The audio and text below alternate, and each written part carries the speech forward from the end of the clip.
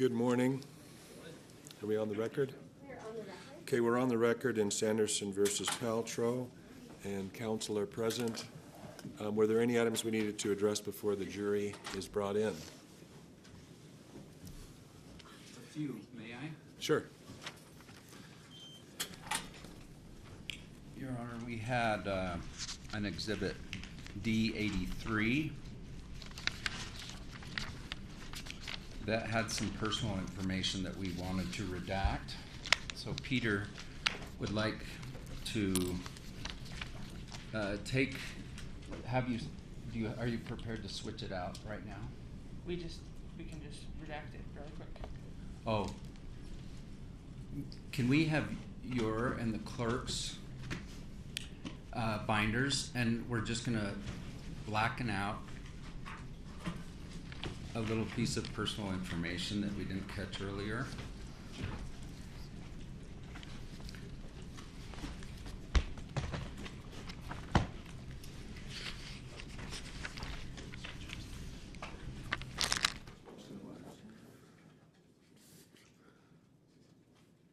Secondly, Your Honor, I just want to be clear on something.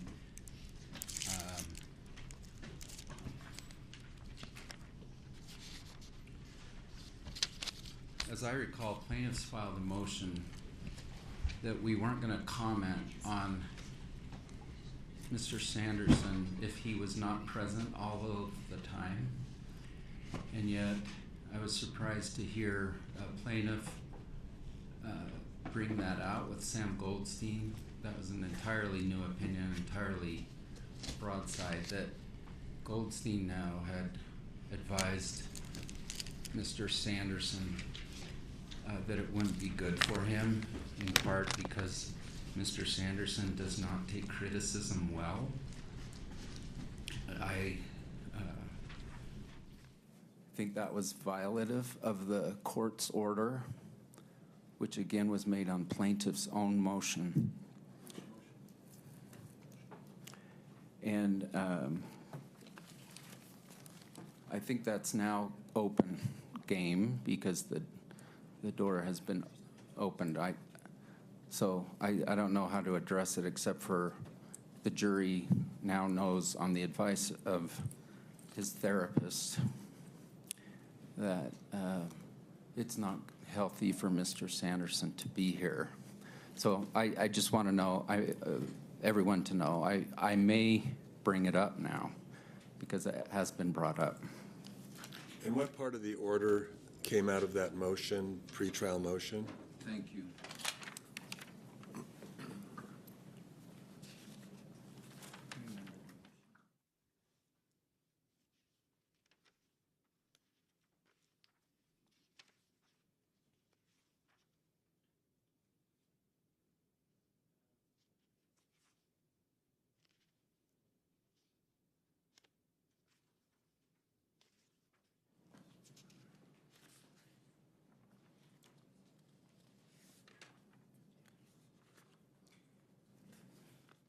Perhaps my memory fails me that it was a formal motion versus an informal conversation. I'd be interested in plaintiff's memory on that.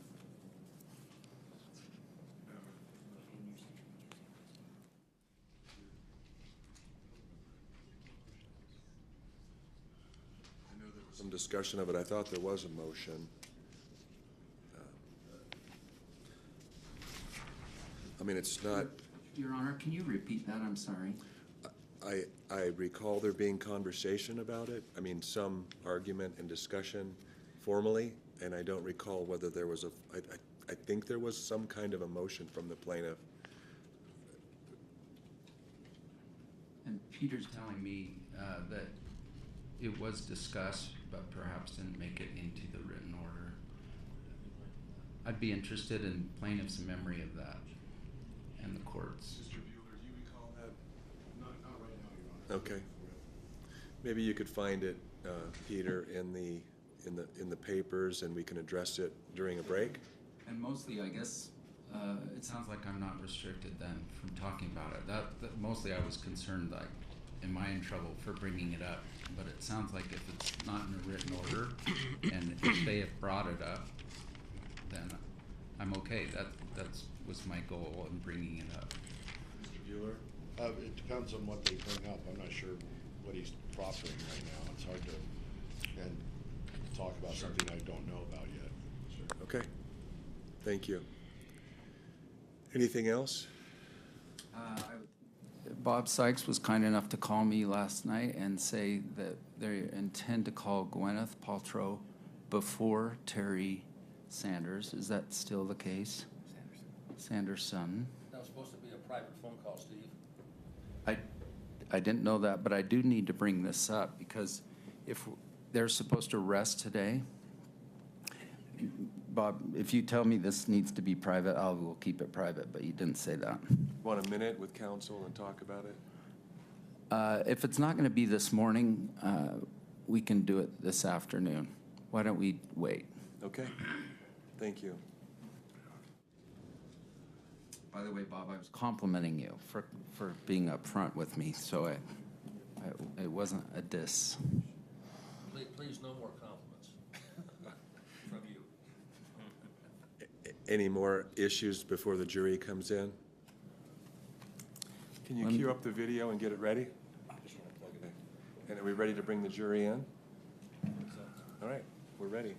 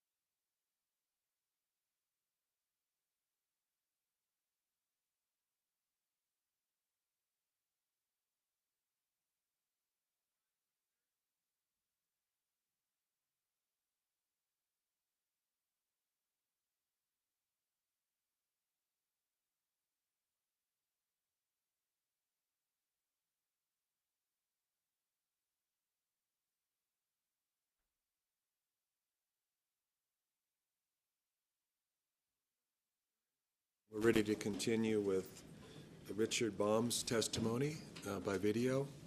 Glad to see everybody made it despite the perpetual snowstorm that we have outside. So, thank you. Mr. Sykes, you may proceed. By the way, you said his name is Bain.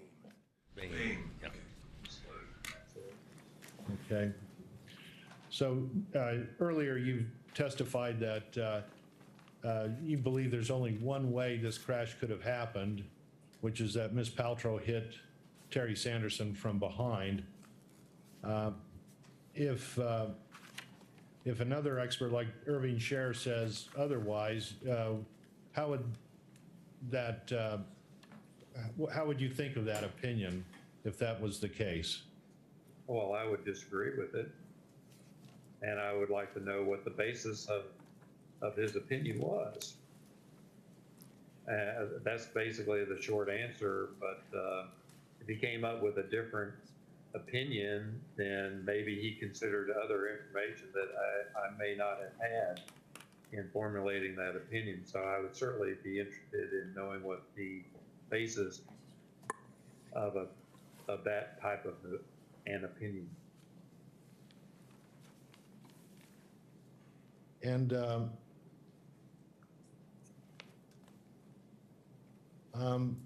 do you recall a defense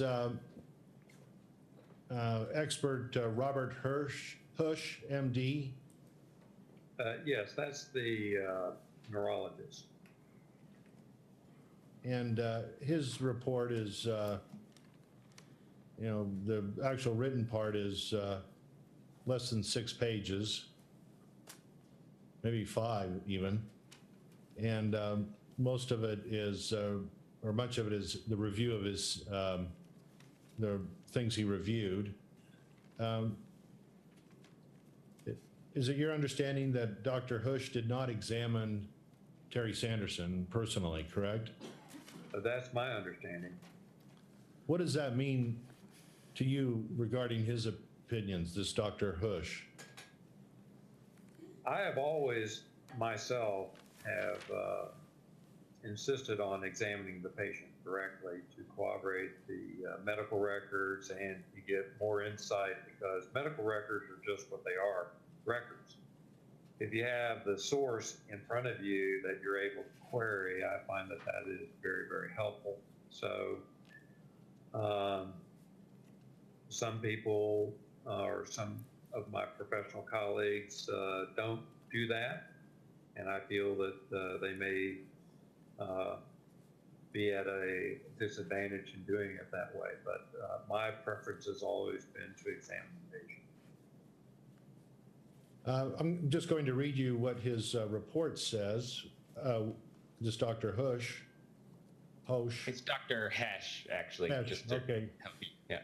Dr. Hesh, he says on page 3, the persisting neurological symptoms Mr. Sanderson reports since the February 2016 ski accident are likely attributable to pre-existing health conditions. How would you respond to that?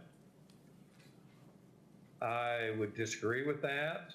I mean, even though he does have a history of high blood pressure, high cholesterol,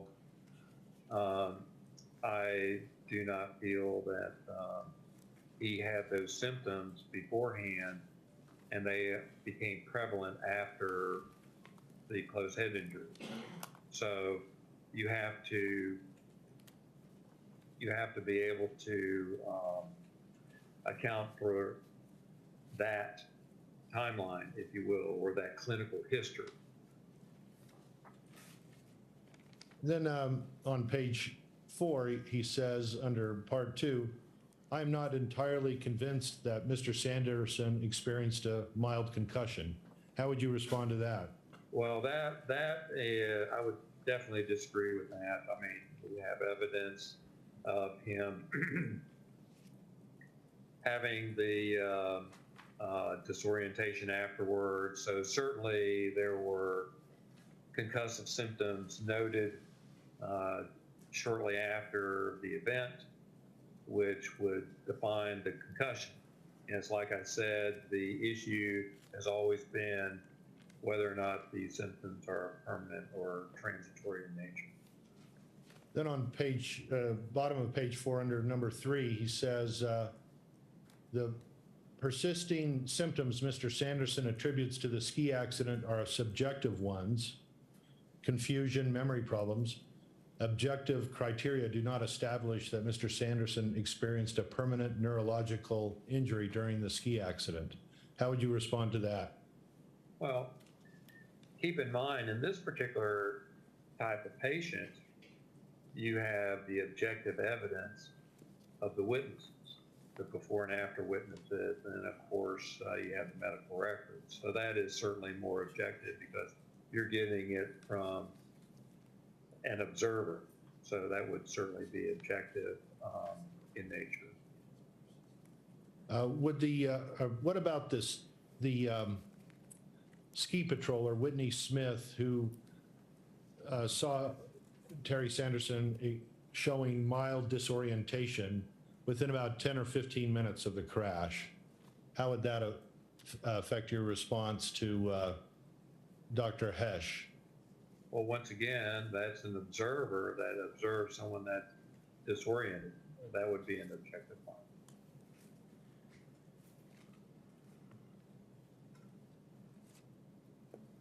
And then he says on page 5, Mr. Sanderson's neurological function is normal, and his records and imaging do not provide any indication of neurological or any indication for neurological treatment. Any response to that? I would tend to defer that to his treating physicians, but certainly there is evidence in the records that he has ongoing neurological problems that need to be addressed. To what extent that they're being addressed, I would defer to his treating physicians. Okay, the next defense expert is Stephen Edgley. Were you able to review his report? Yes, but I don't recall who he is right off the top of my head. Okay, he's board certified with, he claims, with the American Board of Physician Medicine and Rehabilitation. Oh, PM&R. He's a PM&R specialist. I remember him, yes. He says something different than Dr. Hesh. He says, compelling evidence on page 3. He says, Dr. Edgley says, compelling evidence indicates plaintiff's concussion was mild and that he lost consciousness only momentarily, if at all. How would you respond to that? Well, the concussion is mild. I mean, it certainly would result in some catastrophic finding like persistent vegetative state, death. You know, I mean, he was able to get to the clinic, but so I would consider it mild as well, but the loss of consciousness certainly was present. So when we say mild, is that kind of a sometimes deceiving term for some people, in your opinion? Objection leading. Well, How would you, let me rephrase, how would you describe mild when it comes to a traumatic brain injury? Can you have, the question is can someone have profound problems from a mild TBI? I wouldn't say profound. I could say significant problems you can have with mild TBI, depending on what the problems are. But as far as he's able to take care of his personal hygiene, which I queried him about, he's able to get about, he's able to travel on these types of things. So, and keep in mind, he was a high-functioning individual before this. He's a retired optometrist, so with a rather high IQ. So he's able to function pretty well, but certain things that he enjoyed doing before the accident, he can't do afterwards. And this can impact him. Now, how significantly it does, you know, I defer to his before and after witnesses and to his treaters, but certainly there was a change. How does an MTBI affect a person, or what is the range of effects? Can it be, you said, Well, can it be significant or? well, let's back up. There are numerous classifications of TBI, and different organizations have come out with this based on Glasgow Coma Scale, length of amnesia, these types of things, loss of consciousness, findings on cranial imaging. It boils down to functionality because that's what the brain does. It allows us to function, interact with our environment and other individuals. So a catastrophic, I'll just start from the words and go backwards. Catastrophic means persistent vegetative state or death. Serious, you can't take care of your own personal hygiene, so you need attendant care. That would be serious.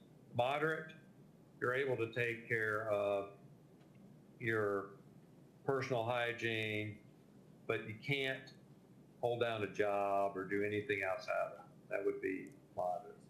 Mild, you're able to take care of your personal hygiene, but you're able to venture outside of the home and interact to a certain degree, but it's been effective.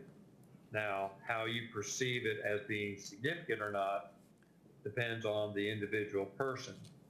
So you can have significant problems with a mild TBI, but is certainly not going to keep you housebound, and is certainly not death or persistent vegetative state.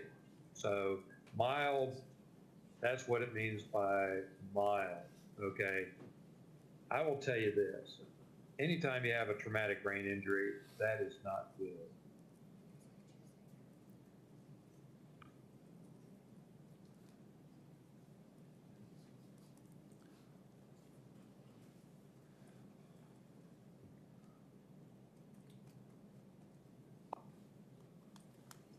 And how about, or what are your opinions about some of the other experts for the defense? There's two neuropsychologists. One is Galit Askenazi, and the other one is Angela Eastfold. Have you had a chance to review theirs? Yes, and I guess they were going to critique the treating neuropsychologist, if you will. And obviously they have differing opinions, but you know, the level at which they're talking about, I mean, the guy has issues. And keep in mind that one of the problems that you have with patients with TBIs, if they have the wherewithal or the insight that they realize that they have lost something, some type of function, is a loss. And so they tend to develop psychiatric manifestations of this loss in the form of depression and anxiety. And if they have a previous history of that, it just makes it worse. And so it's kind of like an exacerbation of those symptoms as well from what we call a non-organic standpoint. So you have to take that into consideration. And I see that there was issue taken on both sides with regards to those non-organic issues. But the fact still remains is that the brain was not functioning the way it was after the accident as it did before the accident. And so that's where the organic diagnosis of the mild TBI comes into play.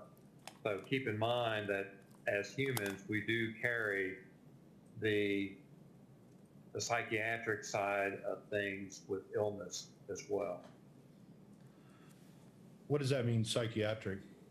Well, we're all emotional creatures, right? So we respond to our environment in different ways. Some people are more stoic than others, and others tend to, you know, bare their souls. So if they suffer a loss of some sort, it can manifest itself according to the DSM-5, if you will. That's the psychiatrist working handbook, if you will. Keep in mind, neurologists are boarded by the American Board of Psychiatry and Neurology. And the reason for that is that neurochemistry is so in depth that permeate both specialties. Our training has a significant overlap.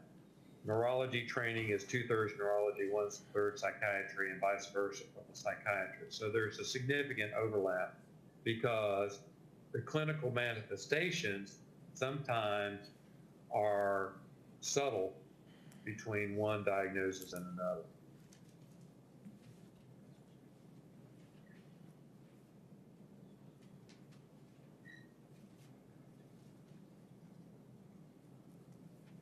So, just in summary, Terry Sanderson, in your opinion, suffered a mild traumatic brain injury or closed head injury in this ski crash, correct? A mild TBI as a result of a closed head injury. Okay. And the evidence from the broken rib x-rays indicate that he was hit from the back side. Or what are your opinions regarding that? He was hit from the rear on the left side to the right, and then made contact with the ground. And when someone suffers those kinds of broken ribs, what manifestations would you expect to see from those broken rib injuries right after the trauma that causes the break? Chest wall pain and pain on breathing. And if it's severe enough, you would actually have shortness of breath.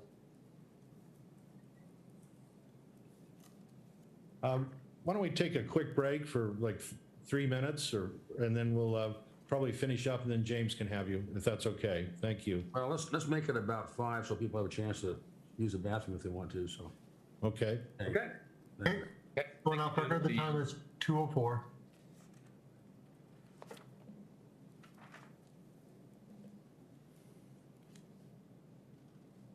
Back on record, the time is 2:09.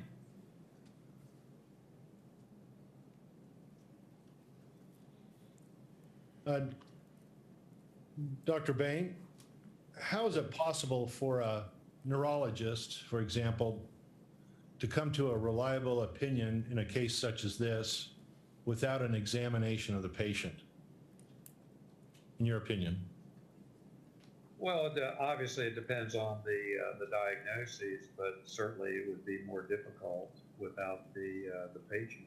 But it depends on the diagnosis that you're considering. Well, how about in this case of Terry Sanderson? Well, you want to know if his symptoms have persisted, if you're going to make the opinion that his symptoms are permanent or not from a neurological standpoint. So I would think that it is important, but it's like I mentioned before, I have professional colleagues that don't do that. Okay, in a case such as Terry Sanderson, how persistent do you believe his symptoms are, in your opinion? Well, as of April 28, 2021, they had been persistent for 5 years. Now, after that period of time, I'm not a treating physician of his, so I can't comment on his clinical timeline after that. One of the defendants handpicked neuropsychologist Angela Eastfold testifies, or in her report, discusses Terry's persistent concussive symptoms as being better accounted for by a history of comorbidities, risks, factors like hypertension, hypercholesterolemia, untreated obstructive sleep apnea. The list goes on, but I'm going to just start one at a time and ask you for each one. Do you think any of these things I'm going to list better account for Terry's persistent concussive symptoms? Hypertension. No. Hypercholesterolemia. I assume that's high cholesterol. High cholesterol, hypercholesterolemia, no. Sleep apnea. No. Prostate cancer. No. Erectile dysfunction. No. Restless leg syndrome. No. Migraine. No. Bilateral hearing loss. No. Chronic insomnia. No. So in your opinion, none of these things I just listed would account for any of the problems of persistent concussive symptoms that Terry Sanderson is suffering? No. I mean, he did not have these symptoms before the accident, and certainly he had some of those medical conditions before. That's all I have for now. Thank you. Thank you, sir. Okay, that means it's my turn, Dr. Boehm. Thanks Yes, for sir. Yes, sir. making time before trial here. As you know, because you've done this before, a big part of what I'm going to do is make sure I understand your opinions, and then if there's any point at which you've said something that differs from your deposition, then I might point that out. And I believe you have your deposition transcript with you, correct? That is correct. I do. Okay. But could we have And the time we're beginning here, James? Sure. 2:13 is what I have, Thank you. Mountain Time. Yeah. And so you have the transcript of the deposition that I took of you years ago, correct, in this case? Actually, I don't remember if it was multiple years, but it was a while back. June 21, 2021 is what I have. That's correct. That's correct. Oh, okay, great. Okay, so I'm glad you have that with you. I have the exhibits to that, and I can pull those up if we need them. Under that. Okay, so let's start, though, with just some couple quick follow-up questions on your background and training experience. So one of them is just, has a court ever excluded your testimony from trial? Not from trial, no. I mean, I had a motion of limity that we were going to have an evidentiary hearing on, but the case settled right after that, so we never had the evidentiary hearing. Okay. And that's all I'm aware of. Okay. And then this is just a quick question about billing. We don't have to spend much time on it. I have Sure. your fee schedule, which is the document that describes what you charge for your work in this case. And you charge varying things for an exam or a deposition, Right. records review. But can you give me a sense of how much you've charged the plaintiffs to this point? I think I've only charged my retainer, which was $4,000 a few years back. Now, I am charging $5,000 for the preparation and the testimony today. So that I have. Now, I don't know if I received that $5,000 yet. My administrator would know that, but I would expect that I've received $9,000 today. Thank you. And then what about time spent? Do you know how many hours you've spent working on the case? No, I just jot that down, and my rate changed last year. So before, when I was hired on this case, I was only charging like $400 an hour. So I would imagine I've spent clearly 10 to 15 hours for sure on this matter. Okay. Thank you. You're welcome. Okay. Have you ever worked as a biomechanics expert in snow sports science? Snow sports science? Yes. No, no one's made themselves out as a snow sports science institution that actually hired me on something, but no. Okay. I would have to say no to that. Okay. And speaking of such institutions, do you belong to any organizations that do work specifically in snow sports science? No, I'm a member of the American Academy of Neurology, the Biomedical Engineering Society, and the Society of Automotive Engineers only. I see. And have you ever performed research that focuses specifically on biomechanics as applied in snow sports like skiing? No, no. Oh, okay. I don't design skis. Right. Okay. And I just want to make sure I understand the way you see your role in this case. At your deposition in 2021, you told me that, and I'll use your term, the main thrust of your testimony would be your biomechanics opinions. Do you remember that? Or biomedical engineering opinions. Yes, I actually feel that way now. Okay, great. So the term biomechanics, let's make sure we understand it because it's not one, at least that I use all the time. You just clarified it. When we're talking about your biomechanics opinions, we're talking about biomedical engineering. Is that right? Right. Biomechanics falls under biomedical engineering.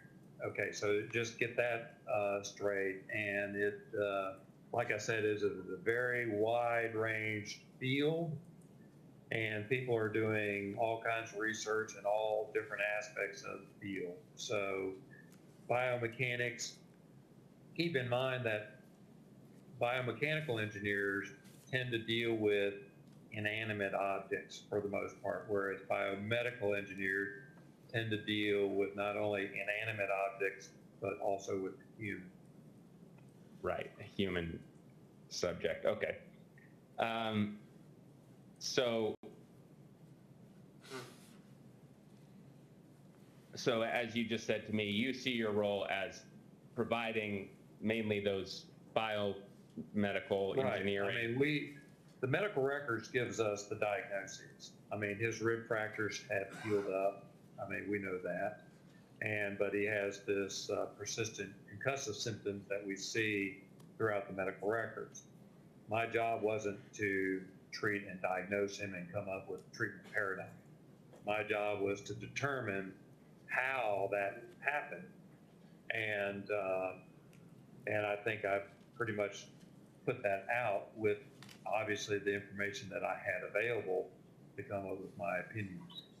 Right.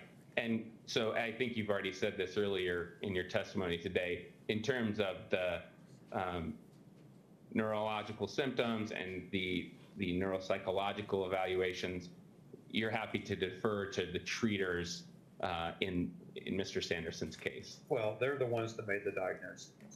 And so I find that after evaluating the patient, his history is consistent with medical records from which the diagnoses were made. So I'm not going to refute that he has a mild traumatic brain injury due to a persisting concussive symptomatology, or the fact that he had fractured ribs in the past that have since healed up. I'm not going to refute that at all. I would say that it is consistent with that. To me, the main thrust was, well, how did all that happen? Right. And in terms of what does he need for treatment in the future, or whether his symptoms will persist in any degree in the future, you don't have opinions about that. Objection, compound. I defer. Yeah. I'm just going to make a general statement. I defer all future medical care and the cost thereof associated with that care to his treaters. So I have no opinions on his future medical care needs, nor do I have any opinions regarding the functionality, i.e. what he can and cannot do as a result of his diagnoses seen in the medical records, which I concur with. So I defer that to others. Right, right. And how his symptoms will continue into the future, what the nature of them will be, that kind of thing. That is correct. I mean, I defer that to his treaters, or the overall long-term prognosis of his symptoms. So right. Once again, I defer all of that to his treaters. Okay.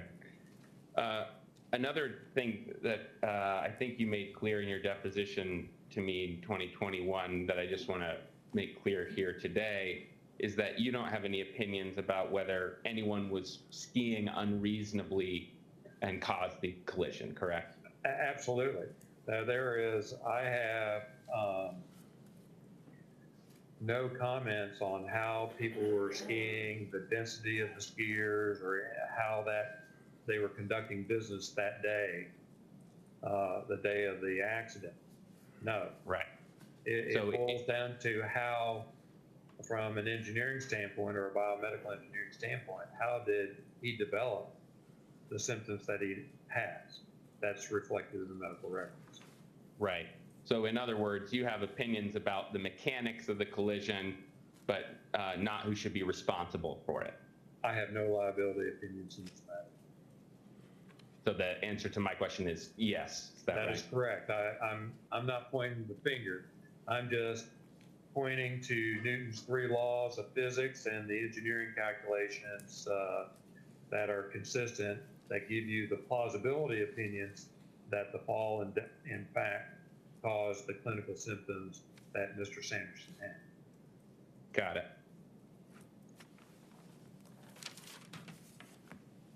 Okay, and at the end of that 2021 deposition, you told me, I've provided the opinions that I plan to provide at trial. Do you remember that? Yes. And as I hear it today, you haven't provided any new opinions that are in addition to what you provided during that deposition testimony, correct? That is correct. I mean, and I read through, fortunately, I was provided my deposition just 2 days ago, so I read through it. And the last part of it, you did ask, were there any other opinions? And I said, no. And we covered it. Okay. And you, at that time, when you provided those opinions, you'd said that you did not feel like you were missing any material that you needed to come to a confident conclusion. Is that right? For my opinions only. Okay. Right. When you just consider my opinions, I had the necessary data that I needed. Now, right. If there's some other extenuating circumstance, i.e., he fell off the chairlift before all this happened, 20 feet to the ground, I would like to know that. And so, but I have no history of that. So unless there is some significant departure of the information that is provided to me, my opinions still stand true today as they did back in 2021. Right. And in fact, in the deposition, you told me that you would let me know through plaintiff's counsel if you came across new information that affected your opinions, and you did not find such information. I did. That is correct. That is correct. Okay. Okay, I think you made this clear, but again, we're talking in a sort of strange way here to a jury that's not present, and it's hard for me to get a sense, are they following? So I apologize if I repeat some questions, but no, go right ahead. As I understand, you believe Mr. Sanderson is one of the rare patients who experiences concussive symptoms beyond 18 months. Is that right?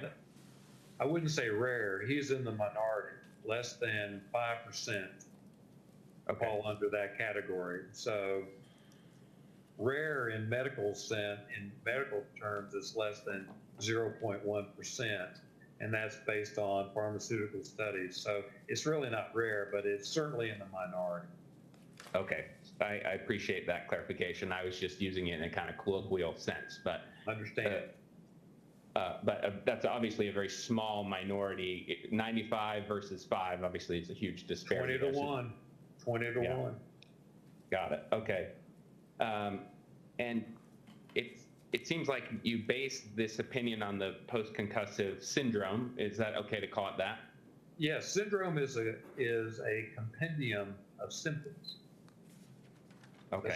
That's the definition of syndrome.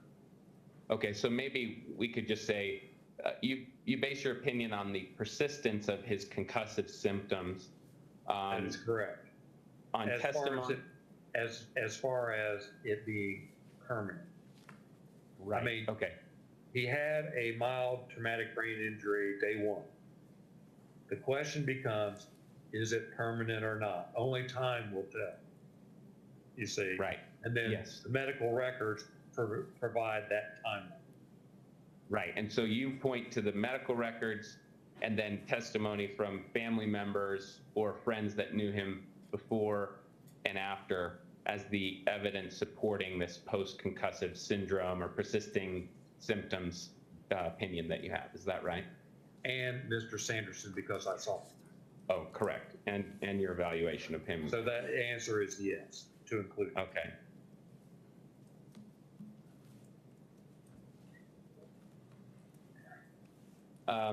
I believe in your deposition you said that you thought Mr. Sanderson's narcotic medication might have exacerbated his symptoms following the collision. Is that right? Narcotic medications can definitely make, in layman's terms, anyone a little goofy, if you will. So you can certainly have exacerbations of certain behavioral elements, if you will, from narcotic use. It just depends. I would have to defer that to the treaters because they're the ones that prescribe that to them. And so they would have a working knowledge of how that medication was affecting. Okay. And then in your deposition, I think you said that you did not refer to the fMRI, not MRI, but fMRI in any, you didn't use that in formulating your opinions at all. Is that correct? The F, the small f in front of the MRI means functional MRI. I do not use that in my practice, nor was I trained in that element, and therefore I don't use it in my practice, and I defer the use or any opinions from that device to others. Okay, thank you. Okay, I want to go through, as plaintiff's counsel did, I want to go through and just make sure I have a good sense of what you reviewed to formulate your opinions for the deposition that I took. So I'm going to just go through those real quickly. So and what page are you going on, my? I think what, page 13, I think it is. Sure, I'm trying to. I don't have it. I have kind of some notes here. I don't have the deposition transcript, but I can definitely point. Oh, page 20 is where some of this occurs, and then page 14 has a lot of it too. Sure. Okay. And then page or exhibit 3 to your deposition. I don't have any of my exhibits. Yeah, maybe I'll pull that up because that will make it more simple. I think that would be helpful since I don't have. Okay, so when you gave your opinions to me in that prior deposition, and as you said today, those are all the opinions that you have provided in your testimony. There you go. Now, I do have that page, but if for some reason my copy does not have an exhibit sticker on it, but that's okay. And that's what I read into the record today. So that's I have that. Yes. Great. So I'm just looking at that deposition section at the bottom, and it lists out the people whose testimony you had read in preparing your opinions. That is correct. And I'm just going to note a few names that are not on that list just for clarity's sake. So Terry Sanderson himself was deposed over multiple days. You did not read those transcripts, correct? Not before that first deposition. That is correct. Right. And you did not read Gwyneth Paltrow's deposition. No, that is also correct. And I did not have and then you didn't read Eric Christiansen's, the ski instructor who was at the scene of the collision, correct? I don't know if I had that before or since, but he was, he reported that he wasn't an eyewitness to the event. So I can't tell you with certainty here. I'm looking at the deposition itself. And I'm seeing if I said that or not back then. I don't recall. On page 20, I asked you, I said, you haven't read anything from Eric Christiansen, and you said, no, I have not. Okay, then I had then. Okay, so you found it in my deposition. Yeah, great. I don't have any direct recollection of that deposition, so I have to refer to the transcript. That's fine. That's why we take the transcripts. And then another name that is not listed here is Carrie Oakes. She was another ski instructor who was at the scene. I don't see that she's listed here. So you did not read hers. I don't recognize the name. No. Right, okay. And then you did not read Brad Falchuk's, and he is Miss Paltrow's husband, who was also there that day of the collision. No. I don't recognize that name either, so I'm sure I did not have that definition. And then the same thing for the Miss Paltrow's children, who are Moses and Apple. They were there as well. You didn't read their depositions, correct? No, I'm not aware of that. Okay.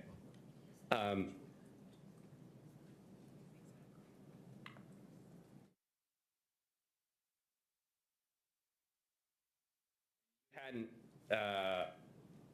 seen or read the comments Mr. Sanderson made at a press conference held about this case, correct?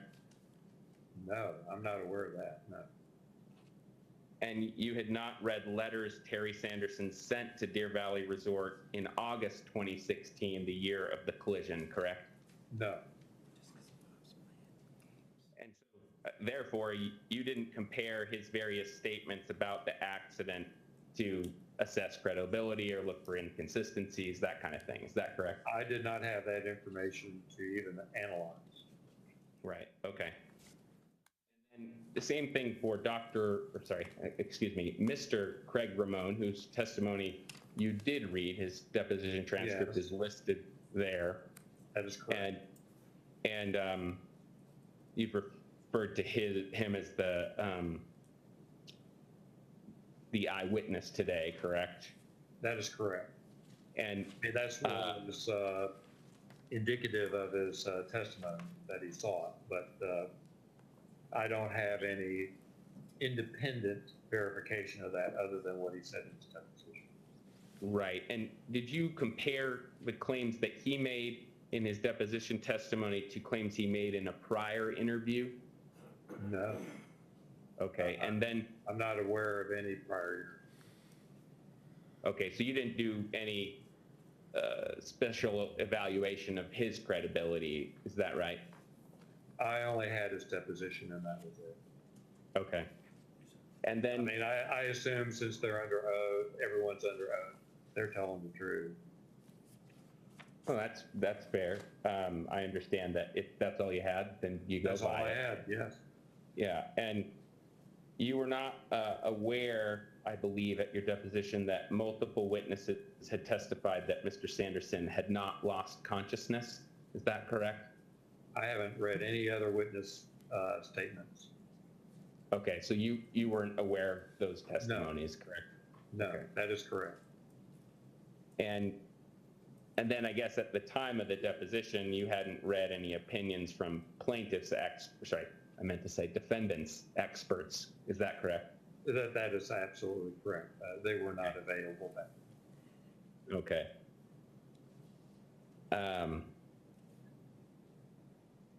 But despite having not read those, the various things we've went through just now, you felt confident providing opinions because you based those opinions primarily on your physics application, right? Your application of the correct. laws. And of my, physics. and my understanding. Someone speaking? Yes, doctor, please wait for his whole question to get out. You keep cutting him off. Yeah. Yeah, I thought his question was over, so Yeah. And also, please wait for me to just insert an objection, so a short pause would help. Right, yeah, and I apologize, Dr. Bain.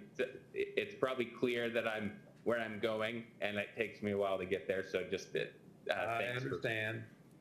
And you're going to have to repeat that question again now. Right, let's see. Oh, I was saying, despite the fact that you had not read the various things we've just gone over, you felt confident offering opinions about the mechanism of the accident because of your application of the principles of physics, basically. Physics, engineering, from a biomedical standpoint, and understanding the human anatomy. Yes, that would be correct. Right. And the main piece of objective evidence that you're using there to apply the principles of physics to get your answer is the rib images, or that's the fractures that you see in the rib x-ray. Is that right? That is correct. In fact, I made the comment, if those weren't present, I couldn't tell you how the accident occurred, because then we're just dealing with the closed head injury only. And that could have occurred any number of ways. I see. And I believe from your deposition, I saw that it's your understanding that Mr. Sanderson initially thought he had caused the accident. Is that correct? Something like that. Yeah. I think that I read somewhere around there that he thought that he may have caused the accident. Now, I don't know how, but certainly that's what he was saying. But then again, in a state of confusion or disorientation, who knows what someone is going to say. But I did note that. And there are a couple other materials that I didn't ask you, I didn't point out here that you had not read. One of them was the deposition of Michael McMahon, the medical provider who treated Mr. Sanderson in the urgent care on the day of the collision. You hadn't read his deposition, is that correct? That is correct.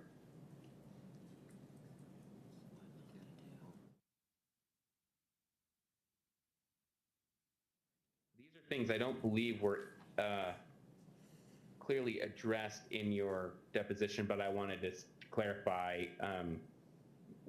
Sure. in case you had opinions on these. Were you aware that Mr. Sanderson testified that there was an unnamed woman skier that he worried about hitting just prior to the collision? I wasn't aware of that, no. And were you aware that he has claimed that the impact of the collision caused him to go airborne? I think he may have said that, but I can tell you from a physics standpoint that did not happen. I mean, airborne in that he fell down, I guess you can technically say you're airborne, but it's not like he was propulsed into the air from the ground, like doing a ski jump. That did not happen. I see.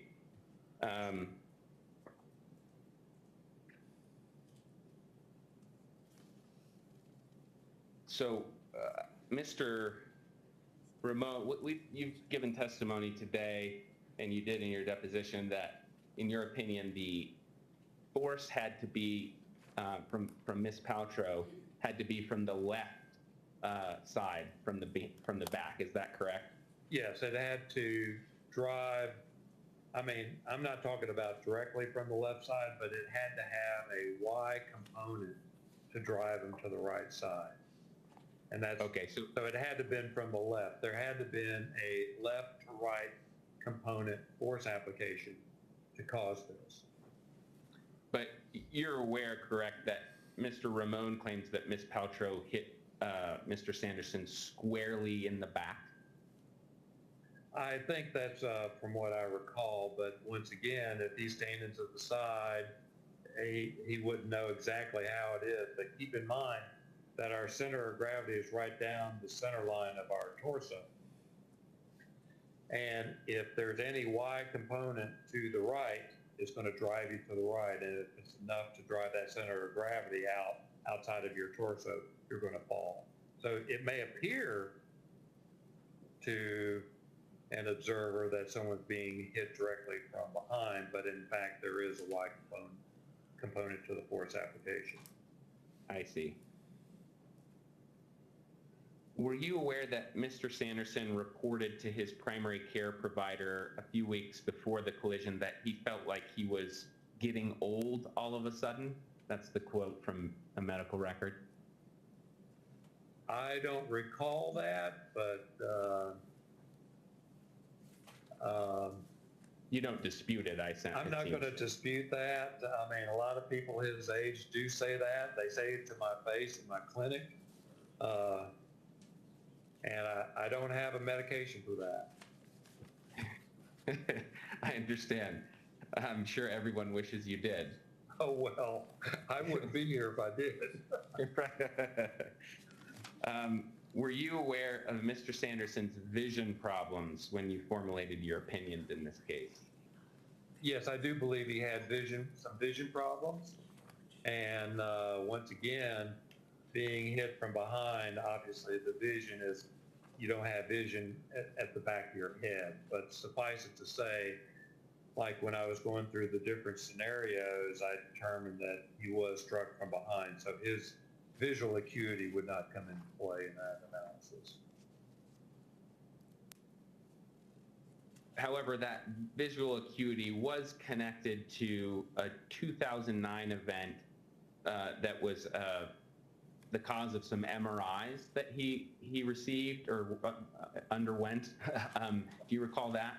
He underwent, Misstates prior test, misstates facts.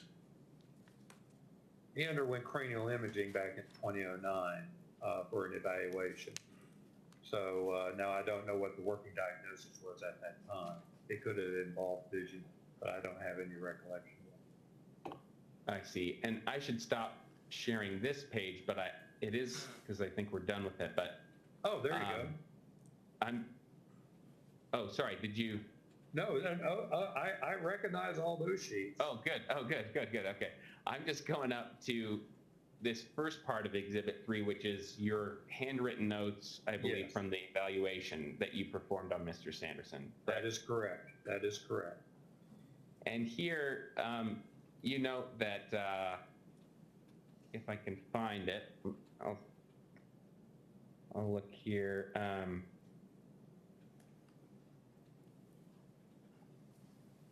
I apologize. I can't evaluate your. I remember my notes, so just ask me. Right. Well, I was just going to say I can't browse them probably as quickly as you can. But the first point here under the, I assume this is kind of a patient history, correct? Yeah, the PTH is past traumatic history. PMH is past medical history. Got it. Okay. And so the past,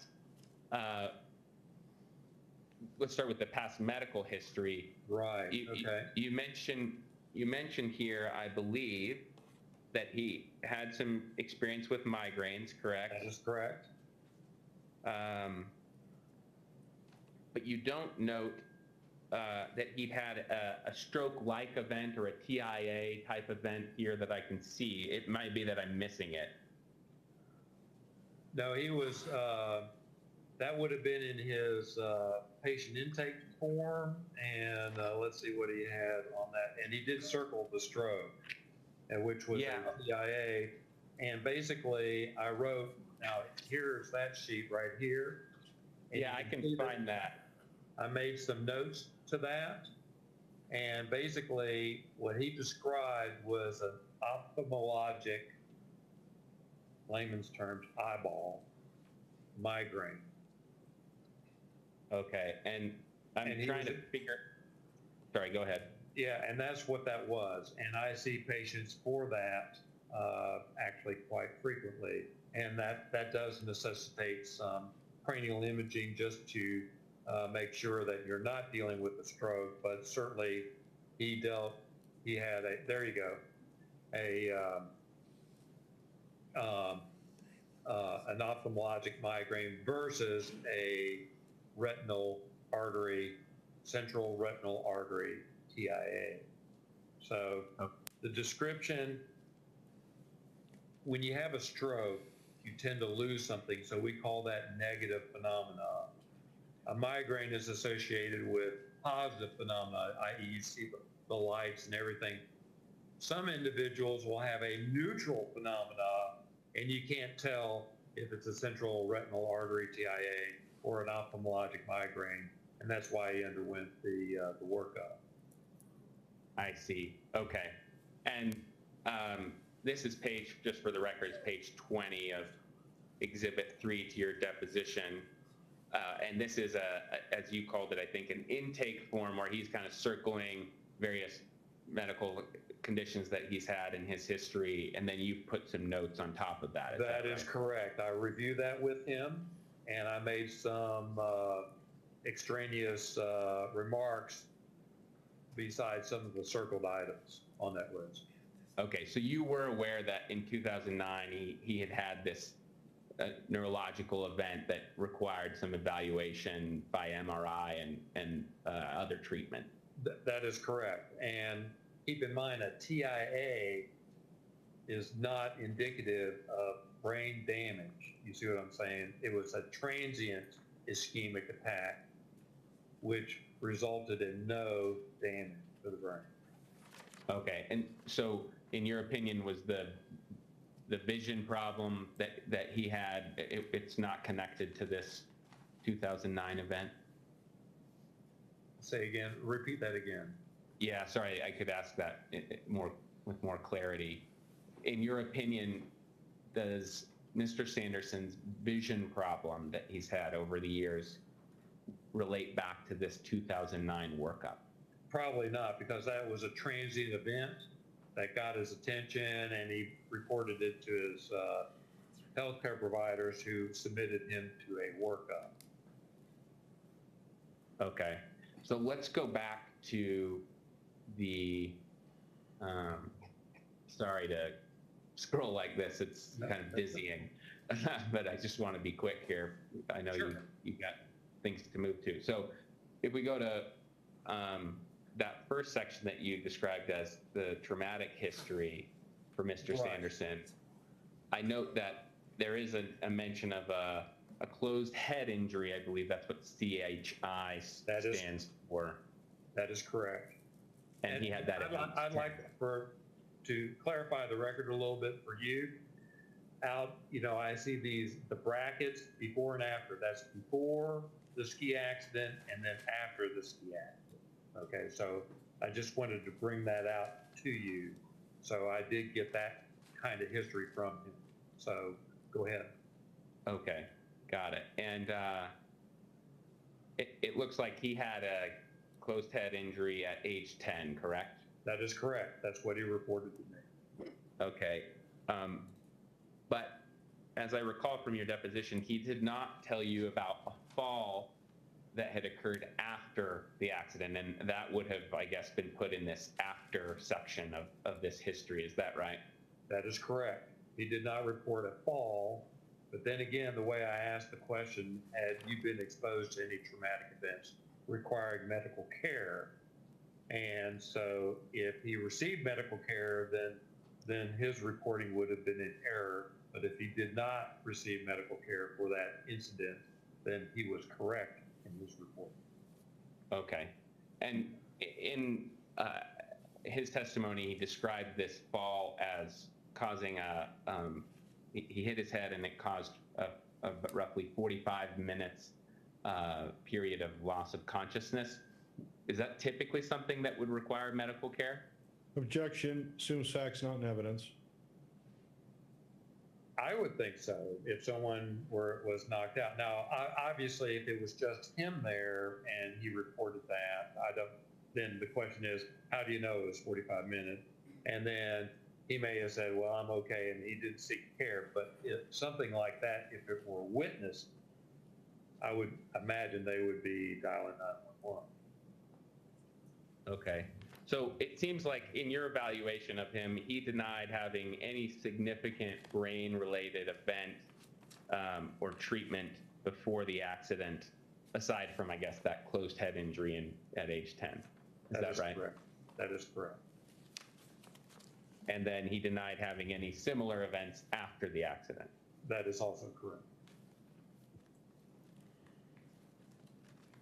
Okay, I'll stop sharing this for a second, and we may need to go back to it, but I want to get to this set of questions I have about your biomechanics opinions, Sure. Mr. Sorensen. in particular. As you Sounds like we're moving on to another subject, so let's take a short recess.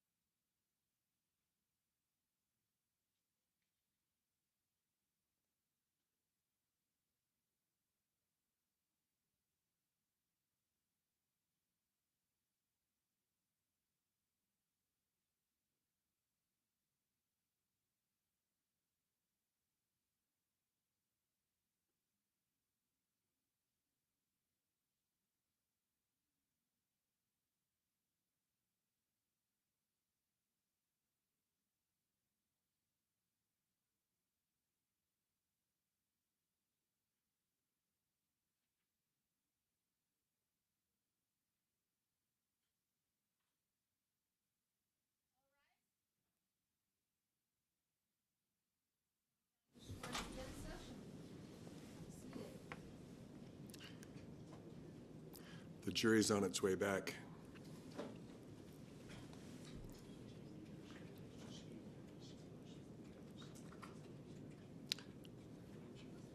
Yeah, do you want to let the lawyers know?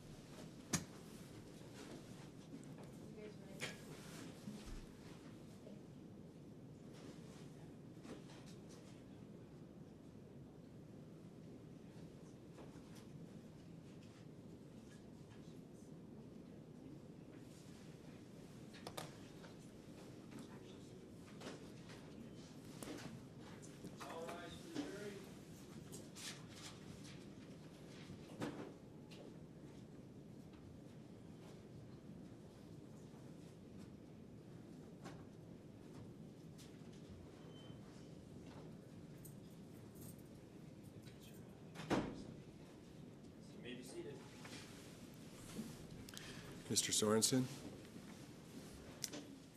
Wayne, do you believe that your account of the accident is the only possible account, not just that it's the most probable, but it's the only possible account, correct?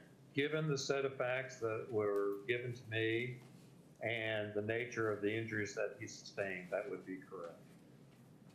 And the basic opinions are, one, Mr. Sanderson was hit in the back from the left, and two, some of his ribs fractured on his elbow as he hit the ground. Is that correct? That is correct. That is correct. And so you took that information about the rib fractures and performed calculations with a few assumptions. Is that right? The assumption was that he fell, which we know he did, so I guess that's not an assumption. And then I knew his anthropomorphic measurements, which gives you the force calculation. So there really wasn't much in the way of assumptions. It's basically classical physics at that point. Okay, well, one assumption that I noted was just, for example, and I'll just use your term, Sure. You said you guesstimated that Miss Paltrow weighed 130 pounds, for example. Yes, yeah, that is correct. And I don't want to be insulting if she weighs more. So I just said 130 pounds, and I think that was a reasonable guesstimate. Obviously, if she weighed any more than that, then the calculation would be more and more severe, if you will. Okay.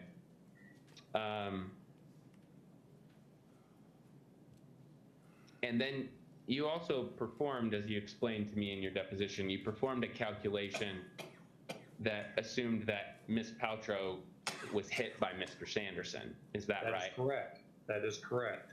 And you ruled that out because you would expect the rib fracture to be in a different place if that had occurred. Is that right? Not only that, but the force application is just not enough.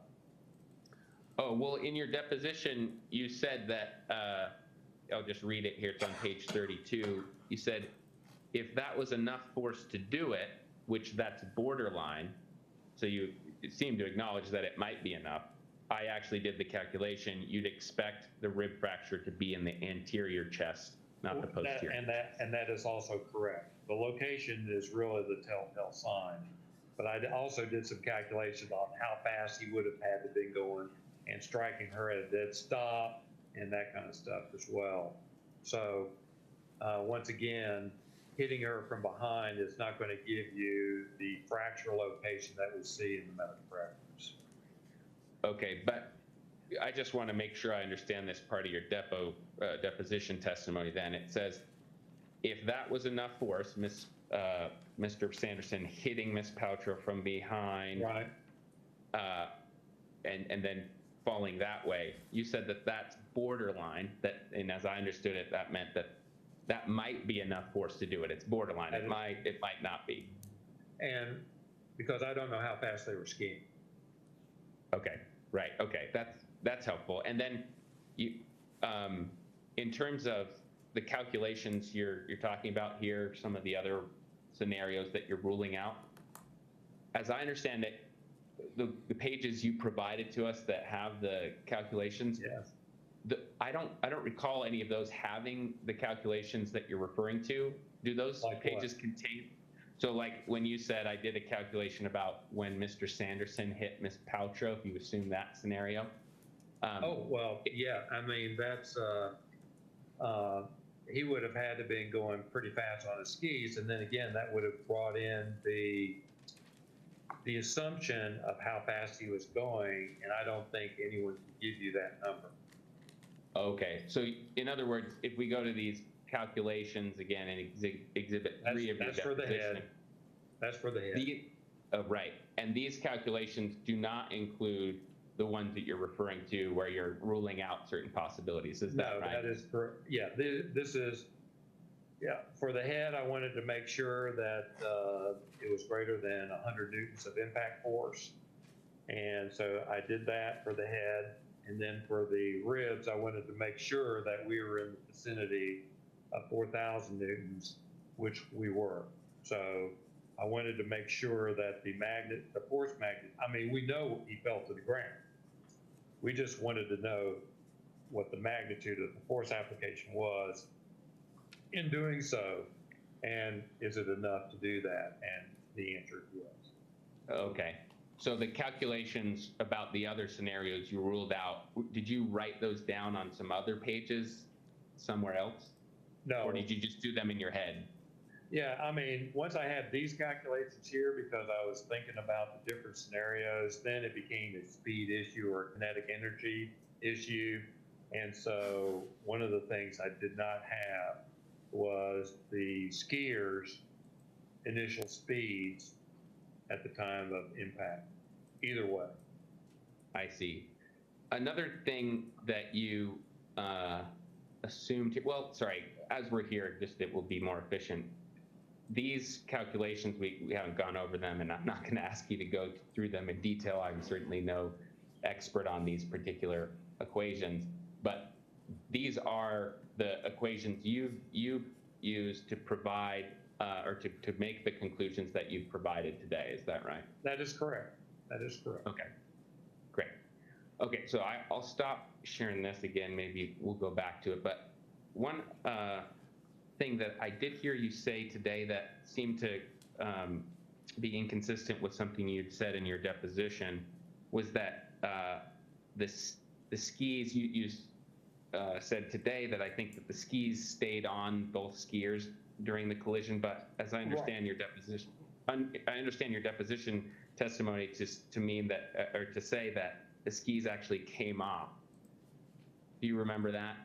No, I mean, the skis, I mean, that's just from the rotational analysis that I did. You would expect, but you just don't know how tight the strappings are on those skis. And that's another assumption that you would have to make. And so really, whether or not the skis stayed on or not really didn't play into the analysis. Okay, so I want to be fair to you. So I'm going to point you to page 31 of your deposition transcript. And you say there, obviously the skis came off because of the bindings.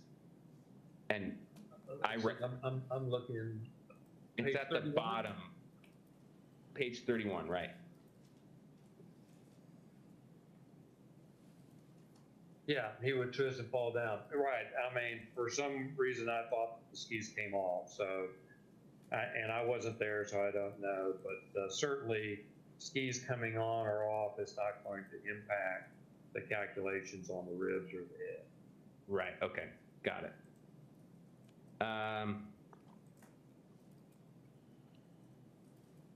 Okay, I'm getting close, I think, to the end of my questions here. Sure. Thank you for your patience with them. So another thing I wanted to ask is about imaging.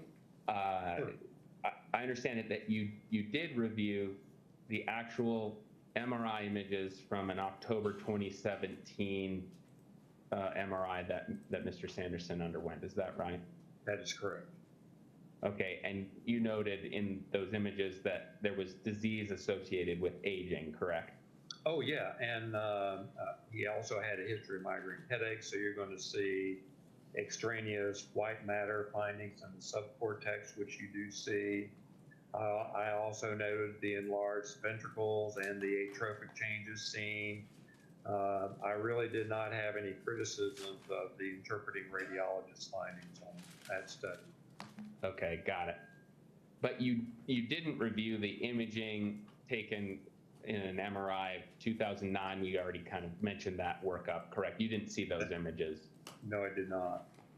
And then you haven't looked at Dr. Gibby's 2021, March 2021, so it was done before your deposition. You've not looked at those images. That was correct? the functional MRI, and that's a different beast altogether, so I don't interpret those. Right, so actually there was a functional, but there was also a straight MRI, and I did not see that, no. Okay, got it. Okay, I just wanted to make sure on what you had reviewed imaging-wise. Sure.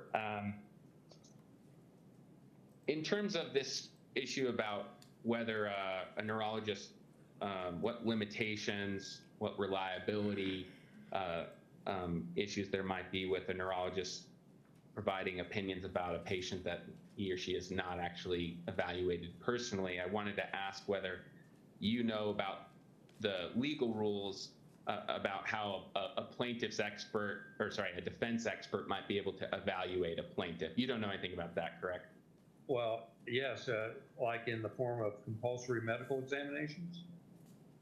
Sure. Yeah, I do that actually quite frequently.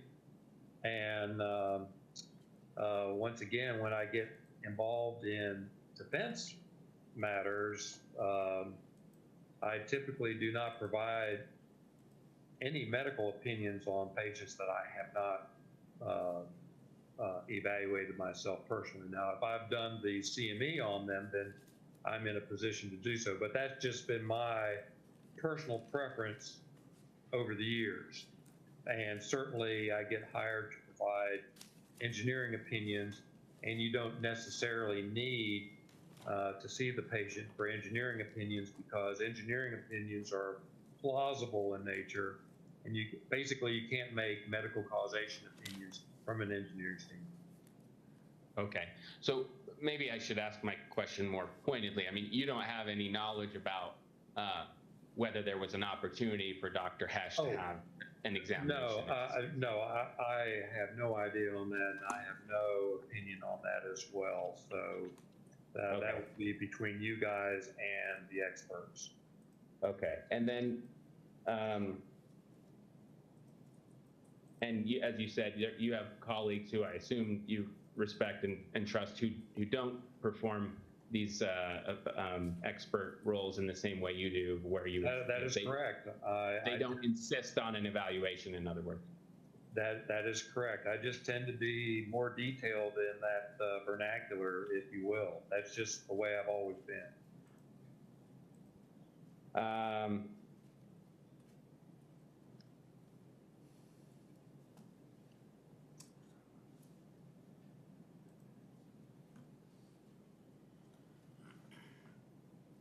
Covered a lot of these things already. I'm just going through my last bit of notes. Sure. Make sure we've gotten it all. Oh, there was some discussion of this disorientation note that Whitney Smith, the ski patroller, put on a plaintiff's exhibit. Let's see, I think it's exhibit 1, yes. Page 2, do you remember that? I do. I don't have that right in front of me. I don't know if you can share that, Lawrence. Is that something you could share again? You're quickly? talking about this? Yes, yeah, that's correct. Page 2, there's a section that says, what did you do? And Lawrence had you actually read it out. Do you remember that? That is correct. Would you like me to share that? Yeah, that would be helpful, Lawrence, if you would. Thank you. You just have to buy Bob a Coke Slurpee. Okay. I don't think that'll break the bank. Happy to get you one, Bob. That's a health food, you know. Oh, don't do it. So while Lawrence is pulling that up, I'll just ask you, as I believe you testified earlier, your opinion is that this note about disorientation, you read that to be indicative of loss of consciousness. Is that right? Disorientation or indicative of a concussion.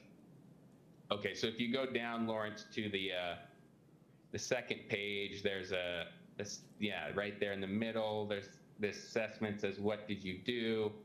Yeah. Assessment, mild disorientation. And as I heard you earlier, you said that this is indicative that he lost consciousness, but maybe I misunderstood. Yeah, I mean, disorientation, keep in mind, or consciousness is volitional interaction with your environment. If you're disoriented, you don't have that. So it's really technically a interruption of consciousness for that individual. You don't necessarily have to have your eyes closed, but certainly it is a symptom of concussion. I see. So as a layperson, I would expect someone like Whitney Smith to write out loss of consciousness if there was someone that actually completely, closed their eyes, they're blacked out. Yeah, you don't have to have your eyes completely closed, blacked out to call it a loss of consciousness.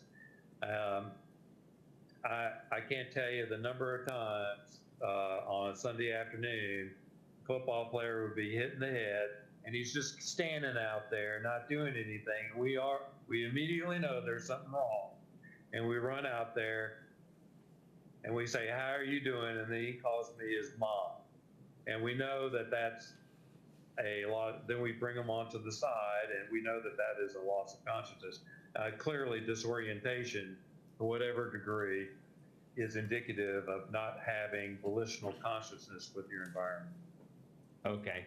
So, but if we were to distinguish that kind of disorientation from being completely knocked out, as the conventional or colloquial term might be, you're talking about two different things there, correct?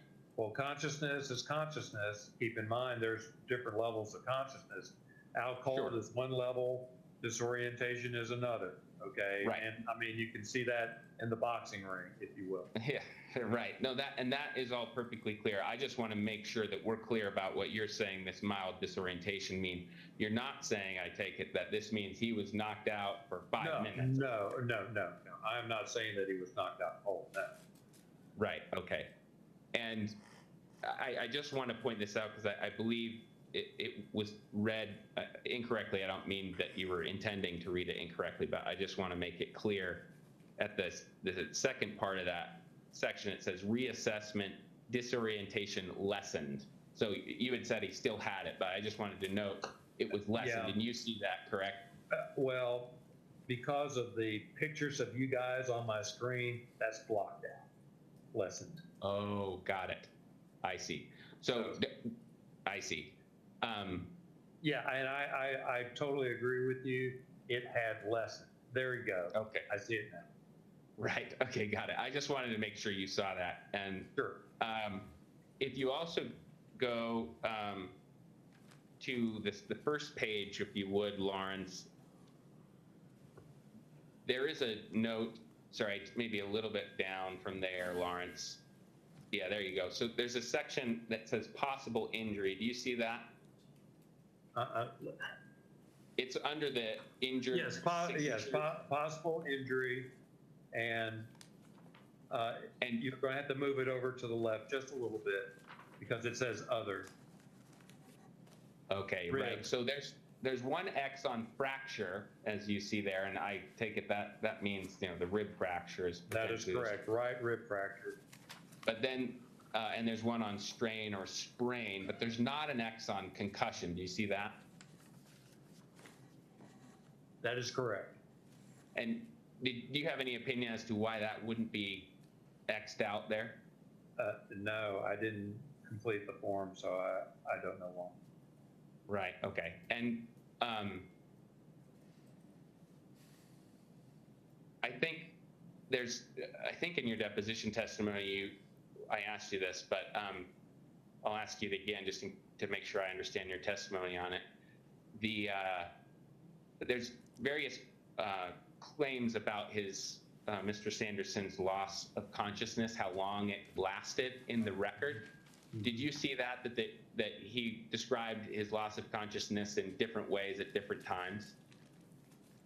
I think that is possible. I mean, certainly he described the loss of consciousness, but I think there was 3, 5 minutes. I mean, I'm sure it wasn't completely consistent all the way through, but except for the loss of consciousness.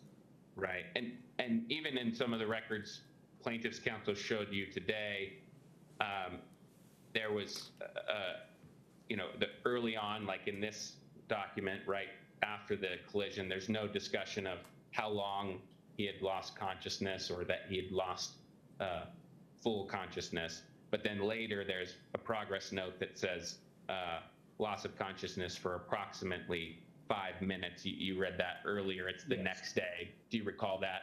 Yes, I did. Okay, so you did note that there were some differing reports about that loss of consciousness, correct? About the time, yes. Right.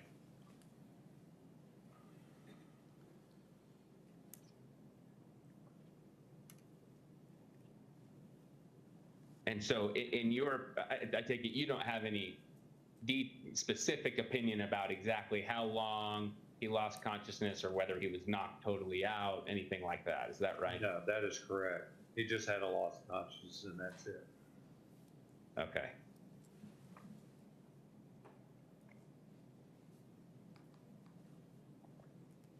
Okay, I think I am done.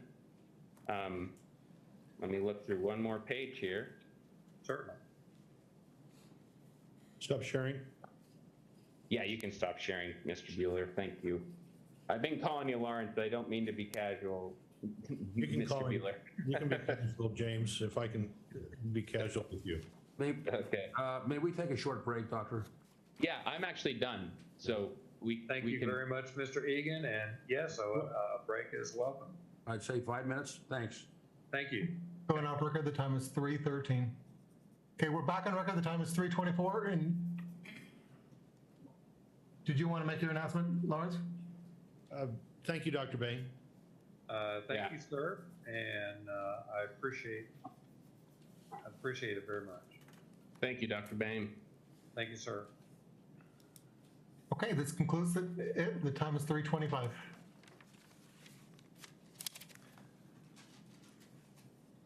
Thank you, Mr. Sorensen. Mr. Sykes, are you ready for your next witness? Yes, we are. You may proceed. We will go ahead. We will call Mark Harris. Thank you.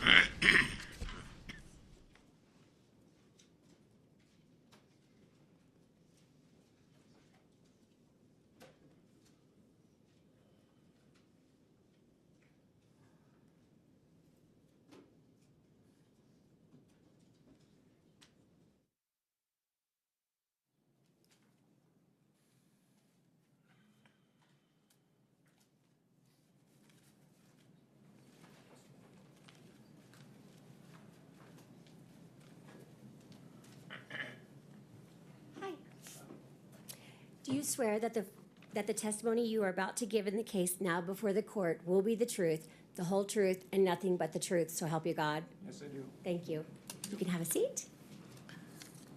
Good morning, sir. Good morning. How are you? Good. Would you start by stating your full name and spelling it all? Yeah, it's Mark Stephen Harith. Mark with a K. Stephen, P-H-E-N is the way it's spelled. And Harith is H-E-R-A-T-H. Thank you.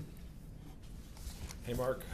I'm Peter Sorensen. I haven't had a chance to stand up before the jury yet, so I'm introducing myself to them, but also to you. Okay. Why don't we start off by you telling us a little bit about your education. So where'd you go to high school? I went to high school in Bogota, Colombia, a school named Colegio Nueva Granada. And I was there because my dad was a diplomat. And I graduated from there, and then I went to college in Colorado.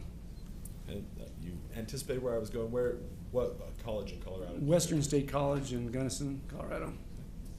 And what degree did you obtain from? History, political science. Okay. And then after that, what is kind of your work background? What did you do after college? After college, I worked a couple odd jobs in Denver, and then I put a package in with the Navy and got hired to fly in the Navy. So you're a Navy pilot. I was a Navy pilot for 15 years, yes. Okay, and what aircraft did you fly? I flew the A6 Intruder, which is no longer with us. It was decommissioned. It's an attack airplane, and I flew later on I transitioned to the Guard and flew the F-16. This isn't really relevant, but what was your favorite to fly? I loved them both. Are you married? I am. Okay. And where do you live? Well, we bounce around a little bit because obviously I'm here in Salt Lake because I love to ski. But we have a summer place up in White Salmon, Washington. We're residents of Washington. And we have a house in Tucson, Arizona. Okay. So you kind of split time between the three places here. Best of three places, yes. There you go. And we're here today because we're talking about a ski collision involving Terry Sanderson on February 26th of 2016. Are you aware of that? Yes, I am. Okay. So let's give a little bit of background. How did you first come to know Terry? I came to know Terry because my brother married Shay, and that was around the 2000, I think it was October 2004 they got married, and soon after that I met Terry. And I'd already been coming to Salt Lake, so it was a natural thing that when my brother came to town that I met him that way. Gotcha. So you are Terry Sanderson's, this might get a little confusing, his son-in-law's brother. That's correct. Okay. All right. And so how long have you known Terry? Over 15 years. Okay. And over those 15 years, how did your relationship develop?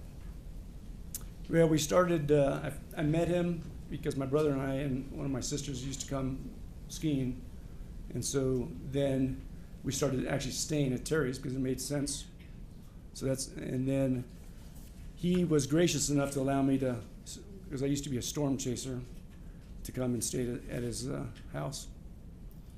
So it grew through skiing because we used to ski together as well. Gotcha. So as sort of storms would come in, you have, because of your occupation, you could fly in. That's correct.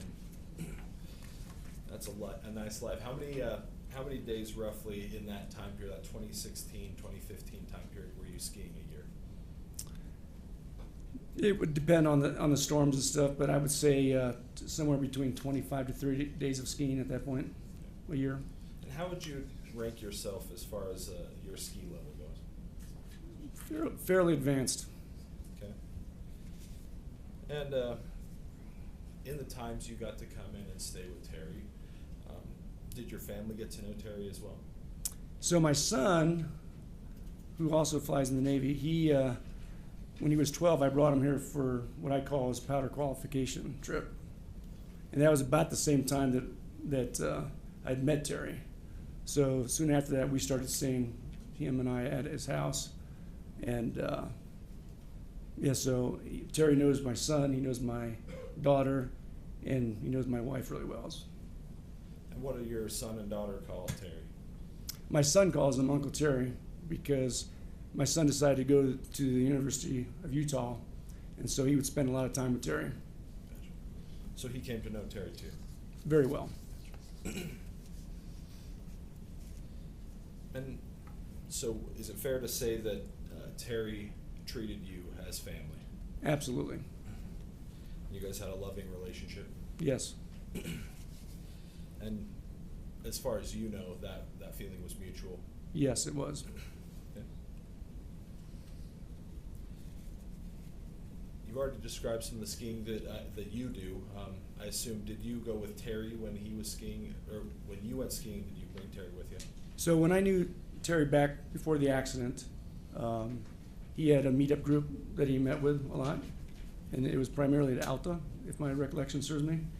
But I'm more of I ski both mountains, so some days I would ski with him, some days I wouldn't. But I've skied with him at Alta, Snowbird, and other places as well. Gotcha. So in that time you've skied with him, did you get a chance to see his skiing level? Yes, I did. And how would you rate that? Advanced to intermediate. Did you ever notice him did you ever see him get in an accident or have any collision or crash? I did not.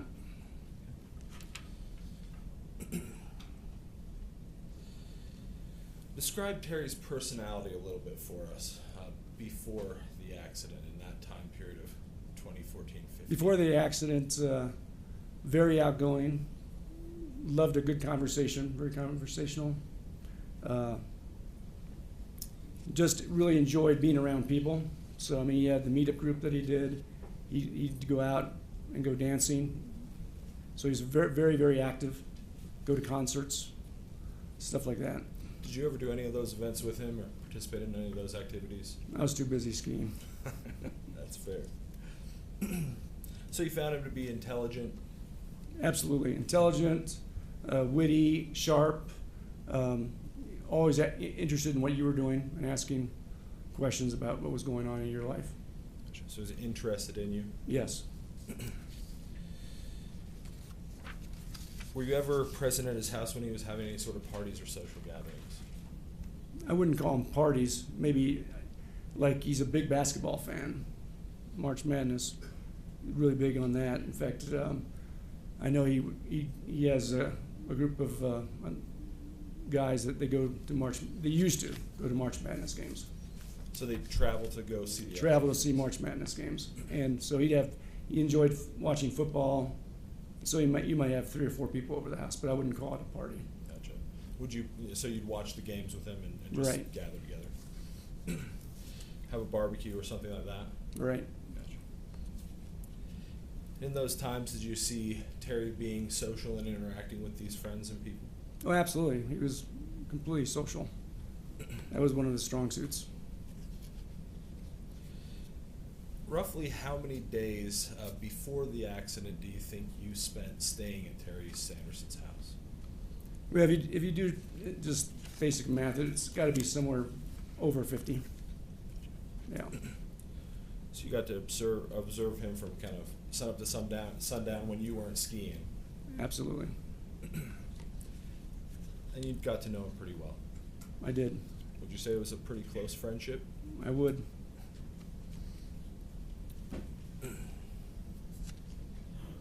Did you ever worry about Terry when you went skiing with him? I did not. It was clear to me that he had been quite the athlete when he was younger, because he was a very strong skier. Did he ever tell you about any of his younger athletics? He did not.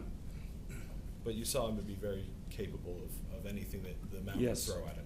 Yes. And prior to the accident, did you ever see Terry being forgetful? No. When you guys went packing up,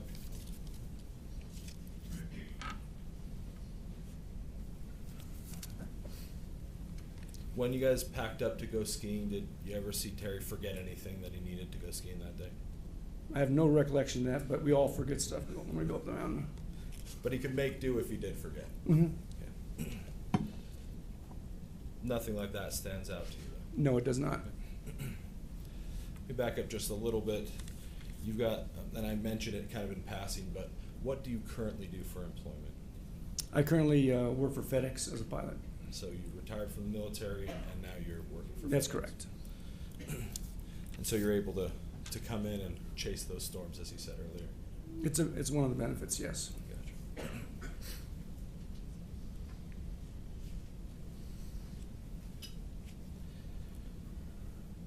You were not with Terry skiing that day when he was... I was not. Okay. How did you first come to hear about the ski collision?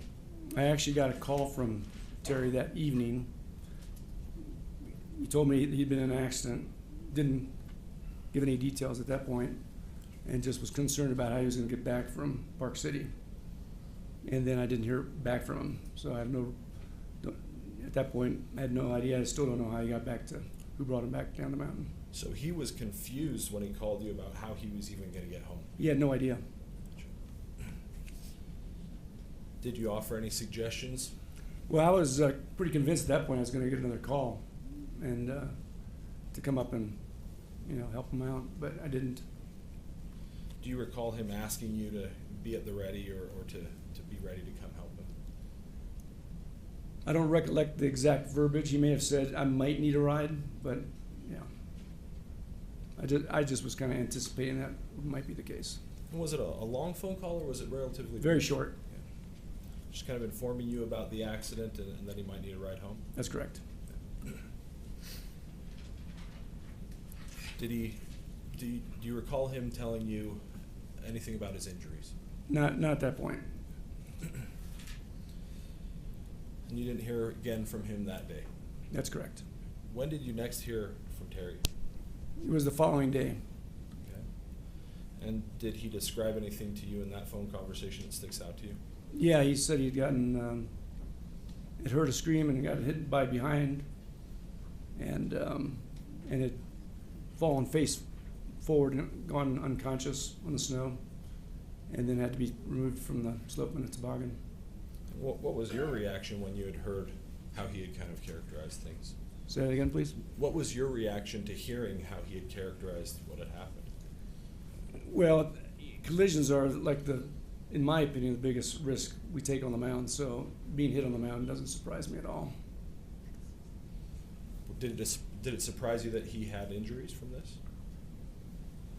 No, that doesn't surprise me at all. It surprises me that what he had said at that point in time was that Gwyneth Paltrow hit him, and that kind of, okay, and then that she and whoever she was skiing with left the scene of the accident. That's what surprised me.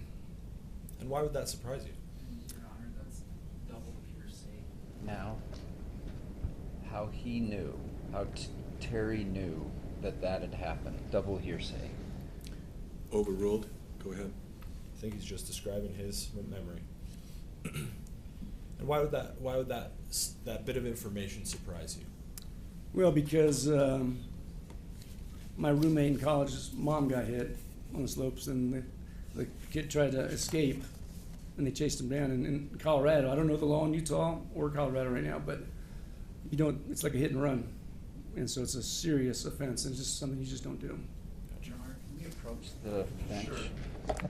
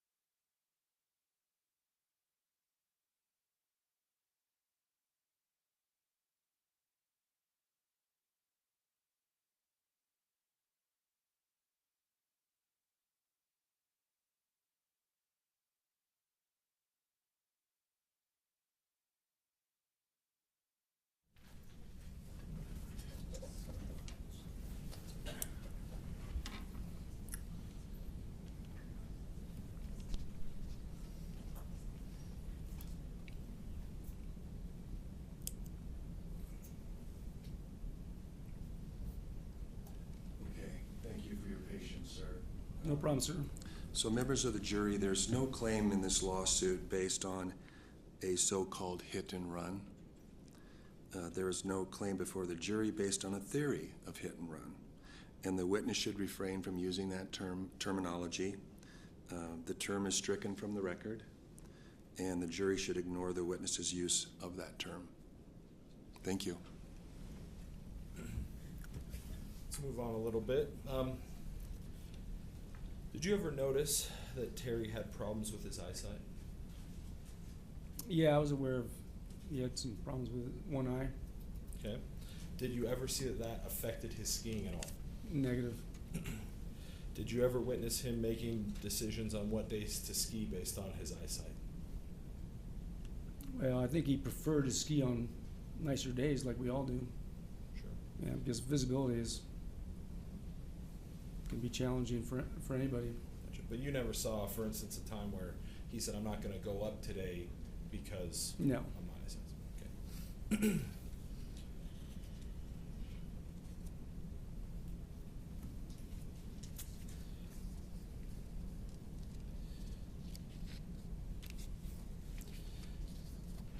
So going back a little bit, when Terry finally did describe what happened to you, or what happened to him, excuse me, to you, did he ever tell you that he lost consciousness? He did. Okay. Did he ever tell you that, and I think you said this already, but that he was taken off the mountain in a toboggan? He did. When he spoke to you a little while after this accident, did he tell you that he was sore, that he was still having pain? Absolutely. Where did he describe that pain, if you recall? Well, he had some broken ribs, so main torso area. Gotcha. And did you see him, or what? Excuse me. And when was the next time you actually physically saw him? That's a very good question. My recollection, it probably would have been within 2 weeks of the accident. Okay, so not immediately. immediate, but no. Close. And when you saw him next, did you notice anything physically different about Terry? Not so much physical, other than walking slower and stuff, but mentally for sure. Okay, and what did you see that was mentally different? Just slower, trying to digest stuff in conversation and stuff, and decision-making type stuff. So in just 2 weeks or so, in between the last time you had seen him, you saw noticeable difference in his cognition, his ability to think. Absolutely. Okay. Did you notice any other differences in that time you saw him? Well, he lost his some of his motivation and excitement for. I mean, he's recovering from a major accident, so he was moving slower, less motivated, less excited, less enthusiastic. Gotcha. And did he describe that he was feeling different at that time to you? Yeah, he was. He knew he didn't have his full faculties at that point. And how did he describe those things to you? How did he convey that information to you? Well, he said that you'd start doing something, for example, like an easy task, and then just kind of stop and go, well, why did I come over to this part of the kitchen or the house? So he was having issues with memory. Gotcha. And when you saw him, was Carlene Davidson there? No, she was not. So this was after Carlene had left and he was having these kind of troubles. Yes. After the accident, has your relationship with Terry changed? It has. We had a very strong relationship, and I was actually staying at his house for prolonged periods through 2015, but it just so happened that we had made a transition for the 2016 season, so I was actually not staying at Terry's at that point. Gotcha. So that, so I wasn't seeing him as much or doing as much with him. Would you still keep in contact with him though? Absolutely. I would, going from Arizona to Washington back and forth, I always stopped and stayed at his place in the fall and spring. Just to check in and keep the friendship going? Right, and I also go out to dinner with him on a regular basis. And when you checked in the next time, and we're talking now after that 2-week visit that you had seen him. Following that, what changes did you see in Terry? The biggest changes I saw is in conversation. Like I said before, he was a great conversationalist, and it became difficult because his comprehension had gone down. He'd get confused. You start talking to him, and he thought you were talking about maybe someone else, and then you realize that he wasn't following the direction of the conversation. So confused, comprehension, and then after a few instances like that, you could tell he was getting frustrated with that. And so did he show little signs of frustration Yes. or anger? And how would that manifest that you saw? You could just see it, he just kind of shake his head and then try to get back into the conversation. Did you ever witness that he was more depressed? I didn't actually witness that he was more depressed, but I witnessed that it was like a day and night as far as before and after the accident. He wasn't going, to my knowledge, he hasn't skied. I think he tried to go skiing a couple of times, but he hasn't skied really since the accident. And I can't speak to going out and dancing, but it doesn't sound like he's been nearly as active. So. But you have not skied with him since the incident? I have not. Have you ever talked about skiing with him? I talked to him the first year after skiing, after his accident, about skiing. But it was clear to me that was kind of a dead-end road at that point. Just because he wasn't interested in it, or? He wasn't mentally prepared to ski again. Did he ever describe to you how, you said you think he may have gone a couple times after the incident. Did he ever describe to you how those times went for him? No, he didn't. Did you ever see him be more paranoid after the accident? Yes. Describe that for us. Tell the truth. Well, very basically, he, visiting his house, coming through on our trips to the north and back to the south, all of a sudden there were cameras in the house, multiple cameras in the house, and it was clear that he was videotaping both, visual and audio, and it was just, I found it to be unusual and a little disturbing, from my end. Gotcha. So he didn't have those cameras in the house before? No. Did you ever see him be have problems with headaches or dizziness? I didn't witness that. Do you ever say that he was having those problems to you? I can't recollect that he's ever said it to me.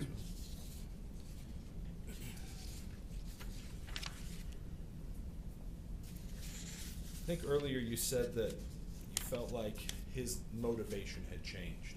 Can you describe what that meant to you?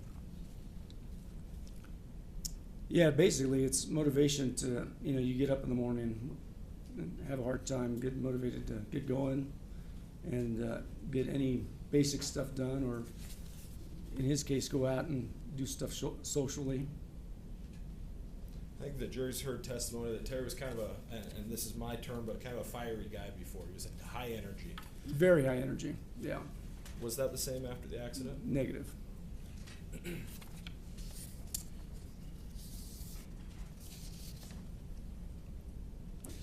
Did you ever hear, and it's been brought up a lot, and it will continue to be brought up, but did you ever hear anything about a GoPro video of this event? No, I did not. Has Terry ever said anything about that to you? He has not. So to your knowledge, there's never been a GoPro video of this event? That's correct. To my knowledge, there isn't.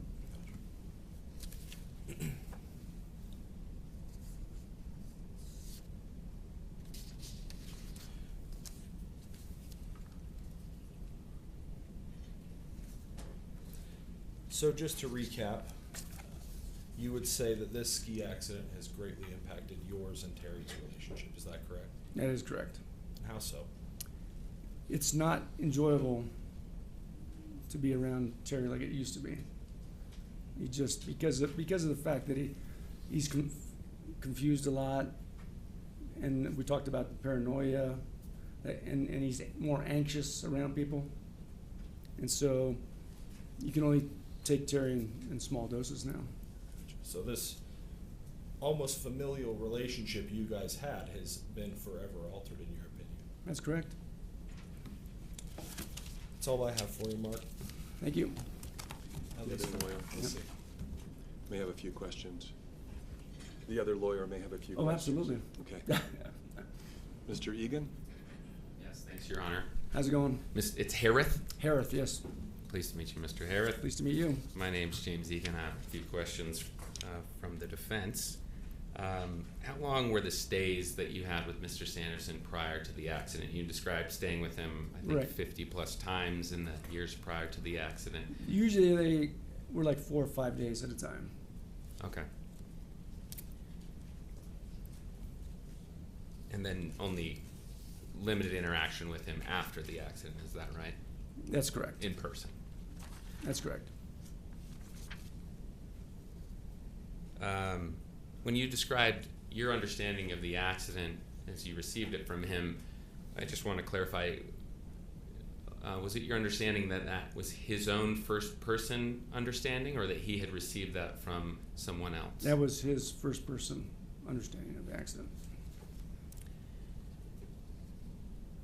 So he didn't tell you, I was told this by somebody else. He did this not. is what happened. You use the word paranoia, which maybe is not a term that can be used technically, perhaps in a medical setting.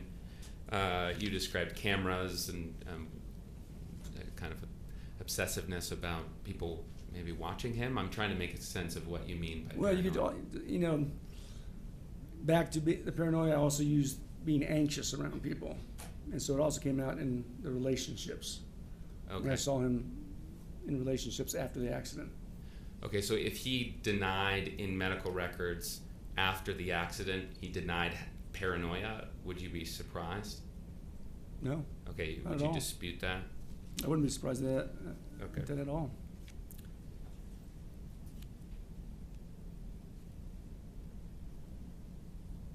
And would you dispute if there are medical records that show that he acknowledged taking medications prior to the accident for lack of motivation? You wouldn't dispute that? I have no knowledge of that. Okay.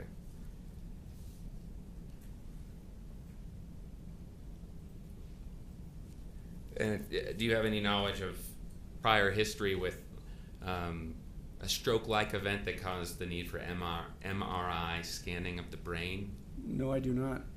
What about brain imaging findings years before the accident that are consistent with aging? Do you know anything about that? No, I do not. What about cancer diagnosis? I think he had prostate cancer. Okay. Yeah, he did. What about heart palpitations or heart trouble before the accident? Not aware of that.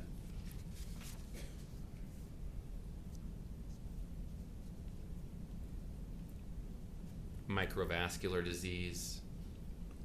Don't know about that. Were you aware of any medications he was taking before the accident? I was not. Osteoarthritis? Nope.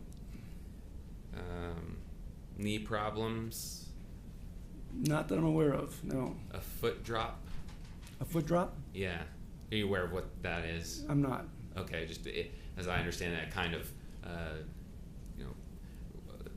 malfunction of the foot such that you're sort of pulling your leg slightly. No, I never actually witnessed or saw that or heard him talk about it. Okay. Respiratory problems? Nope. Sleep apnea? Not aware of sleep apnea, no. Insomnia? Nope. Okay. Anxiety before the accident, and I mean in the sense that he was taking medication for that condition, not just that You're he was telling me he was anxious. taking medication? Yeah. Were you I'm not aware of that, no. You're not aware? Okay. Were you aware of any post-accident travel that he did internationally? Well, he did a lot of traveling before the accident, but I would be, no, I'm not aware of any. There may have been a trip that he made, but no, I can't remember. Okay. It sounded like you were going to say you'd be surprised if he traveled after, or am I putting Right, words yeah, in your? yeah. There's a record that the jury's heard about a few weeks before the accident. It's a medical record where Mr. Sanderson reported to his physician that he was getting old all of a sudden and not doing things that he used to do. Do you remember him expressing any similar sentiments prior to the accident? No, because when I knew him before the accident, he was still active. Okay. And your wife is Shay, correct? No, that's my my brother's wife. Your brother's wife, correct. Okay. My wife is Lori. Yes, sorry.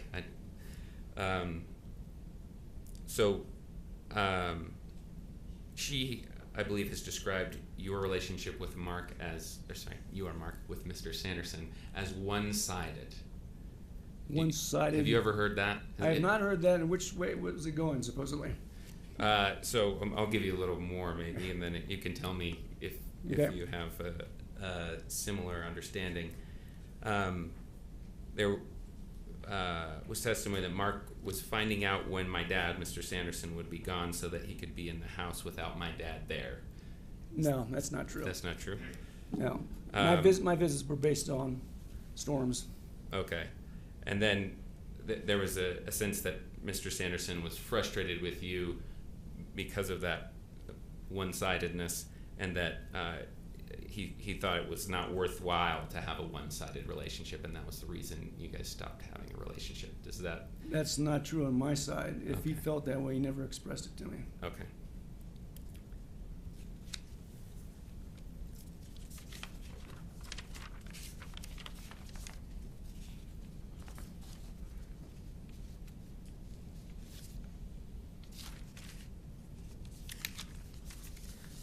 I think you said that you went to the home of Mr. Sanderson after the accident, maybe 2 weeks following. Is that correct? Well, I think we met up for dinner. Oh, okay. So Yeah. Did you have any interaction with Carlene Davidson during that time? I had interaction with Carlene, but I couldn't say it was after the accident Okay. for certain. So Mr. Sanderson didn't talk about who was caring for him in those weeks just after the accident? I don't recollect Okay. that aspect of it, no.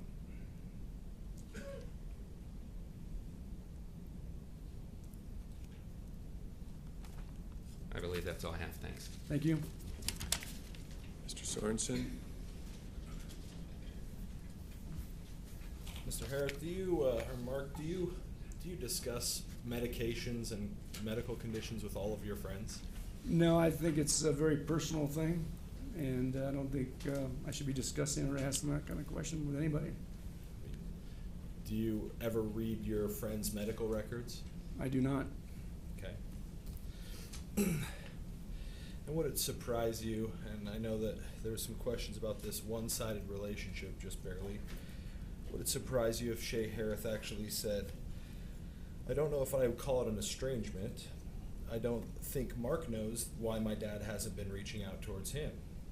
My dad would be civil to Mark, I believe, so it wasn't like a horrible thing that happened between them, as far as I know.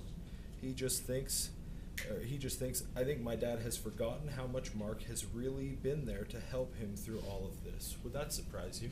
No. Okay. That's all I have for you. Thanks. Mr. Egan, anything else? No. All right. And is this witness under subpoena? Not unless you're. So we can release him from the exclusionary rule? Okay. You're free to go. You have no further responsibilities here. Appreciate it. Thank you. Thank you.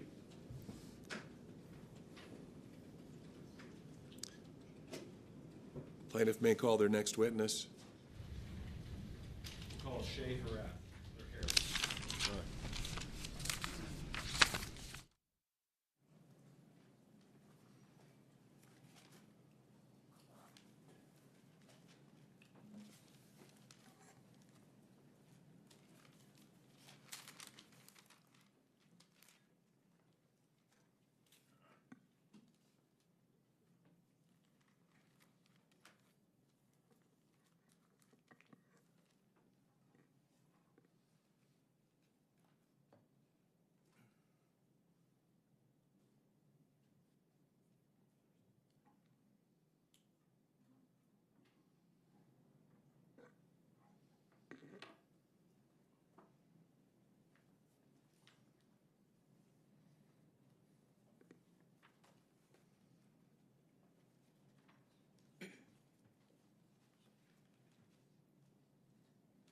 How's the jury doing for a break? Why don't we take a short break? Or did the jury say they wanted a break? Okay, we'll take a short break then, and then we'll proceed to lunch after, or we'll stay in the courtroom until lunchtime after that. All rise for the jury.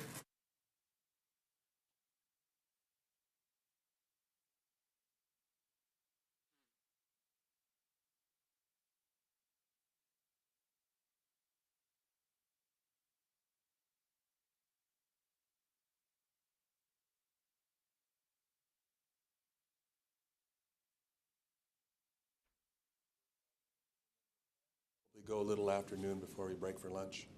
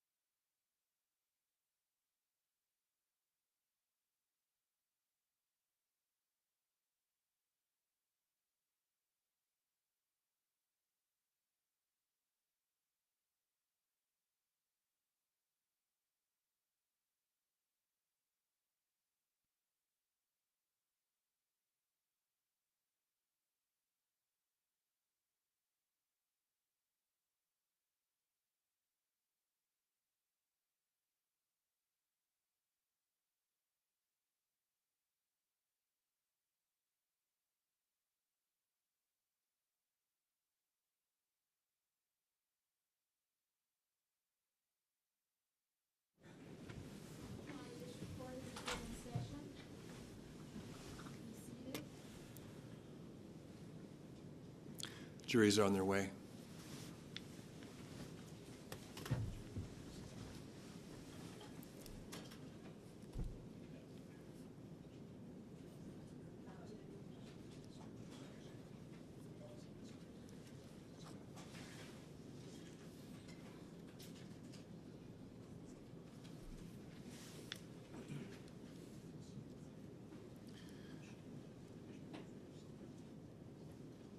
Don't you plan on breaking around 1:15 for lunch?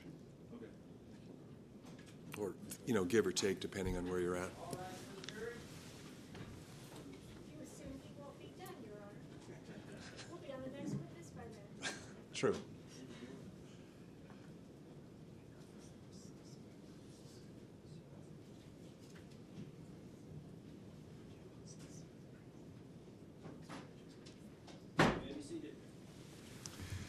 Mr. Sorensen? Please call Shay Harris. Thank you. Hi. Do you swear that the testimony you are about to give in the case now before the court will be the truth, the whole truth, and nothing but the truth, so help you God? I do. Thank you. You can have a seat. Good morning. Would you start by getting your body toward the microphone position, and then give your full name and spell your name, please? My name is Shay, S-H-A-E, middle name and maiden name Sanderson, S-A-N-D-E-R-S-O-N.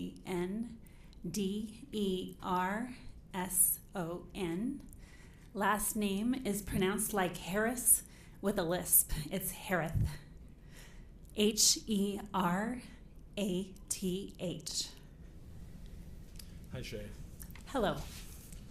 Just as a little preliminary matter, as we're talking, just remember to say yes or no instead of nodding or it's okay. Yes, sir. I know you're nervous. Yes, I am. So that's okay. But what I say is less important than what the jury hears you say. Okay. So we're talking right now, but if you wouldn't mind addressing the jury when you're asking your questions, or when you're answering your questions, excuse me, that would be wonderful. Sounds good. Thank you. Why don't we start, since you've already said your name, by telling us where you went to high school? I went to high school in Soda Springs, Idaho, and it's a small little town. And then where'd you go on to college? I started at Utah State University in Logan, Utah, and transferred up to University of Idaho in Moscow, Idaho. Okay. And did you graduate from college? I did. Okay, and what was your degree? I have a bachelor's of landscape architecture. Okay. And briefly for us, give us, after college, a little bit of your work history. After college, I took my first job in Beaverton, Oregon, which is funny because it's really close to where I was born in Hillsboro, Oregon. So I was returning back to where my roots were. And I worked for a small family-owned business. My boss was about 72 years old, and his daughter also was my boss, but he was the most joyful man I've ever known. He made me laugh every day, and he passed away recently, and he's going to be missed, but he's with me in my heart. Thank you. Thank you for sharing that. We have tissues here if you need. Oh, thanks. I will be needing those. Do you need some too?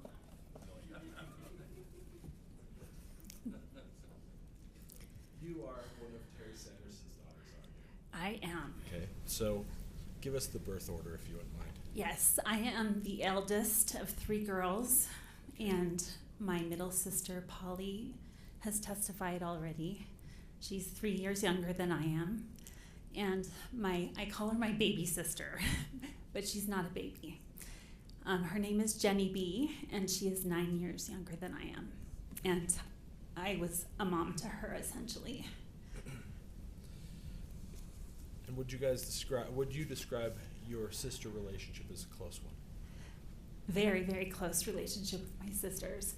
More so with Polly because she was only 3 years younger than me, and I missed out on about 9 years of my little sister Jenny B's growing up. It was kind of surprising. We would see each other on vacations and in between, but I didn't get to witness her growing up. When you went to college, were you roommates with Polly? I was roommates with Polly, and she had a hard time waking up in the morning, and so often I had to go into her bedroom and shake her because her alarm would go off for a long period of time. She was my best roommate. Yeah, and friend. What was it like growing up with Terry as your father? So I really idolized my dad growing up because he was an extrovert. He was gregarious. Everyone seemed to love him. He had this zest for life, and he just wanted to know so much. He loved to immerse himself in learning more and more about, especially in the health industry. He would read through his medical journals and stuff. But he was very engaged dad. He would always show up for our events and usually stay and talk with everyone in the community afterwards for hours and hours. So luckily it was nice I could just walk home because otherwise I would be there forever. Let's see. Could you read? Do you want me? I think you answered my question. Okay, good enough. So, I'll keep going, otherwise it's okay. stop me. It's okay. I will tell you that things did change later on as I grew up. My parents had a really good marriage the first probably 10 years of their life, but then things they started drifting apart. And so my dad became more of a workaholic towards the latter part of their marriage. That was really I think we could feel that as a family, that things weren't good between them. I was grateful to have my sister Polly when those things would happen. But yeah, we had a happy childhood. I was loved. I was hugged. My dad was very strict, very much. We lived in a small town, so you had to behave yourself or otherwise word would get out. Oh, he was highly demanding, yes. Would he set expectations and hope that you meet him? Yeah, that's exactly right. He expected a lot of us girls, and he also kept us incredibly busy, singing voice lessons and acting and dancing. And so my mom was the taxi driver, but she also had a full-time job. Gotcha. Yeah. So did you have the opportunity to work with him in his eye clinics as well? I did. Actually, I was so blessed because there weren't a lot of jobs in my tiny little town. My dad hired me as a sixth grader. I cleaned his office 3 days a week.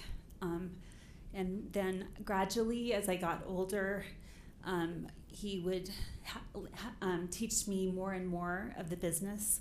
And so I would work with the ladies and help them out and, verify glasses and make sure they were the right prescription, that sort of thing. And I cleaned lots and lots of glasses when I was a sixth grader and probably 7th and 8th grade. So you got to know your dad from a father perspective, but also see him interact in a business perspective. I did, and he was amazing. So well organized. He ran that office like a tight ship. He just, everyone had a job to do, and they did it with a smile on their face and love in their heart. And I learned a lot working with him, just about character, really. And I remember him one time, I was going down the hall, and he said, "Shay, you need to walk with purpose. When you go somewhere, walk like you know where you're going and what you're doing." And I thought, that's a good way, to live your life instead of stumbling through life or, I don't know. We've heard, I think your sisters testified about his desire to mentor. So did you feel that same feeling growing up? Absolutely. My dad was all about trying to fill our we sisters' heads with as much information as we could. Every road sign that had information on the history, we were pulling over and reading that, going to museums. He really, I think he was very much about character development in us girls, the importance of honesty. yeah, just being a good human being. I think that's mostly what I have to Just say. a little bit. What was your dad like physically growing up?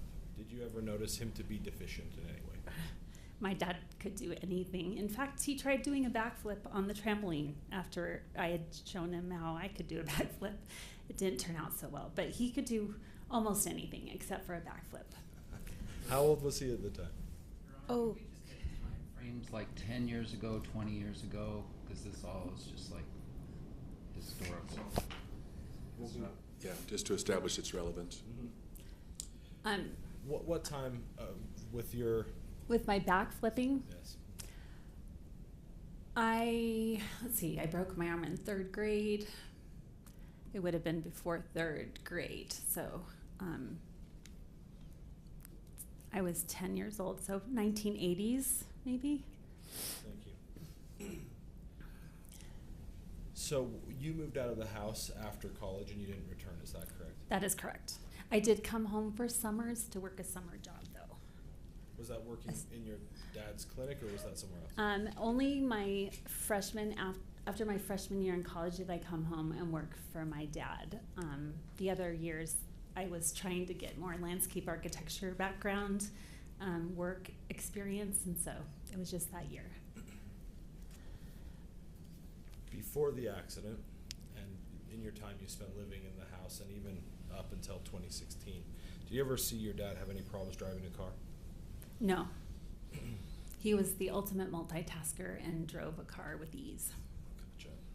When you say multitasker, I think there was some testimony yesterday that he would read a book sometimes while driving. Was that nerve-wracking for you? Yeah, as a child, I was a little anxious, and when we would head to Montana where the roads go forever straight away, he would actually have a book in his hand while he's driving down these straight roads. And I tended to be a nervous person, so I was always a little bit, probably why I got car sickness maybe, on edge when he was driving and trying to do something else. It but never caused he an was never in an accident, as far as I know. I'm sure maybe someone else has everything about him, but I don't recall that ever being a thing. Moving forward in our timeline a little bit closer to the time of this accident, in roughly 2009 to the time of the accident, are you aware of any of your father's chronic medical conditions? I recently found an email. Well, first of all, my dad is a really private person, and also he doesn't ever want to be a complainer. And so he has a tendency to keep things to himself. He doesn't share when things are going bad. I think he just doesn't like to be around those kind of complaining people, and so he didn't want to be that kind of person. So I really had very little knowledge about what was going on in my dad's life. He only would call us if he was in a good mood. So, but that being said, just recently I did come across a letter that broke my heart. He said that he... Before... Is this too much? No, it was... Just objection, hearsay. Can I get a ruling? I don't know what we're doing here, so can you ask another question? Yeah. I'll move on. Let's move to the day of this incident in February of 2016. How did you first hear that your father had been in a ski collision? I believe that I got an email that said, "I'm famous," in the subject line, and I was like, what are you talking about? And then below there was a link that said, here is information, I may not be quoting it exactly right, from my friend and eyewitness. And then there was a link below. And that link below, I couldn't ever look at it because you had to be like a meetup member or something. But I have a vague recollection of actually calling my dad and saying, can you give me your meetup group number so I can actually look at this? And he was able to give me that information. So I may or may not have seen what was in that link. You don't remember the day of hitting that link and knowing what it was? I don't know for sure at what point I looked at it. Just a little background information. I had a ski accident 3 weeks prior to my dad. I had torn my ACL and my MCL. I was not sleeping very well. I had my leg propped up on a pillow with ice around my knee. And I also had a 4-year-old and an 8-year-old to take care of at the time. So my memory of what happened during that period is very foggy. That's fine. Yeah. I'm gonna put up Okay. that email, or at least the paper copy of the Oh. email. And this has already been marked as, I think, Defense Exhibit 111. And it's been discussed quite a bit, but no. D102 is the same thing and will be a lot clearer if you want it. Do you want it? Well, we're gonna go through this just the way it is for us. Well, I know object it's- because the top portion is not evidence. Why don't we take it down, and why don't you use the exhibit that has been, unless you need for some reason to enter this one, Mr. Sorensen? This is okay as he's doing it, Your Honor. Just the top third is not evidence. Well, I'd rather that the jury not be published a document Thanks. that hasn't been All admitted. right. I want to make you all aware that you are giving out information when we're looking on these private information. Could you please white out the email addresses, or would that take too long? Sure. Or you could just fold over that piece of information. Thank you so much.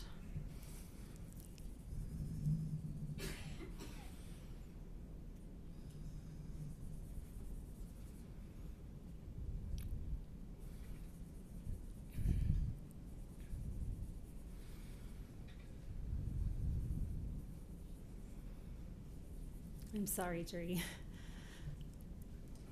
No, it's a reasonable request. Thank you, Defense 102. Thank you, counsel. We've discussed this quite a bit, and we will continue to.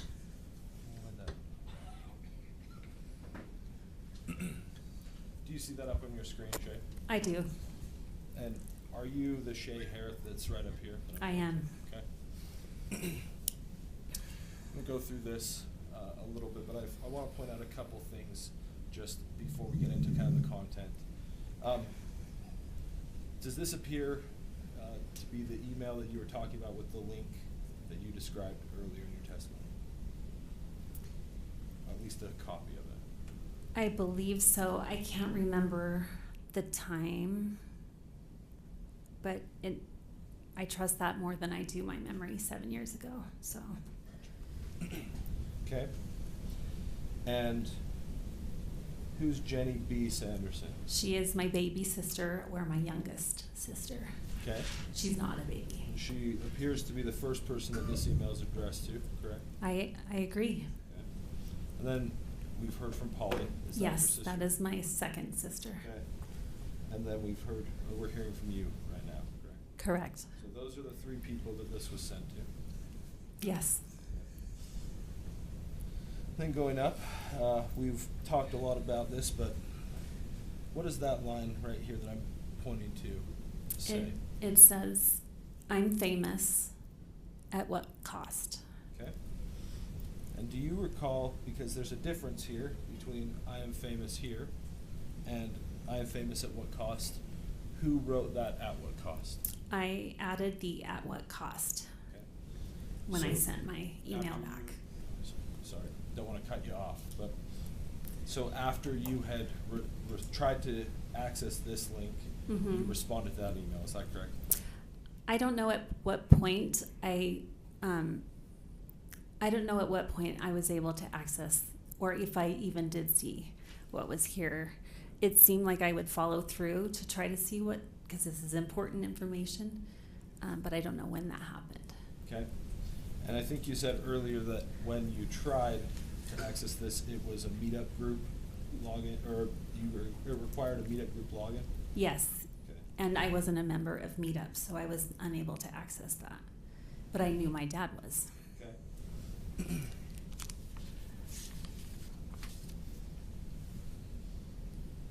I want to talk because it's going to be brought up quite a bit. Will you go ahead and read what your note says here for the jury? Dad, I cannot believe how unlucky and how crazy this all is. I also can't believe this is all on GoPro. What are the chances? I am so glad you're okay. How are you feeling this evening? Love, Shay. Okay. Now, Shay, this is an important answer, but with that, after being sent that link, how did any reference to a GoPro video come up that you responded in the way that you did? So we did this in an opposite order. My apologies, 7 years is a long time for my brain.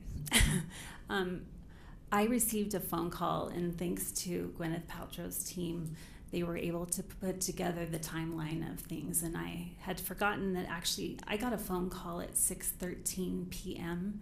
that evening, and then I had a conversation with my dad about what had happened. And then the email came later on in the evening. And now I can't remember the question. Do you mind asking again? You mentioned you had a phone call with your father. Yes. How did that instruct or have influence on this response? Okay. After my dad told me about what he was feeling and that he could hardly think, his brain was numb, and that he couldn't take a breath without feeling a stabbing sensation in his chest, and that he had rung his bell. I believe he mentioned that with this big resort and so many people on this green run, there had to be GoPro video. Overruled? Go ahead, continue. And so he said there has to be GoPro footage. There just has to be, because there was this big blood-curdling scream before I got hit in the back, and that means that a person that had a helmet cam of this GoPro would look towards the scream and catch it all on video. And so I thought, that's brilliant. You know, then we have complete evidence of what happened and who was at fault. And so I kind of assumed that maybe this was GoPro video, and we could rest easy because we would know what happened. But you had never, he didn't show you a GoPro video? No, I've never seen GoPro video, and it does not exist as far as I know. So, and now, after this email, you still have not seen any GoPro video? I have not seen any GoPro video. So it was, and I don't want to mischaracterize what you just told the jury, but it was based on that conversation you had with your dad that you responded in this way? Yes, so I don't know if during the time I was talking to him, if I had my leg propped up and whether or not I was interrupted by my 4-year-old or 8-year-old at the time, but when I hung up that phone, I thought there was GoPro video. And I thought that would be comforting for my dad to say, it's gonna be okay, Dad. I know you are really hurting, but we've got it on camera. So I believed that there was GoPro video at the time, and that's why I said that.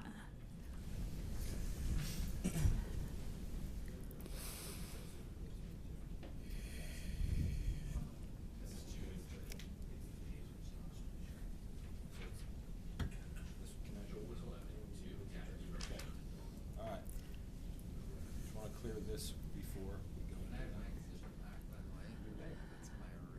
I'm going to show Lawrence, both of them at the same time. I've left my water bottle next to you. Could you please grab it for me? The reason that I've laid them on top of each other here is going to be important for the jury.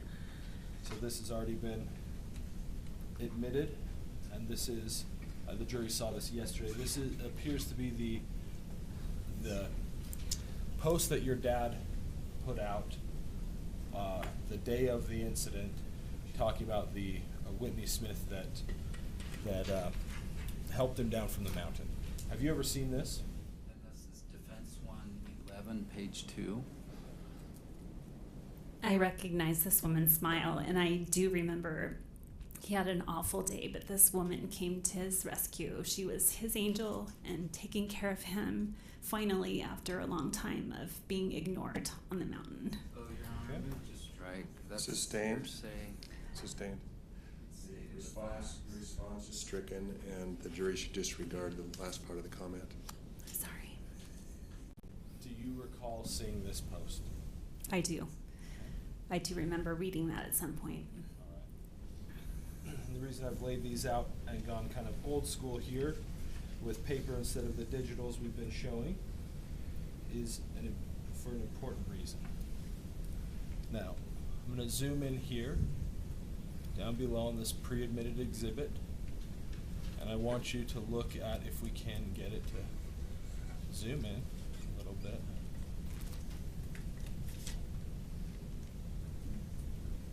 We'll focus it up.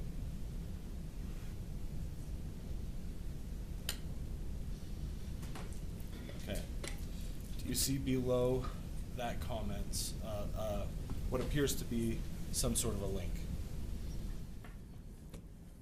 Are you asking me? Yes, I see the link at the bottom and then the photos too. And that appears to be from Meetup, the website your dad was posting on. Is that Yes. correct? Do you see these numbers here? Yes. Okay, you see photos and then slash and some numbers. Yes. Okay. Now, I want you to look at this. I want you to look and see and tell me, I mean, it's a lot of numbers, but do the photos at the numbers at the end of that exhibit with this exhibit here, do these numbers correlate or match any of these numbers down here?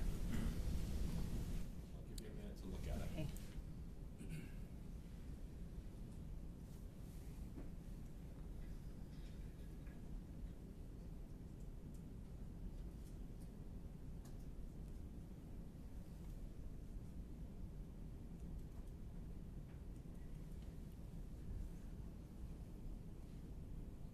Okay, it appears Starting with 2.6. the 2.6 one is the first one, corresponds to the first one. The second one is not anything.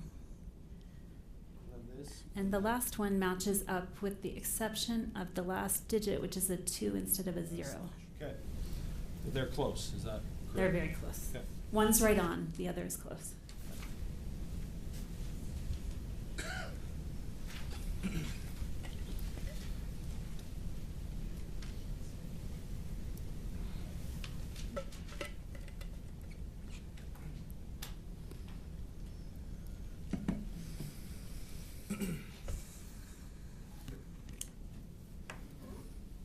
I'm going to switch gears a little bit and get off a little bit away from this email. You've given your explanation for why you wrote about a GoPro video, is that correct? I have a question. So the fact that the numbers matched up just means that those two are correlated. It may. Okay. I'm not going to ask Okay. for an opinion, and I'm Okay. not a cybersecurity or Okay. not even cybersecurity, but I'm not a cyber expert, so I don't know Okay. if that means anything. I just think it's an interesting coincidence for now that those are correlating. Yeah.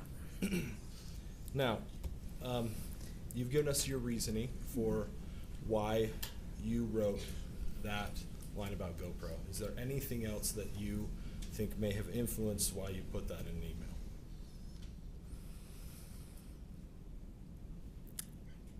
I think I've already said, I think I just wanted my dad to have peace of mind that there was video footage out there that was going to show what happened. But you didn't know that there was or was not. I did not know that. And also, let me just state to the jury that my dad had had a traumatic brain injury when he sent out that email, which is why. You didn't know that at the time. Foundation, what's that? Your Honor. Sustained. We do need to wait for a question before we address the jury. So thank you. Gosh, I'm so sorry. Strike the the evidence that my dad had a brain injury at the time? Yes, the comment will be stricken and the jury's to disregard. Let's stay on the facts. Thank you for the counsel. After the accident, you have maintained contact with your father, correct? I have. All right. Have you noticed any big changes in your dad? My dad has quite a few personality issues. Obviously, the injury to his brain has caused significant damage, enough to cause his personality to change. And What have you? Medical opinion. Move to strike. Overruled as to a lay opinion under Rule 701. What have you seen as far as your dad's personality traits that have changed? my dad is very insecure. He doesn't show it, but he doesn't trust his brain anymore. Is that a hard thing for him?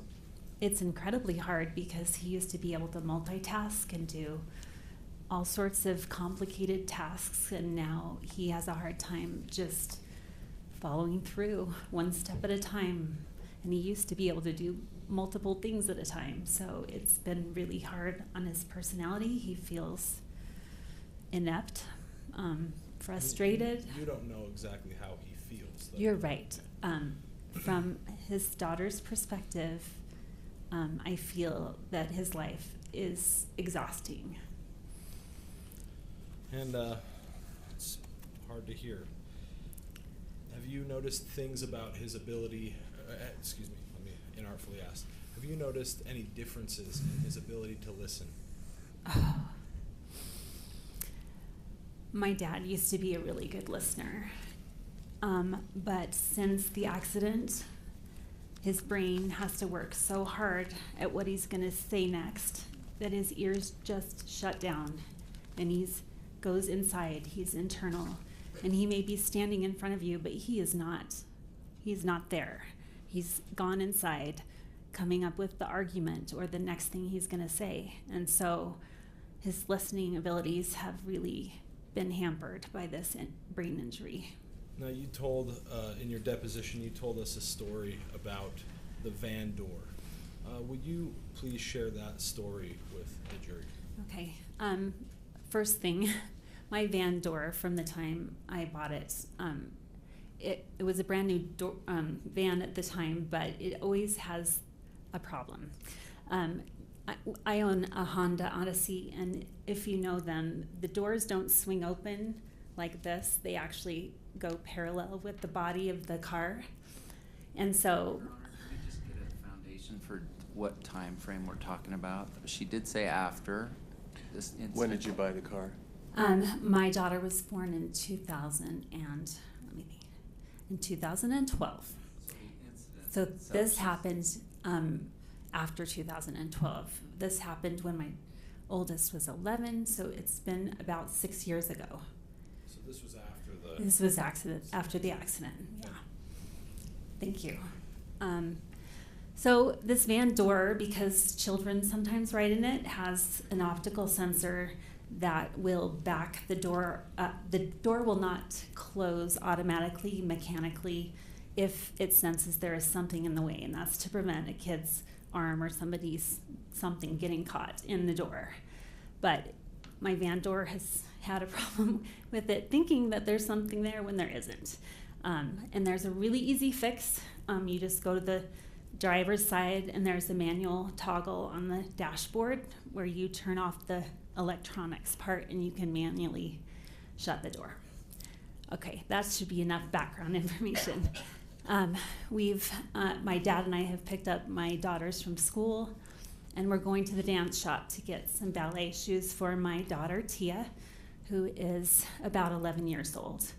And that means her sister is roughly six years old. So we go into the car. Oh, my dad happens to be in the passenger seat as I'm driving the van to the dance shop, and we pull up to a parallel parking position right in front of the store. And because my 6-year-old is in a booster and there's oncoming traffic, I'm paying close attention to get her out.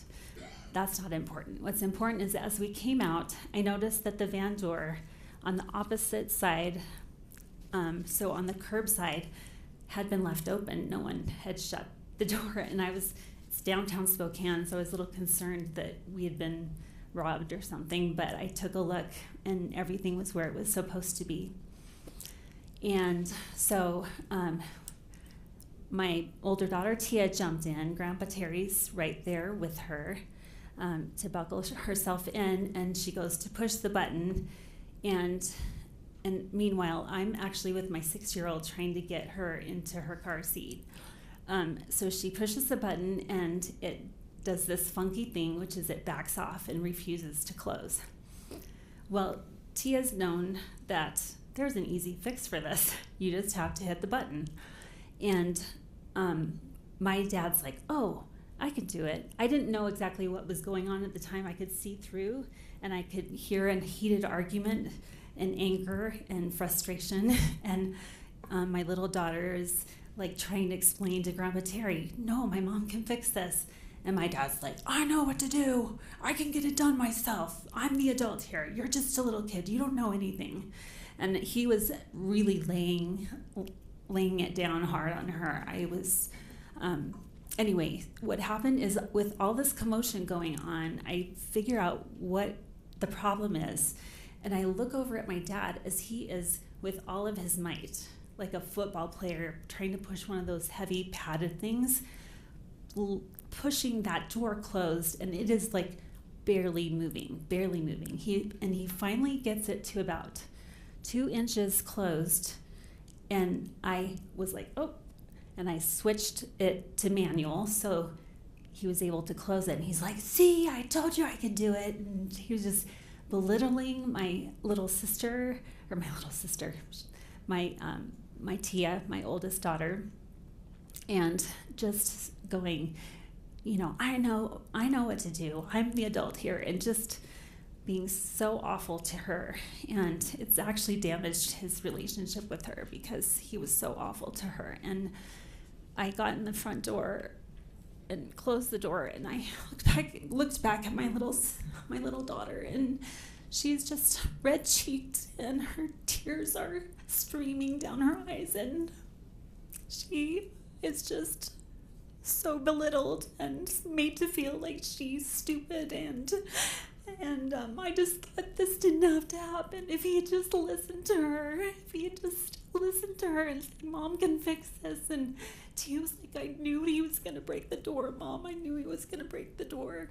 And he didn't, luckily, but it was an awful, awful experience. And I have never known my dad to raise his voice or scream or belittle or do those sorts of things. It was just very uncharacteristic of him.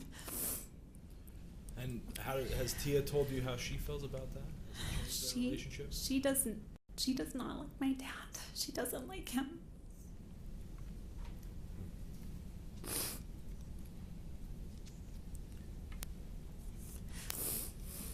Have you noticed any other times where you've seen your dad since the ski accident in 2016? Have you seen any other times where your dad's raised his voice in anger like he was against his granddaughter? That was actually the worst I've ever seen, and I will say that my dad and I see eye to eye a lot, so there's not been a lot for us to argue or fight about. So I know my sister Polly alluded to an interaction that she witnessed with my baby sister Jenny, my youngest sister Jenny, in which he got right in her face and said F you, like screamed F you at her, which again, he doesn't talk like that, and he doesn't raise his voice and scream. That was not the old Terry that I knew as a dad. You had never seen that growing up with him? No, not at all. He was so patient.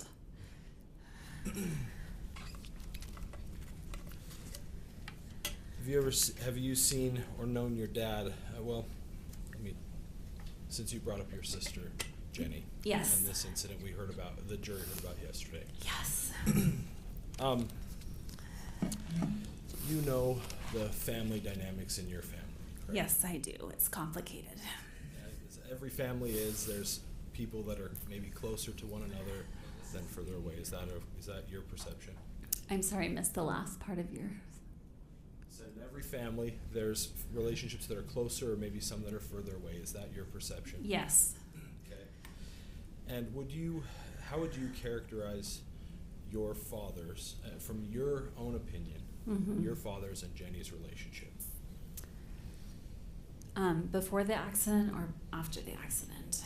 Let's say before, and then we'll ask after. Okay. My sister, Jenny B, is neurotypical, and she... A conference at your Sure. bar? Yeah, sure.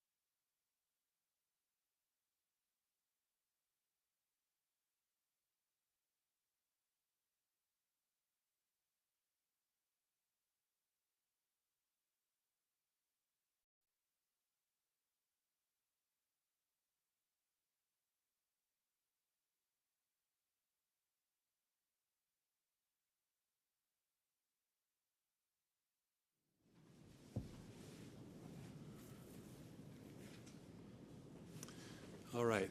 This appears to be a good time to take our lunch recess, so we will do that at this time, returning at 1:30.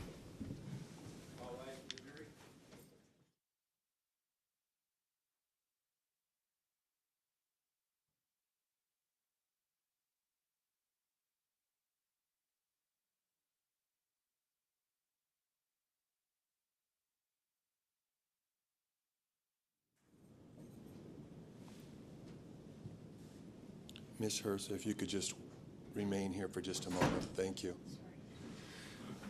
All right, so Ms. Hurst, there's a lot of medical experts in this case, Okay, and you're not one of them. it's true. And so we want to be careful that your testimony limits itself to what you observed, Okay, and maybe opinions that you formed based on those observations. okay, But what we don't want you to testify to is a medical diagnosis of Jenny, a mental health diagnosis of Jenny, or I guess describe what you've seen with her in terms of a medical diagnosis or medical terminology. Does that make sense? We don't want that last one. Is that what you just said, Your Honor? I think I'm a little Yes, confused. we do not want you to be explaining what you've observed with Jenny in terms of a mental health diagnosis. Like a person with this mental health diagnosis I see Jenny doing these things that are like a person with this mental diagnosis. Okay. but rather Okay. just what did you see? Oh, what do you notice about her? Well, Okay. what have you observed? Mm-hmm. And what, and you're certainly, I mean. Is the word, was the key word that you didn't want to hear was the neurodiversity? I think that probably triggered the concern. Because that's more of a medical terminology? I'm not sure. Okay. It doesn't sound like an everyday observation, though. You're right. So- Okay, I understand. I mean, I could see you translating, I mean, if you made an observation about Jenny, Mhm. and you're using that term to describe that observation, I could see you translating that into everyday words Okay, I as to see. what you saw and what you observed. Okay. But in terms of using a medical sounding name, I guess, or label, Okay, that's what we need you to avoid. okay. Is council okay with that instruction? Yes, and I just want to make one other statement that's separate from this. Just a minute, then. Thanks. Well, I don't want to conflate the two. Are you okay with that instruction to the witness? Yes. Okay. Your Honor, Mr. we're Owens? making copies. My staff has advised me that somehow with the help of I'm not even going to misspeak, except someone has accessed that link that we've been trying to get.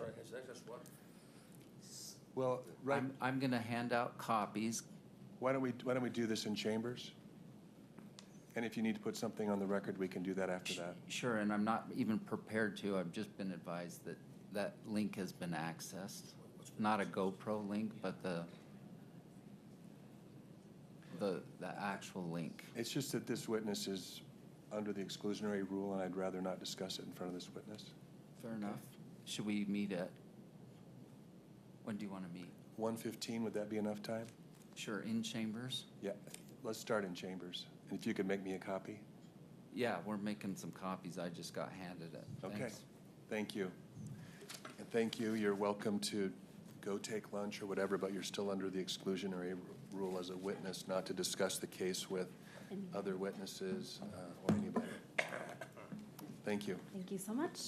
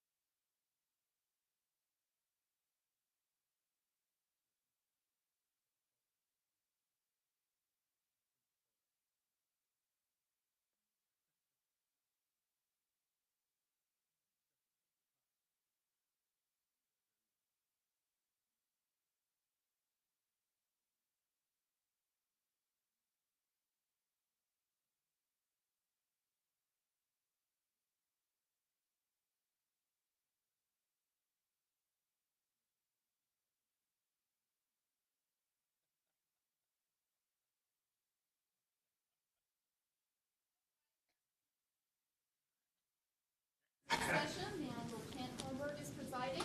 Be seated. Yes, Ms. Harris, you can come take your seat. The jury's on their way. Judge, can I make a quick comment? This applies to both sides.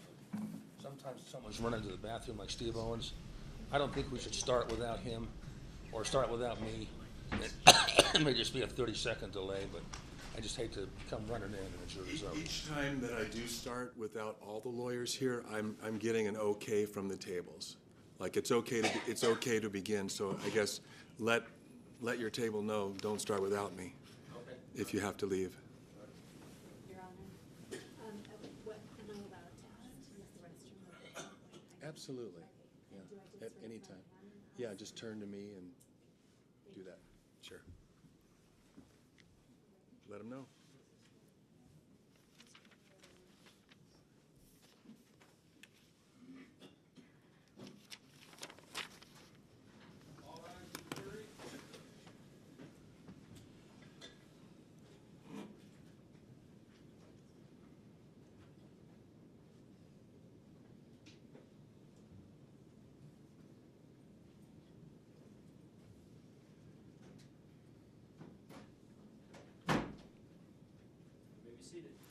Thank you. Mr. Sorensen?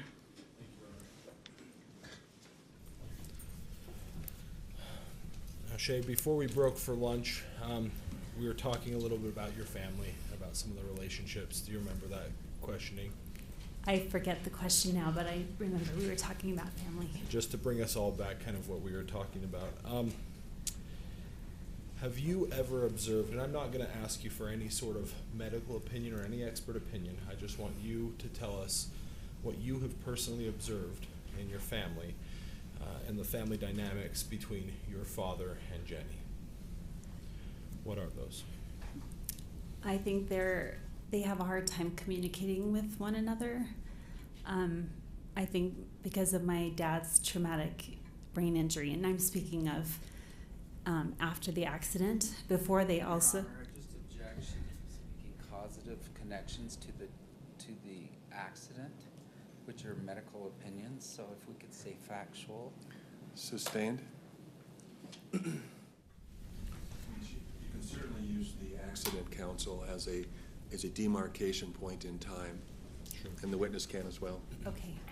So let me ask a question, please. Okay. So after the accident, what have you observed about your father and Jenny's relationship? Again, not any sort of expert opinion, but just from a sister's perspective, what have you witnessed? I have seen that my dad and my sister do not get along. They have a hard time communicating to one another. She thinks very differently than you or I may think, and she really comes from the heart. And also my dad is a bit of a fixer, and so he wants to help Jenny, and Jenny doesn't believe she's broken, and I don't believe she's broken either. She just sees the world a different way. But that causes a lot of problems with their relationship. And also I think after the accident, my dad has a hard time hearing, in that he is always thinking about what he's going to say next. And so oftentimes he doesn't hear the other side of the story. And a person feels like they are not being listened to in that case. And that is a big frustration, not just with Jenny, but with other people in the family. Thank you. And you mentioned the way that Jenny sees the world. Have you ever had a situation where the two of you have viewed an event and your perceptions of that same event, that shared event, was totally different?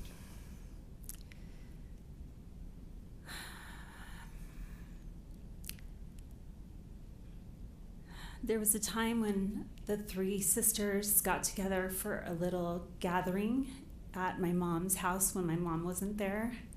Your Honor, could we just clarify pre-accident or post-accident and the time frame? Let's see. This is a good question.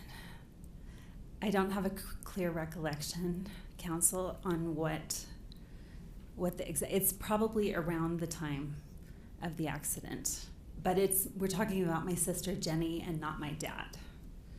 This story doesn't involve my dad whatsoever at this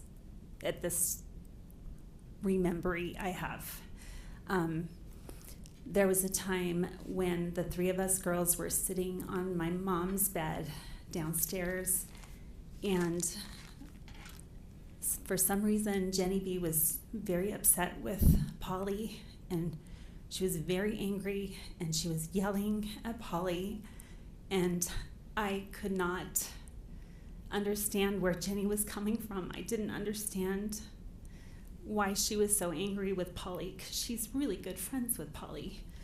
And she was tearing Polly down, and I thought, where is this coming from? I do not understand why you're so upset and, frustrated with her. And it felt awful because I kind of looked over at Jenny, and she had kind of a glazed over look in her eyes, and I was like, wow, something is really different.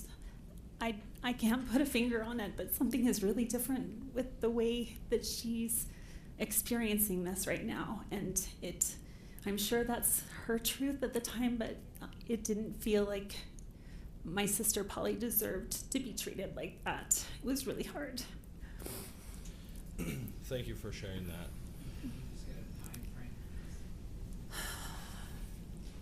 that. Can I phone a friend? No. Not right now. I think we can do that on cross-examination. She already said it was around the time of the incident. I'm going to move on a little bit. Okay. Last little bit of questioning here for you. You mentioned that your father was very organized before he ran clinics, and you watched what he did while he was running those clinics. Yes, I did. Comparing that time before the accident to how he is now today in his multitasking, how have you seen differences? Huge amounts of differences. There is no way he could ever run an office right now under his current situation. There's just too many moving balls, and he has a hard time just,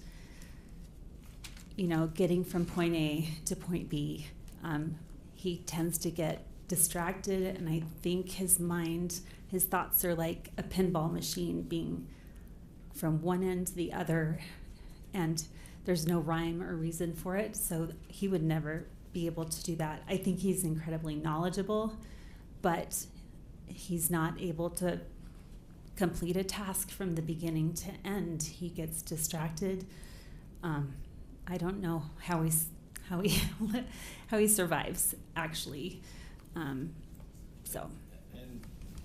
before her testimony yesterday, have you and Polly ever discussed the changes in your father that you both have observed after the accident? Let me make sure I understand your question. You're wondering if Polly and I have ever talked about things that we've the differences that we've seen in my dad before and after. Yes, is that correct? Thank you. Okay, I just want to make sure I understood. So yes, of course, we're sisters and we're in this together, and we want to find help for him, and we also need to be compassionate and understanding about what he's gone through, and also realize that when bad things happen, there's a reason for it, that this is not my dad. This is an alternate version of my dad. And so if she expressed things to the jury yesterday, and you obviously don't know exactly what she said, no, but would you find that you tend to agree with her assessment of how your father is now? That is a defective Sustained as question. to relevance. No further questions for now. Okay, thank you.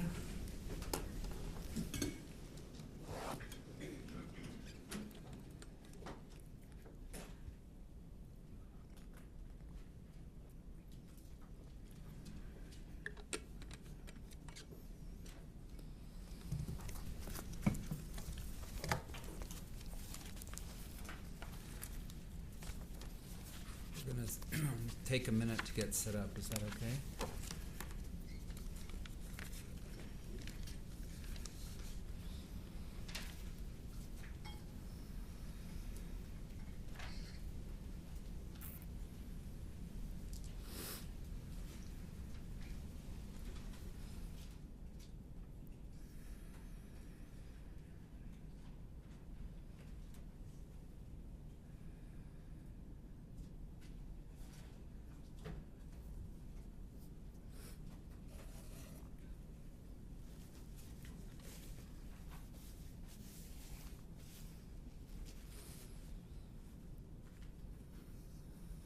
Okay.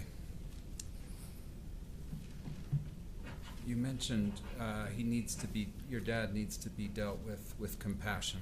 Did you say that? That my dad needs compassion. I think every human being needs compassion. All right. You understand my client says your dad plowed into her back? I did hear that. Do you agree that if she's been falsely accused, she deserves the jury's compassion? Sustained.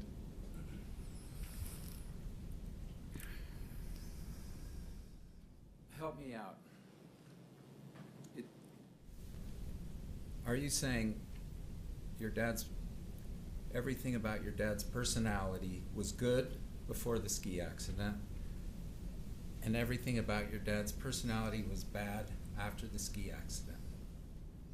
Yes or no?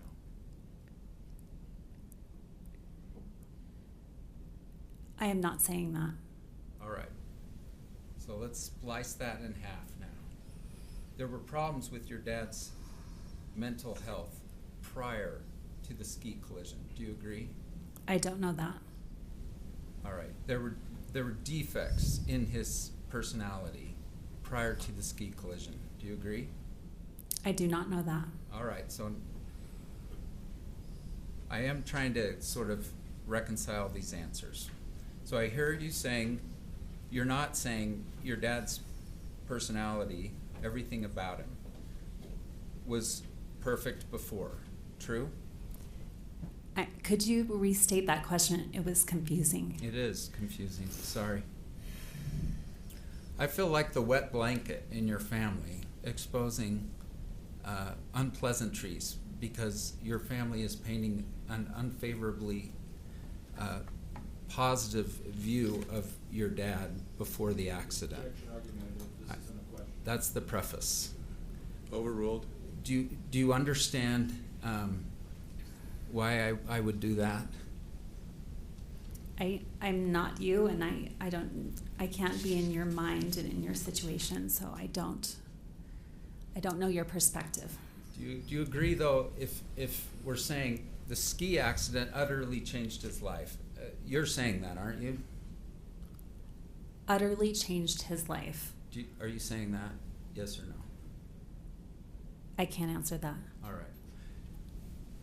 Is it fair in your mind, at least, to look at your dad before versus after the ski accident? Like in terms That's of... not a question, I'm sorry. Is it fair?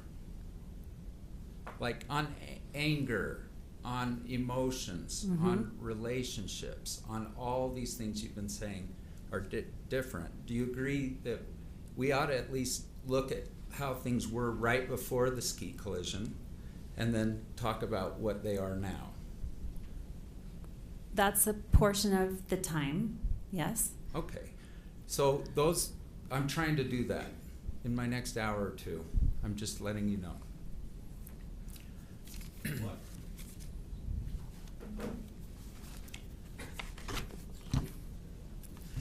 Do you understand the concept that if someone is struggling from 26 chronic medical conditions, that it may actually impact their mental health? I don't. Do I understand that? Yes. Not necessarily. Okay. Do you agree that it might? It depends. I mean, this person gets a hangnail a lot.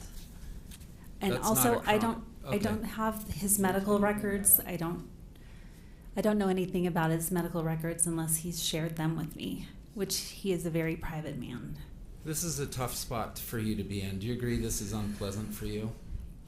It's not the first place I would choose to be right now. I mean, you love your dad. You want him to stand by him and support him. Is that fair? I do. Even still, when you heard that he was demanding $3 million, you were shocked by that number. Do you agree? Those are your words, not mine. They are your words in your deposition. Do you recall this? Shocked. I was shocked. If my deposition said it, then it must have been said. Did you say it? Did you read your deposition in preparation for today? I have. I have not committed it to memory. Do you remember? Do you remember a lot of questions about that you thought it was like, seemed like way too much money? Those were not my words. All right. Well, we'll get Not, I mean, if you want to pull that up, those words in my deposition, I would defer to you and to the deposition.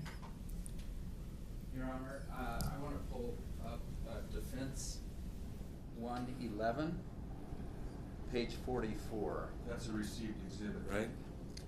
I don't know. I don't recall. Page what? It's Exhibit 111, page 44. Has that been received?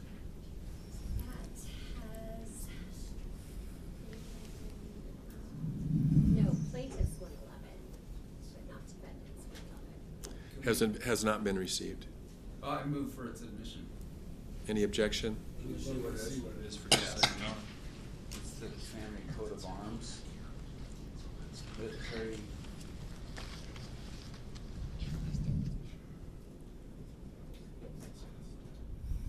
We object as to relevance. So how do we do this, Your Honor? How do you want to do it? I've got a, Terry, I can explain, or we can come to the bench. Well, I mean, is it relevant? I think highly. All right, well, we'll go ahead and proceed if Okay. that's the objection, and I expect the relevance to be shown. Your binder, can you turn to, can I come, do you have a defense binder there? I do not have anything. Just for the record, Defense Exhibit 111, page 44, it is conditionally received upon showing relevance. May I approach? Yes. Sure. There's one right here, Oh, actually. thank you. Let me show you this document. Okay.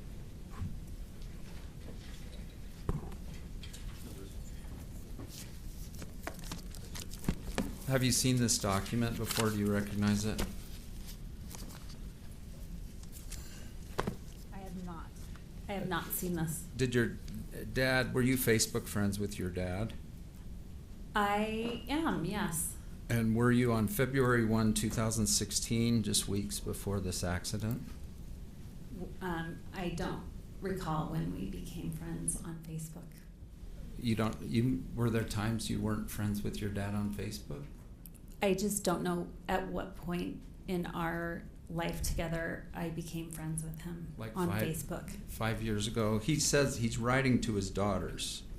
Do you see that, the second note down? Mm-hmm. I'm sorry to break it to you in such an impersonal way, darling daughters. Do you see that? He's talking to you? Yes, I see that in the Facebook post.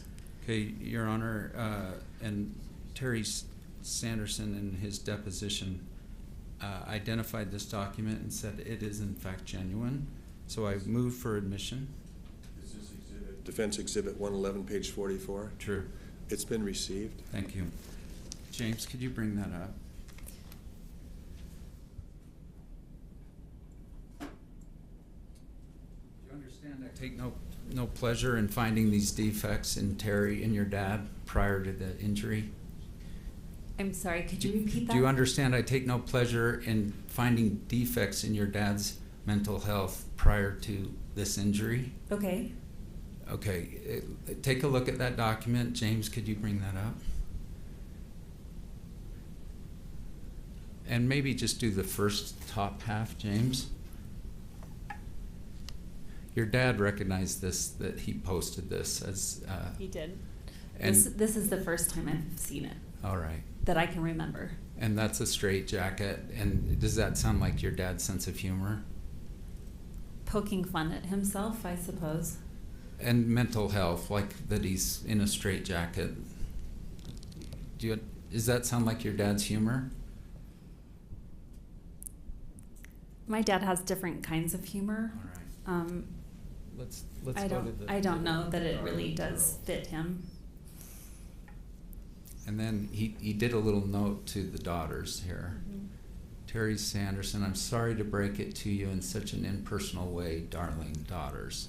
Do you believe you received that? I don't recall ever seeing this post. All right. I was a busy mom All of a right. 4 and an 8-year-old, and I did not really check into Facebook a whole lot. All right. we can take it down. So,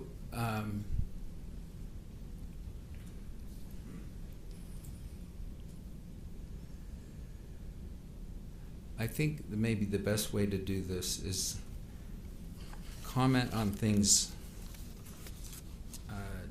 Jenny said and ask you if you also observe that, okay? Okay.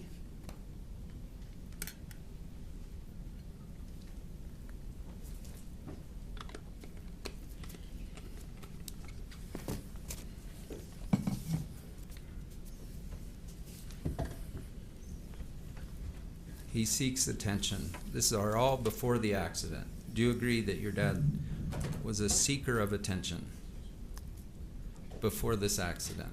He liked attention.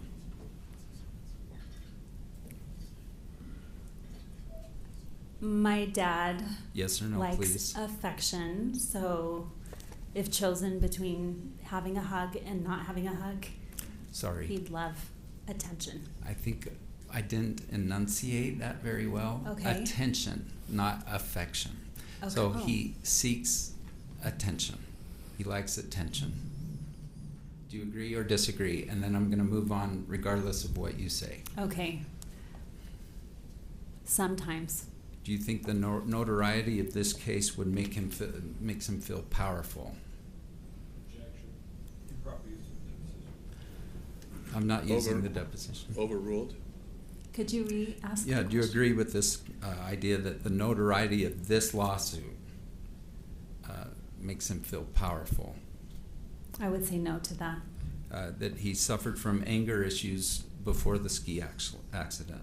Disagree. That he assaulted a man, literally punched a man in the face, or something to that extent? Yes, or that's true, or it's not true?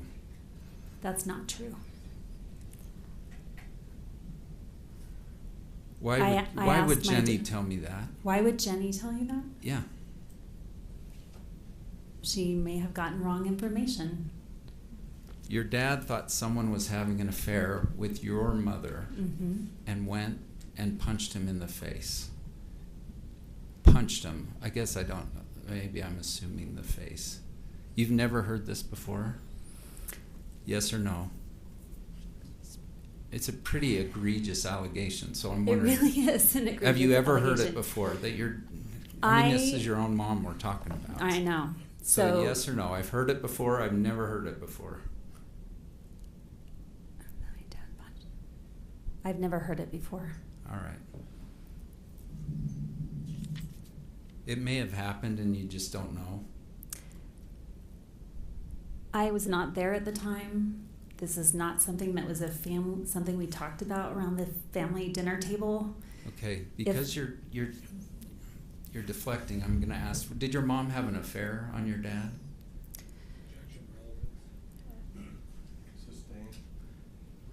Well, I'm trying to plant the foundation here of I don't know if my. The objection was sustained. Okay.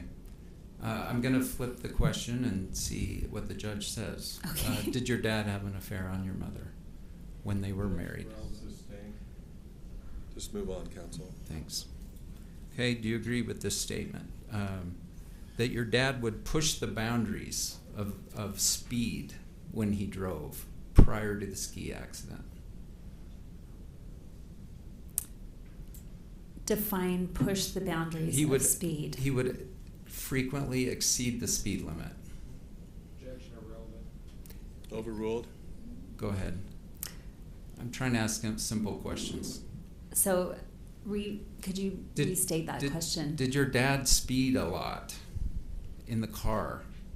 No, he did not speed a lot. All right, let's this will help me too.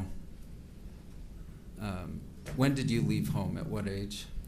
I left for college at age 18. All right, and you moved out of state, or was that in the same state? I moved to Utah, so out of state, from Idaho to Utah. And how many years was Jenny at home with your parents after you left? That's a great question. My sister was 9 when I left, and so she was there from age 9 to 18. All right. And were you close to her during those 9 years? I was closer to Polly, but from age 0 to 9, I really treated her like she was my own human baby. So yes, I was close during those first 9 years. The last 9, though. Oh, From when 9 I to went 18. away to college? I'm wondering if you were close to Jenny during that time. I would say our connection diminished because of my distance and only seeing her during vacations. And that's when your parents' marriage, again, I take no pleasure in this, but you have sounds like the first half of your parents' marriage was pretty good, and the second good. half was pretty bad. Is that fair? I would agree. We had Okay. good days and bad days, but that's a good generalization. All right, and Jenny was there during the bad part, and you were not. That I think it would be harder to be in Jenny's shoes than my own. So my question, just to be clear, is Jenny was there during those hard years, and you were not. True?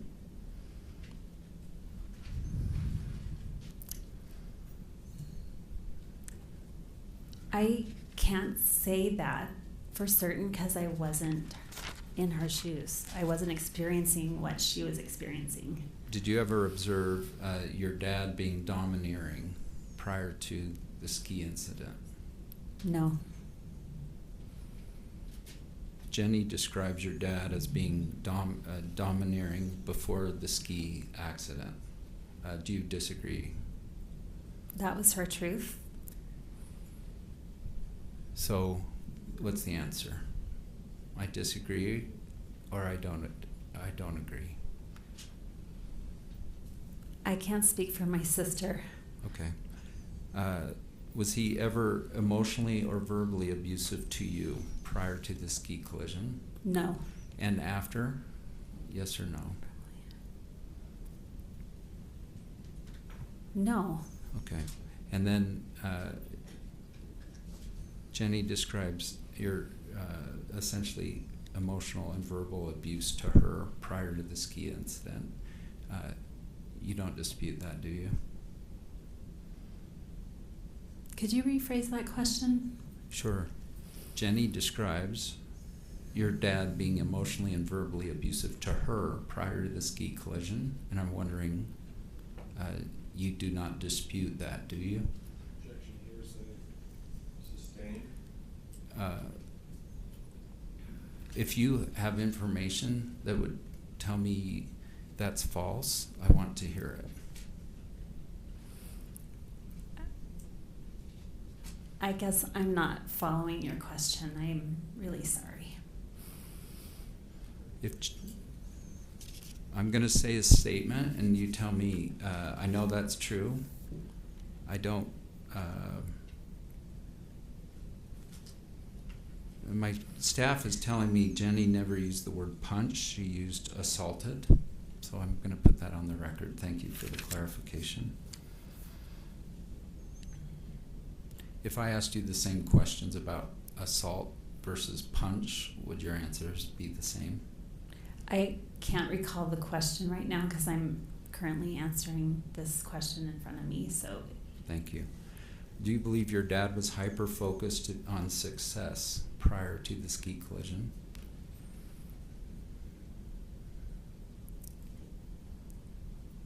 No. Okay. Do you believe that he was controlling of Jenny in an unhealthy way? No.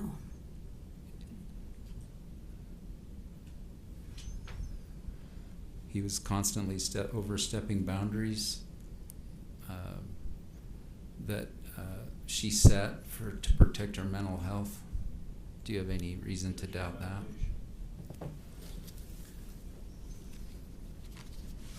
Go ahead. Oh. Yeah. Sustained, the way it's phrased. Do you agree that even prior to the ski incident, you would keep your father at a distance to protect yourself? Me personally?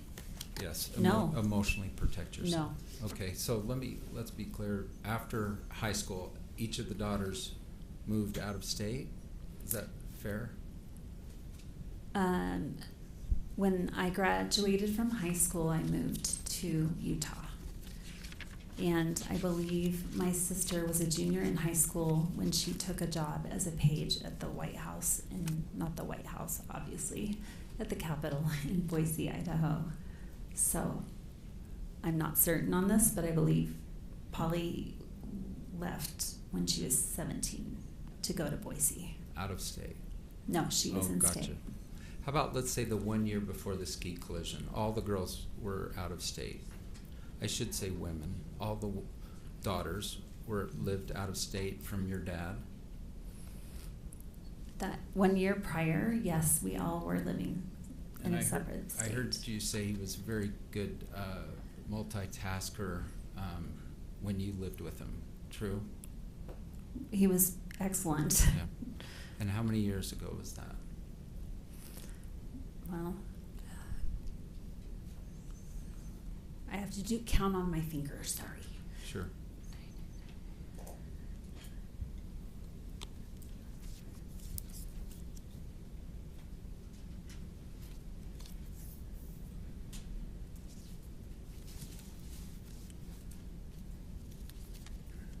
$30.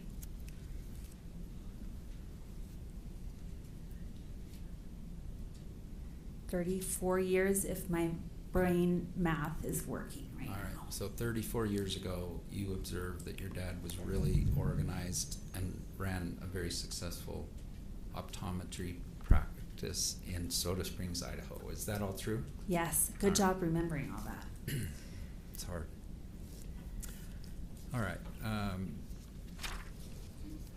He was not, at the time of the ski collision, running a successful optometry practice. Is that true? That is correct. All right. And in fact, he had retired many years earlier. Well, you tell me how many years. I don't recall Over exactly 5? when. Probably. I'm not certain on the date, so I can't tell you. But it feels like he's maybe been out of practice for 10 years. Right. That's my thought too. It's kind of 2010-ish or thereafter. Sounds about right. You can talk to my dad. He will know. And part of the reason he retired was because he lost vision in one eye. Do you agree? No. Okay. Would you be surprised if he told me that in his deposition? Would I be surprised? Yeah, I guess so. All right. Do you recall him being in a major dispute with his business partner when he left his optometry practice?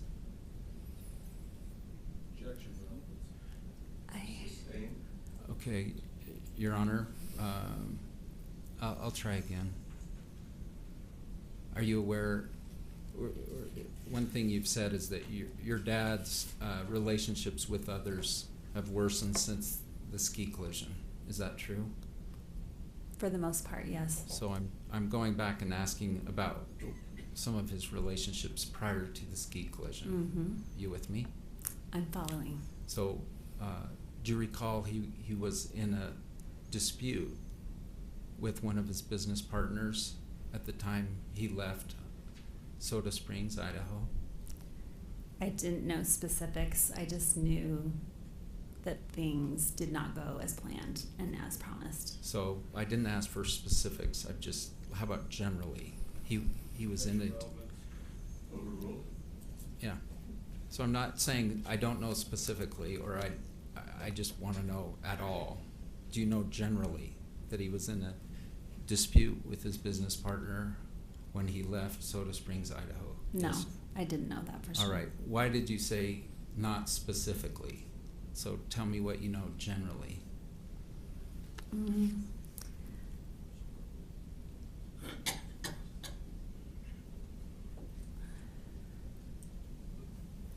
I don't know enough about what was happening to make any sort of judgment. Tell me what you know.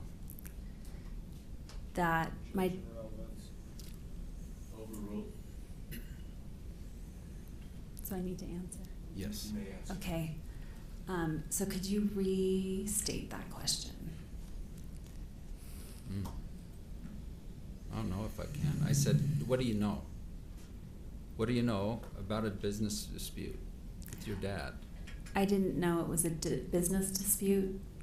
I knew my dad was having troubles with Mr. Brown, and I didn't know much more than that. Do you recall he actually wrote a letter to the editor in the Soda Springs, Idaho newspaper? Do you recall anything in that regard? No, I did not. Overruled?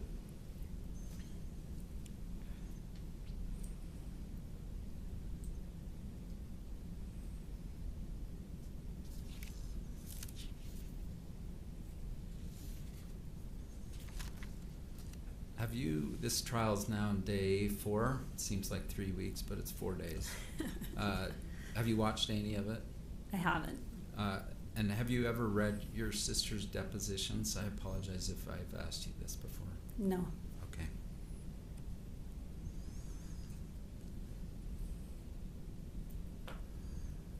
Are you staying with your dad literally like last night, tonight? He is running a VRBO, yes, and I am staying with him. He's got great reviews, 5-star reviews. Are you saying he personally or the place you're renting? I'm trying to be funny, and it's not coming across as being funny. No I'm staying with my dad. He's letting me stay there. No problem. Okay. All right. The GoPro email, we're getting sick of looking at it, so I'm not going to pull it up. Yes, you're right.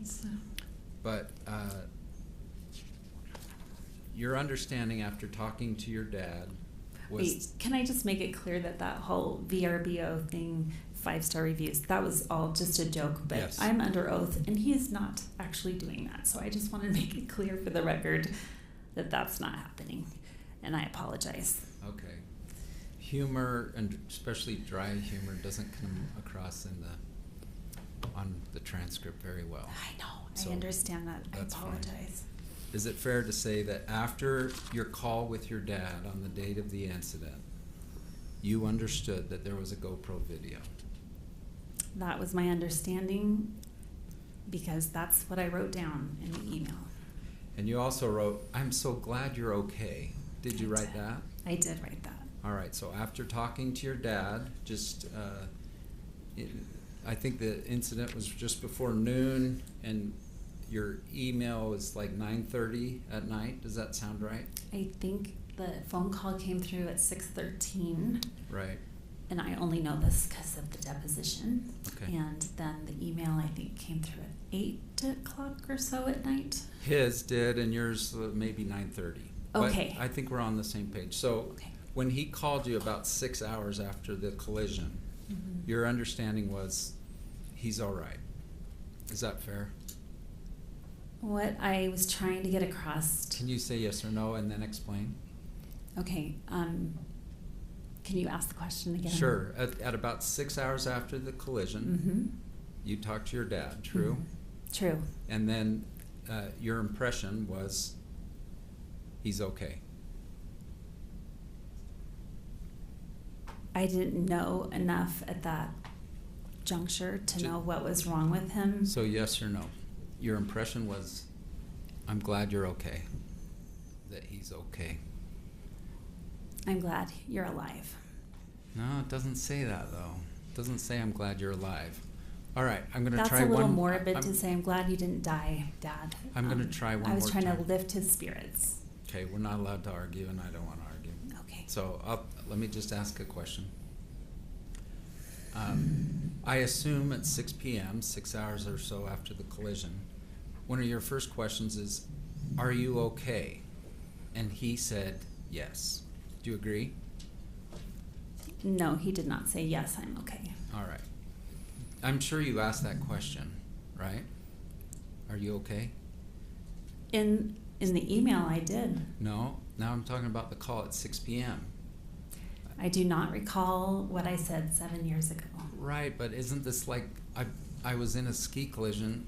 Isn't your very, very first question like, are you okay? Oh my gosh, what happened? Right? Are you with me? one of your very first questions is, "Are you all right?" Isn't that true? I may have asked him that question, and he said, "I really got my bell rung. I can't think straight, and it hurts when I breathe. I get a stabbing sensation in my ribs." I don't want to be hyper technical. This is why people don't like lawyers, but I think earlier you said, "I rung my bell." Is that what he said? Not I rung my bell. I really had my bell rung, or something to that effect. Okay. I really had my bell rung. We'll go with that in just a minute. Now, do you want to, should we pull up your deposition where you say, "I'm shocked. I was shocked to hear that he's asking for $3 million because I thought it seemed like a lot of money." Should we pull that up, or are you going to concede that statement? If it's in the deposition and I said it, then I trust you. Well, that's nice of you. Thank you. I accept your trust. But I can't testify. Mm-hmm. So if you dispute it, we're going to pull it up. And Okay. if you don't dispute it, we'll move on. Let's move on, because I trust that what you have in the deposition is what I said. All right. Separate from the ski collision, everything, did you ever think to yourself, all right, Dad's going to get older, and then he's going to need more help? So throw out the whole ski collision. Mm-hmm. As Dad gets older, he's going to need more help. So overruled? Go Did ahead. I ever think about it? Yeah. My dad, prior to the accident, is very young and agile and active, and I just never thought about I didn't think that far in the future. Oh. To know about, I guess it's inevitable that we all get old. I have a 102-year-old grandmother that just went to the rest home. But at that point in time, I had never thought about my dad's, what will happen in the future for my dad. I just thought he would live forever. For instance, well, that's not a healthy thought, though, is it? You're right. It could be disappointing in the end. It's always going to be disappointing if you think my dad's never going to die. Isn't that true? Setting myself up for failure. Is the 102-year-old, by the way, is that on your mom's side? That is. Yeah. She's my Native American link. Now, your dad had two unhappy marriages that ended unhappily, ended in divorce. Do you agree? I can't agree to that. Not the way you stated the whole question. All right. Did he ever? He did have 2 divorces. Well, do you know any event where actually police were called with the second marriage? Do you know anything about that? No, I do not.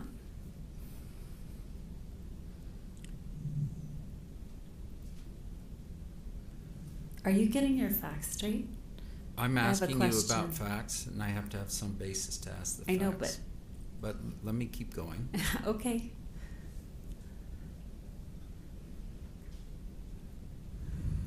Would your dad send you emails? You don't care about my side of the family.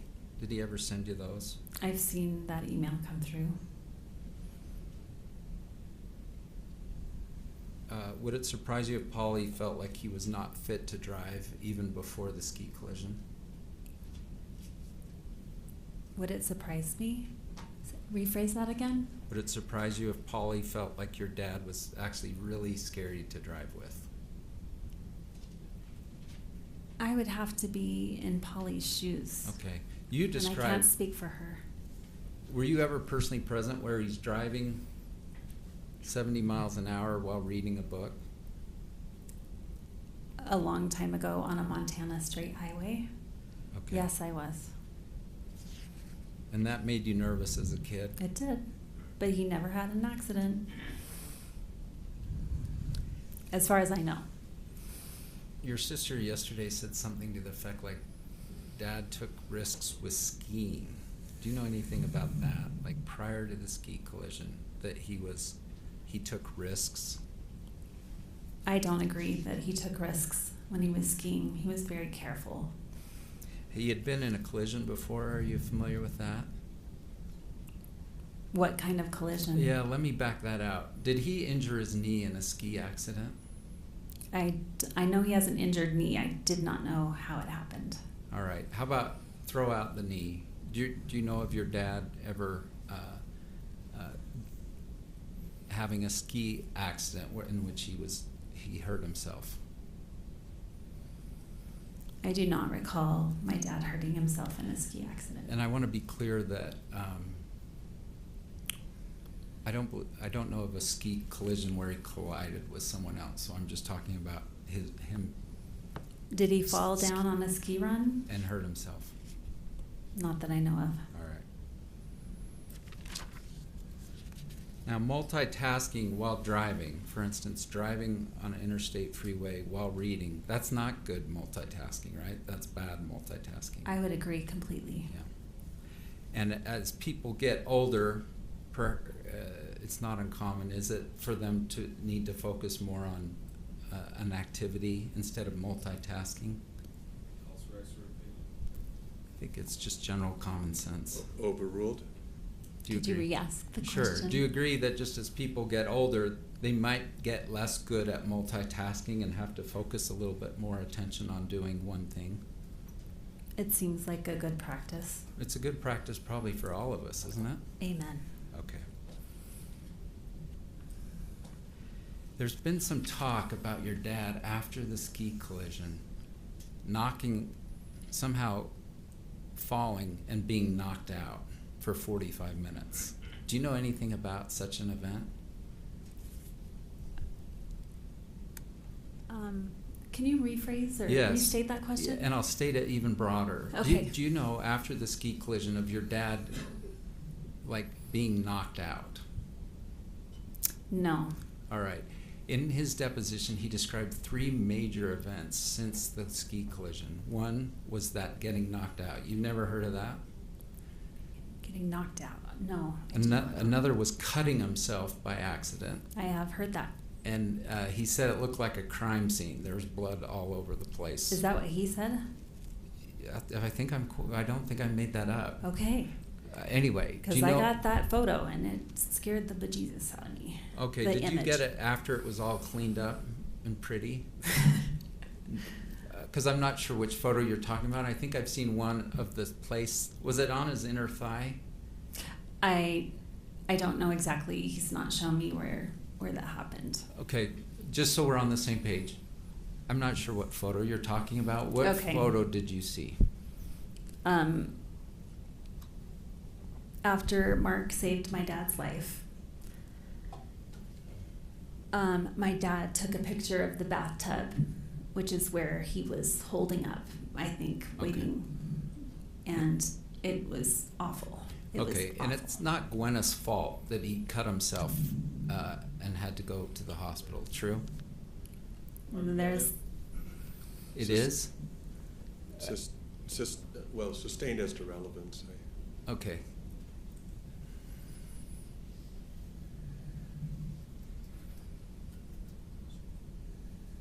The third major event your dad described to me was an accidental overdose of his own medications. Do you know anything about it? Yes, I do. And they had to administer Narcan to reverse the opioids in his system. That's true. And are you blaming Gwyneth Paltrow for that?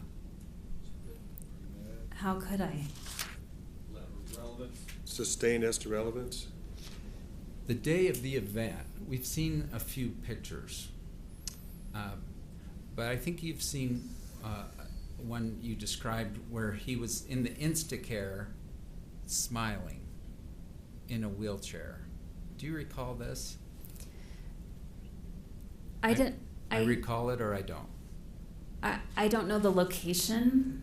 I do recall seeing my dad with a smile that I've never seen on a person's face before. And that was the date of the incident, right? I don't know. I don't have a recollection of when I got that or what day it was. Well, you brought it up when we were quizzing you about your memories. And a picture of my dad in a wheelchair with a big smile, right? You Yeah, recall cheesy, not him smile, yes. that?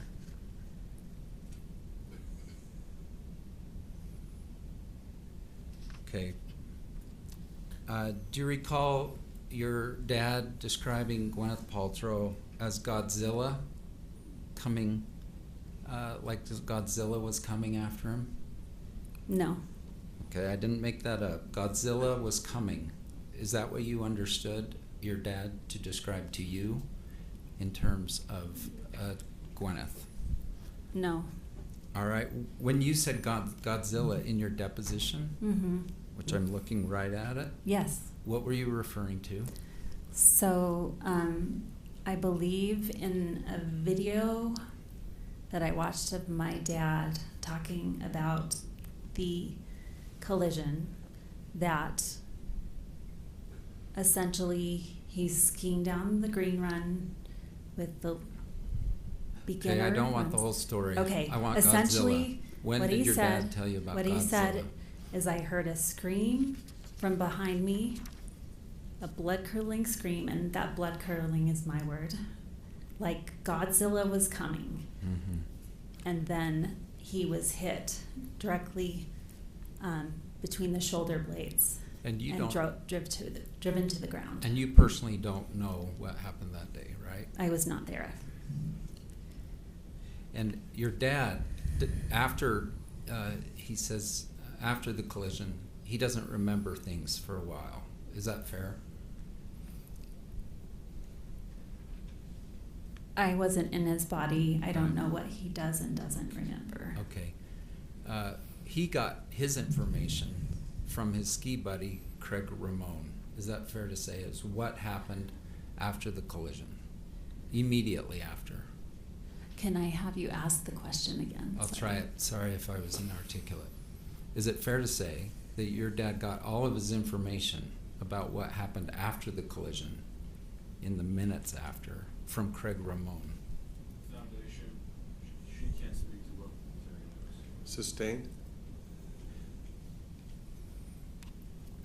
When you said you saw a video of your dad, that was at a press conference he held. Is that true? I don't recall. It's a long time ago that I Did your watched it. dad, sorry to interrupt you, were you done? I am done. Did you tell me that your dad was not used to Googling his name and having lots of search engine results come up? Well, that's Overruled? Did I tell you that? Right. Can you say that again, please?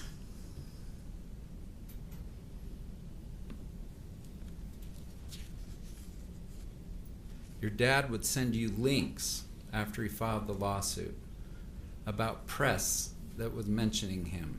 Do you agree? He would keep me informed of what was going on. And he kind of thought it was cool that his name was in press. Do you agree? I don't think he said that it was cool.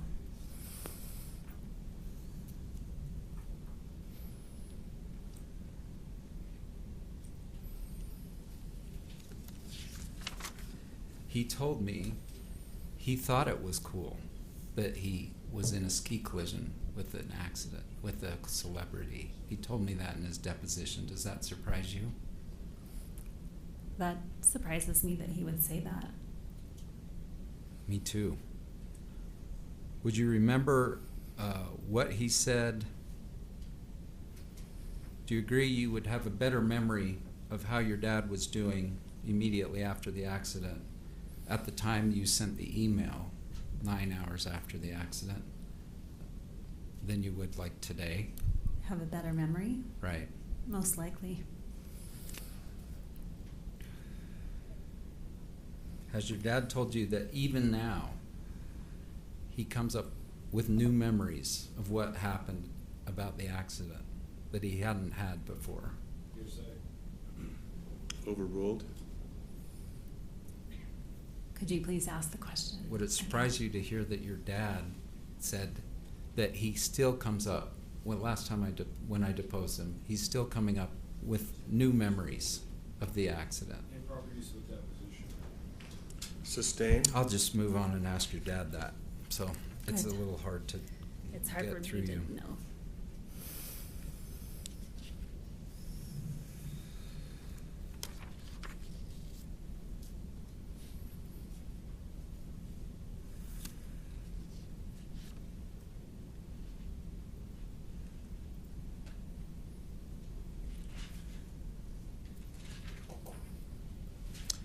When your dad wrote "I'm famous" as his first, that was his, I guess the call at 6:30ish or something, and then an email at 8 or so, right? Those were his first contacts with you. I can't remember the order. I think we determined the phone call happened first. Right. And from that you got "he's okay," and from the second one he wrote "I'm famous." Fair. Those were your first two contacts with him after the collision. I can't remember exactly without looking at the deposition, and you guys figured that out for me. You mentioned that your dad was an extrovert, and does that generally mean he likes people, he's outgoing? He gets energy from being around other people. But also he likes attention. You told me that. Is that true of your dad even before the ski collision? That's an answer. Sustained? Thank you, I forgot that. He likes to look, even before the ski accident, he liked to always look the best he could when interacting with others. He took some pride in that. He took good care of himself. And have you seen in your dad some measure of pride as his limitations, physical and mental limitations, have increased with aging? I'm having a hard time understanding your question. Sure. You understand generally with this concept of as people age, there can be limitations imposed on them physically and emotionally. Is that fair? As a person ages, that's correct. All right. And have you observed in your dad, separate from the ski collisions, some measure of sort of loss of pride as those things have occurred? We're talking about before the ski accident, correct? Sure. Yes. No. All right. Did he consider himself like, I'm never gonna grow old, I'm gonna be as active as I ever was?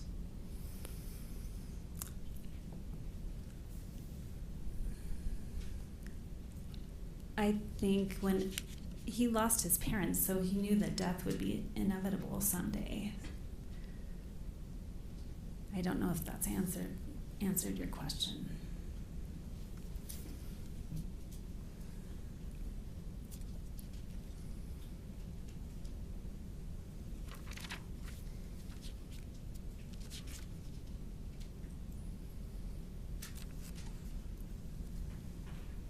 My staff tells me I'm getting long, so I'm gonna try to move this along. I do have a plane flight to catch too.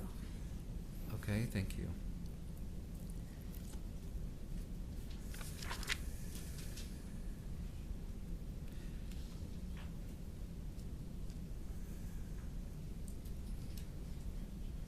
Do you believe your father has a clear recollection of who hit who in the ski accident?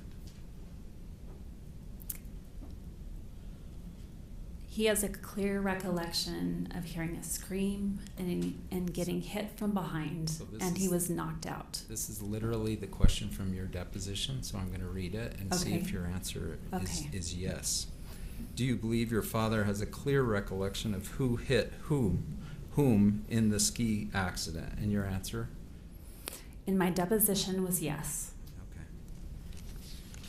And would it surprise you if he takes the stand in like 2 hours and says, no, I don't? I Would have that to be surprise honest. you? When would it surprise you? If he contradicts you in like 2 hours. Actually, as I reread my deposition, I thought, you didn't even answer that correctly. Of course he doesn't know who hit him because he got knocked out. But So that was your belief when that I was did my question. belief at the time, and I was like, I didn't read that question or hear that question correctly. And you did have an opportunity to make corrections to your deposition, did you not? I did. And you did not make that correction. I actually Did took. you make that correction or not? I made the corrections and Did you? I did not submit that in time because I was told by my dad's attorneys that that will be a red flag and to just drop it. And I did not submit that revised. So did you make other corrections to your deposition that your dad's lawyers told you not to submit? I had made, Yes or no? did Did say you that make again. other corrections to your deposition that your dad's lawyers told you not to give me? Yes or no? I made corrections. The answer is yes. It's not as simple yes and no. Well, I'm not happy if you made corrections to your deposition that were never sent to me. So I'm wondering, you made corrections to your deposition and you gave them to your dad's lawyers? Is No, that I did true? not. I did not give them to my dad's lawyers. Can I rely on your deposition here? Can you rely on it? At the moment in time, I believed that my dad knew who hit him. As I reread it later at home, I thought that you answered it wrong, Shay. All right. So What are some other corrections that you've made to your deposition that I've never heard of until this I moment? can't remember. I think one was that they kept calling Zakia Jackie. Some mostly were just minor clarifications. Do you understand why I might be a little irritated in hearing that you made changes that I never got? Yes, no one got them. They never got submitted. Your dad was a workaholic, is that fair? Later in my life, he became a workaholic when my parents' relationship was not as good as it used to be. Your dad, prior to the ski collision, forgot to tell you that he loved you very much. Do you agree? I'm going to have you restate that. These are your words. Your dad forgot to tell me that he loved me very much. Is that true of your dad prior to the ski collision?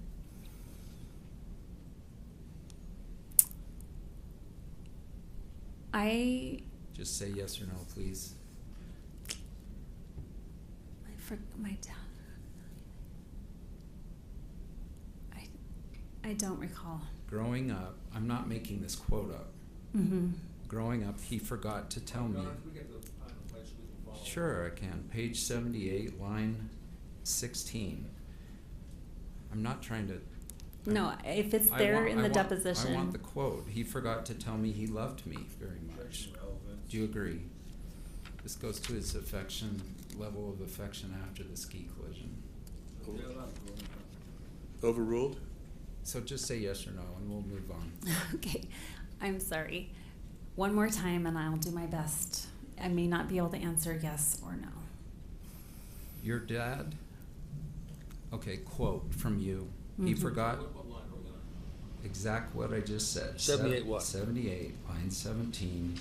He forgot to tell me he loved me very much. Did you say those words? Yes. Okay. Well, Your Honor, could she read the whole sentence? You just cut off half Maybe a sentence. that could be helpful.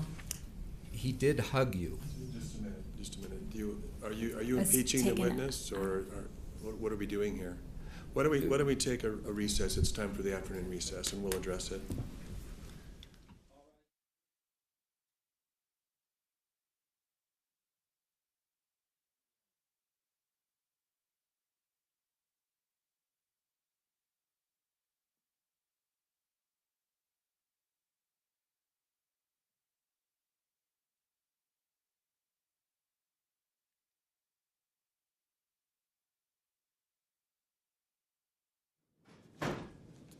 All right, take a quick break.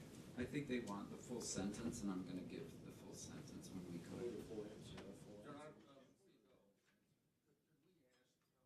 He's got here because, totally reasonable. Let me see. I mean, this has gone way beyond the scope of direct. Well, the scope of direct is not limited by time, it's limited by topics. We were 25 minutes. Certainly less than a half hour. Half an hour? Less than. Oh my gosh. What time do you need to leave? Your flight is at 5:30? So when do you need to leave? I'll let you work that out with the lawyers. Yeah, Thank you. right now.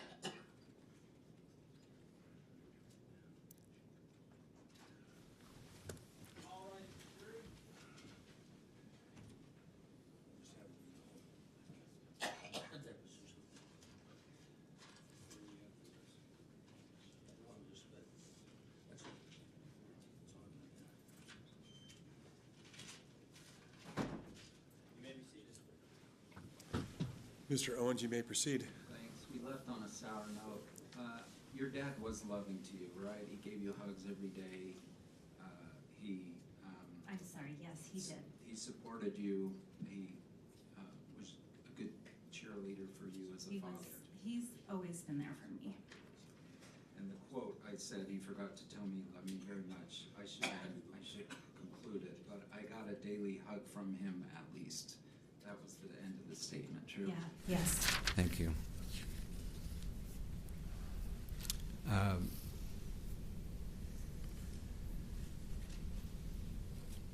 Did you tell me earlier in your deposition that your dad was well respected in the community until he had the point of an affair? Objection, relevance, overruled. Go ahead. Did I tell yes you or that? no? Did you tell me your dad had an affair and he was respected in the community until that point, and then he was not? I did tell you that.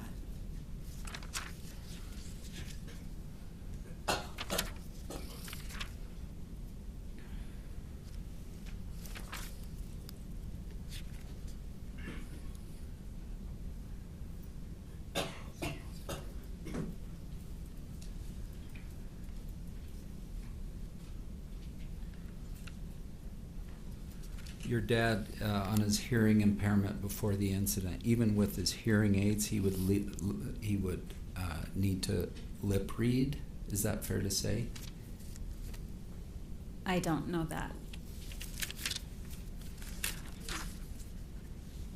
My client tells me to land the plane, and so I am quit. I'm done. Thank you. Thank you, counsel.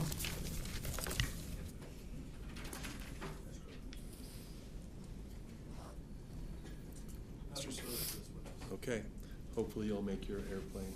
Thank you. All right. We don't have any reason to call her back then, Your Honor. Does the defense have any reason to call her back? No. Okay, so you're completely released from any legal obligation here. Thank you. You may call your next witness. Thank you, Your Honor. We'd like to call Gwyneth Paltrow. Thank you.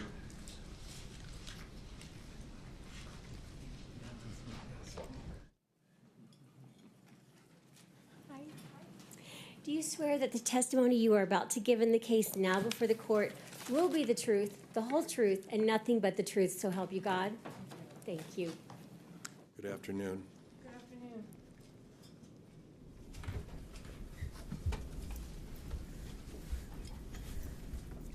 Put that there. Seems like evening, doesn't it? I've been inside all day. I have no idea. You and me both. Could you state your name and spell it for the record, please? Yes, my legal name is Gwyneth Kate Paltrow Falchuk. That's Gwyneth Kate Paltrow Falchuk. Great, thank you. May I call you Miss Paltrow?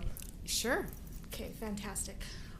As you've seen the last few days, we always have the witnesses give background information, tell about yourself, etc.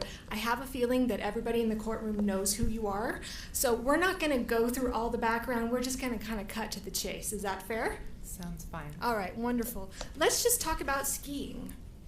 My understanding is that you are pretty much an intermediate type skier. I would characterize myself as intermediate. Okay, you've been skiing since you were a child. I have. Okay. Do you do black diamonds, blues, greens? I'm not really a skier, so you've got to kind of help me out with this. I prefer to do more blues than blacks. Okay, and blue is intermediate, right, under black? Yes. Okay, and the bandana run where this accident occurred, it was a green run? Yes, to my recollection. Fantastic. So as an intermediate skier, would you say that you skied enough to at least be familiar with the rules of skiing? I think so, yes. All right, and what are those rules? I think, use common sense, ski safely, be aware of other skiers around you. Okay. What about skiing in control? Is that something that you need to do? Yes, absolutely. You have to give the right of way to those who are downhill. Yes. Okay. You also have certain responsibilities if you're in a collision. Is that fair? Yes, which I learned more about post the collision. I bet. You've probably been hit over the head with all of that information since the time, right? Indeed. Okay. So let's talk about those things. Did you know the rules at the time of the collision that if you're in a collision with someone, you need to give your name and information, contact information? So because I was hit by Mr. Sanderson and he was at fault, I assumed that Eric, who was our ski instructor, who was there at the time, who was overseeing the event, he said, I'm going to leave all of your information. And he said, you should go ski down because my kids were waiting for me.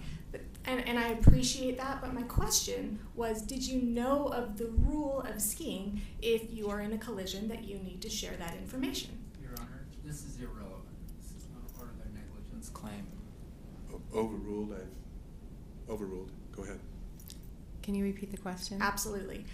At the time of the collision, were you aware of the rule that if you're in a collision, you need to share your name, your contact information with the person that you're involved in a collision with? I don't think I was aware of the rule. Okay. Were you aware that there is kind of a rule of common decency to do that? I would not have left the scene without leaving my information, and my information was left. Did you provide that information? No, Eric Christensen, who was the ski instructor with us, said he would leave all the information. You don't know if he did or did not, though, do you? You weren't there when he did. Well, subsequently, I know that he did. I'm not asking that. I'm asking when you were there at the collision, you didn't ensure that it was given. You weren't there when it was given. I was not there when it was given. All right. And it's also, I think you even admitted in your deposition that it's the rule of common decency to make sure that everybody's okay, exchange information, and to follow those skiing rules. Is that fair? Yeah. Okay. All right, so let's talk about that day after I get a drink. Okay. I'll have one as well. Do you have water? Oh, you have some I water. do, thank Okay, you. Great.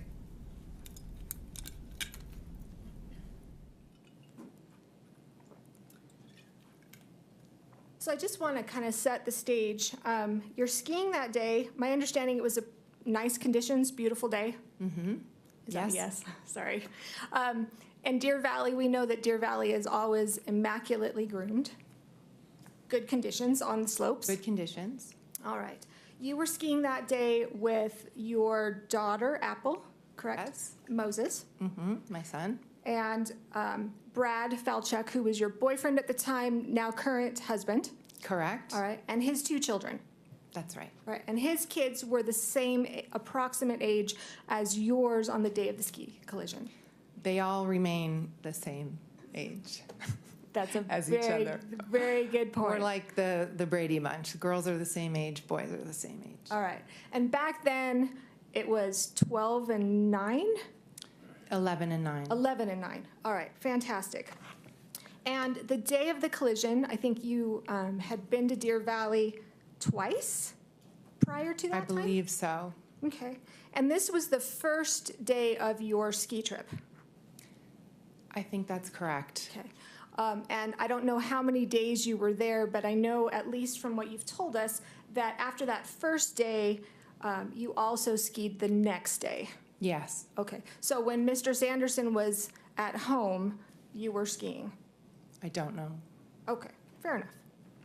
So the children, all 4 of them, had lessons during that trip? That's right. Okay. Would you agree that those lessons were fairly expensive? They were. Okay. Do you remember about how much they were? I would have to check. Whatever the Deer Valley rate is what we paid. Okay. Let me know if this is about right. At least from what I saw in your deposition, the total bill was around $8,980. Does that sound about right for 4? I think that misstates the evidence. I think that was for both families. For 4 kids. I would honestly have to check. Okay. All right. That's fine. But it's very expensive. Very expensive. Very. Right, and then tips on top of that. Yes. Okay, and I'm assuming, and you're under oath here, that you're a good tipper. Yes. Okay, fantastic. I wouldn't expect anything less. All right, so let's talk about your daughter, Apple. She was 11. She was? Okay, and her instructor was Carrie Oakes. That's correct. All right, and Apple at the time was a good beginner. Yes. Okay. And your son, Moses, he was 9 at the time. Yes. And he was more so of a real beginner. Yes. All right. And his instructor was Eric Christensen. Correct. Okay. And I think both Carrie Oakes and Eric are coming next week. I believe so. All right. Fantastic. So 3 days ago, can you believe it's been only 3 days? No. Me neither. So 3 days ago, Mr. Owens, in his opening, talked about risky behavior, risky skiing. And he made mention that, you know, of course, Ms. Paltrow was not skiing recklessly, not taking any kind of risky behavior because her children were there that day. Do you recall him saying that? I think it does misstate my testimony, but Well, it wasn't testimony that you stated. my argument. Can you answer the question?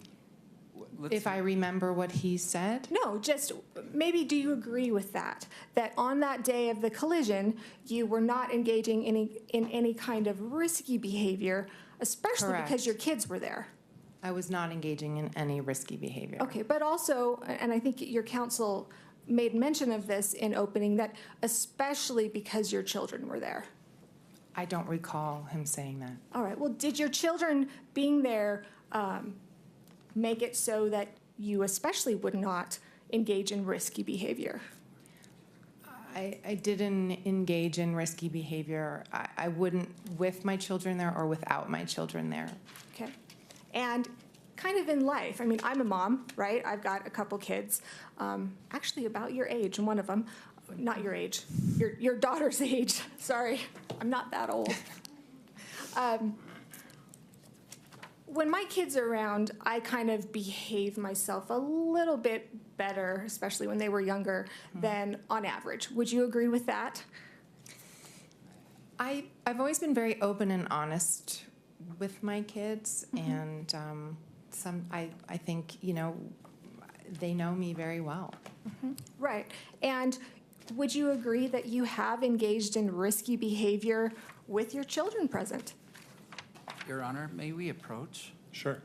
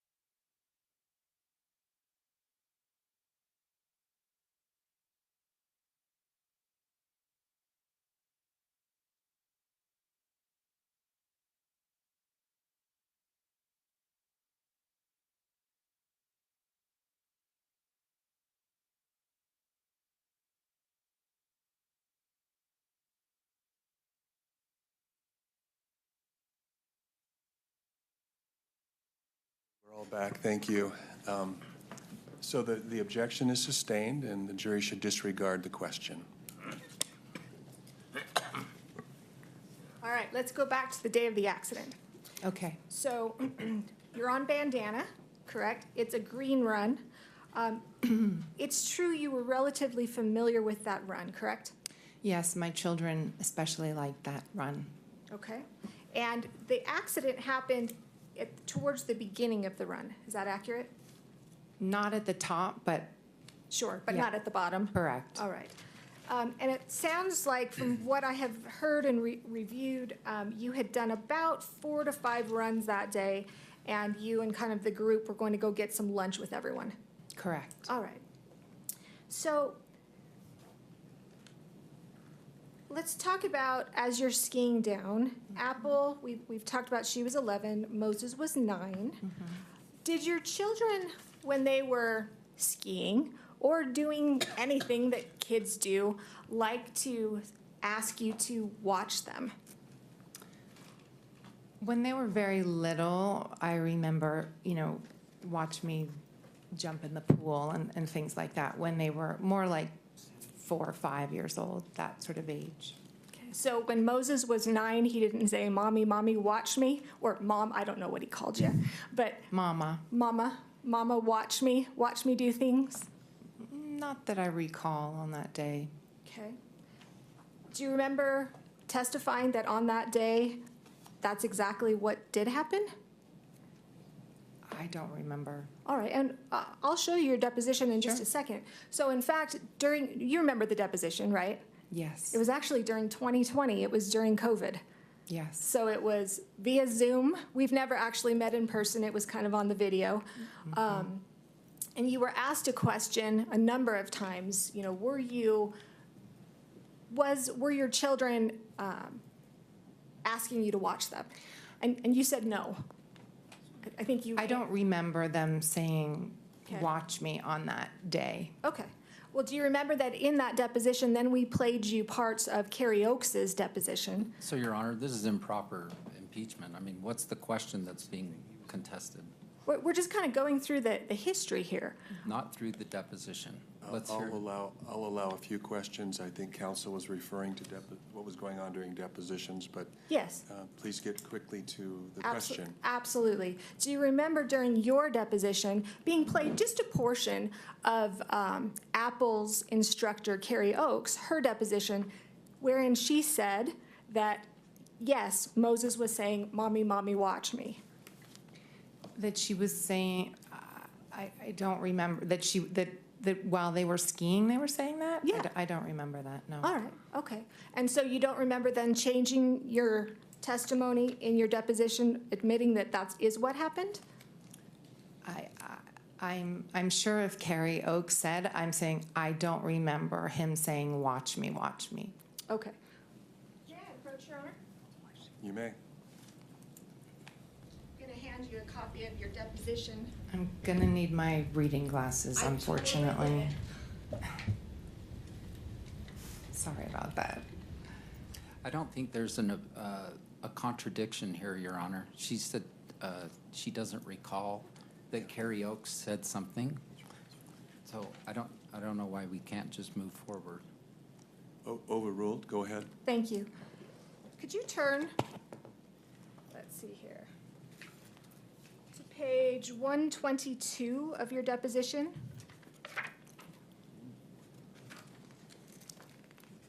Yes. Okay.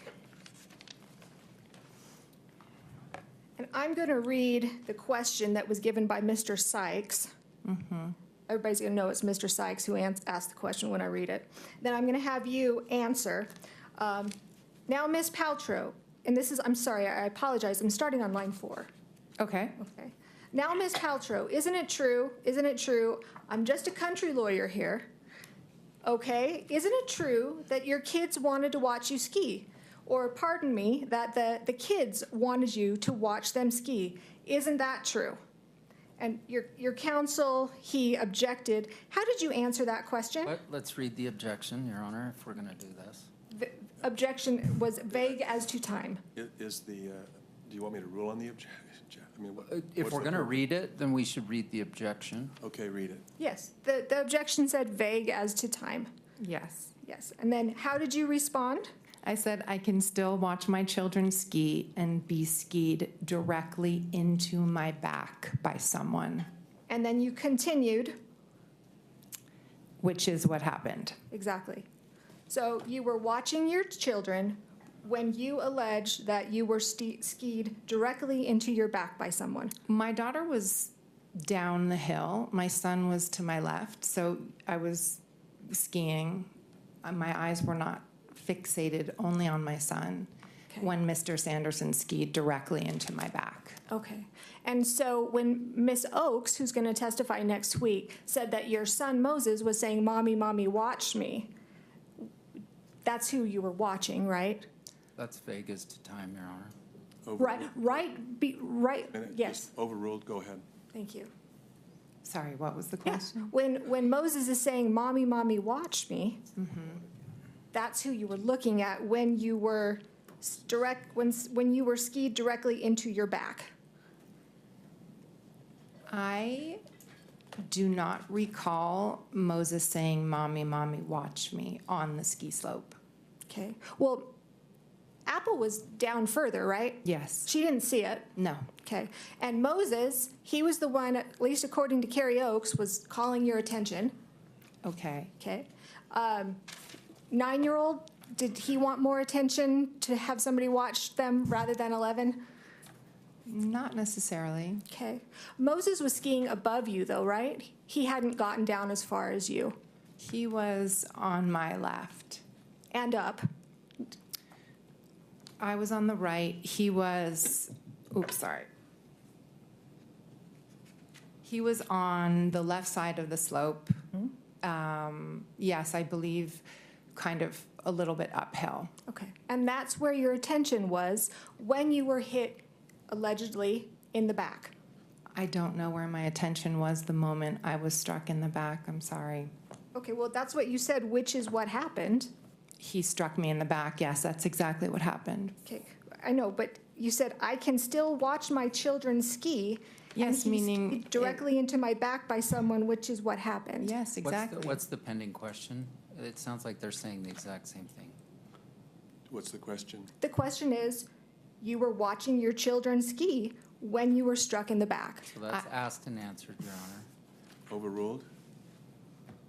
I was skiing and looking downhill as you do, and I was skied directly into by Mr. Sanderson. And your 9-year-old son, you will admit, was on your left and up a bit. To my recollection. Okay. All right. And Carrie Oakes is the one who says that he was the one calling your attention. You'll have to speak to Miss Oakes. We will. All right. So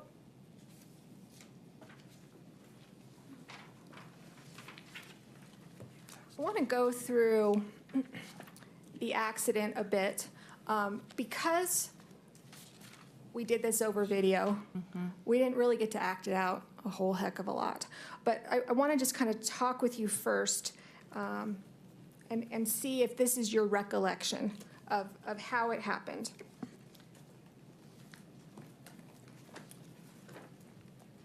Your Honor, I think this is improper. She should just ask her what happened. Then if she testified contrary to that earlier, then she cross-examines her with the deposition. And what's the objection? Improper use of deposition testimony. It's a party. Under Rule 32, it can be used for any purpose. You may proceed. Thank you. You were going along relatively slowly. Is that fair? Yes. Okay. I'm just going to kind of ask you a couple questions. So let me know if anything I say is not accurate. Okay. Okay. So you're going down relatively slowly when all of a sudden you heard a strange rustling noise behind you. Yes. Okay. And you felt like a rush of air in a strange way. Yes. Okay. And 2 skis slid in between my skis. That's correct. And all of a sudden, there was a body from the whole front of a body pressing into my back. That's right. Okay. Like, we'll talk about this in a minute. And there was a man behind me pressing into me How did you know it was a man? Because he was making some strange noises that sounded male, and he was large. So I assumed it was a male. Okay, he was large? I felt all my back Okay. pressing. Okay. All right, there was a man pressing behind me, pressing into me. I was extremely upset. Well, I was confused at first, and I didn't know exactly what was happening. It's a very strange thing to happen on a ski slope. And then I agree. and I froze, and I would say I got very upset a couple seconds later. Okay. Let me just continue on here. I just want to make sure that I got this all right. I didn't know if it was an intentional assault of a sexual nature. Right. Okay. Was he grinding and thrusting or something, or just the noises? What made you think it was a sexual assault? So that was a quick thought that went through my head when I was trying to reconcile what was happening.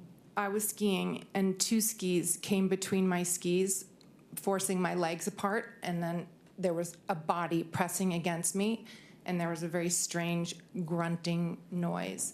So my brain was trying to make sense of what was happening. I thought, is this a practical joke? Is someone like doing something perverted? This is really, really strange. My mind was going very, very quickly, and I was trying to ascertain what was happening. Okay. I think you said, I didn't know if it was an accident, but he was groaning and grunting in a very disturbing way. Yes, there was a sort of groan coming out of his mouth. Okay. Then you said, I froze. Yes. We kept skiing. Right. We went to the right. Yes. We came crashing down together. That's right. Okay. You said this man was behind me on the mountain. My knee and our skis were still sort of tangled up. Mm-hmm. Yes. Is that yes? Yes, sorry. Okay. Our bodies were almost spooning, and I moved away quickly. Yes. And my knee splayed open, and I was completely in shock. Yes. Okay. All right. I'm going to stop there. Okay. And if the court and Ms. Paltrow, if you don't mind, since, again, when we did this over Zoom, would you mind stepping down and us kind of acting this out a little bit so I could get a good feel? Let's see, can we approach Your Honor? Sure.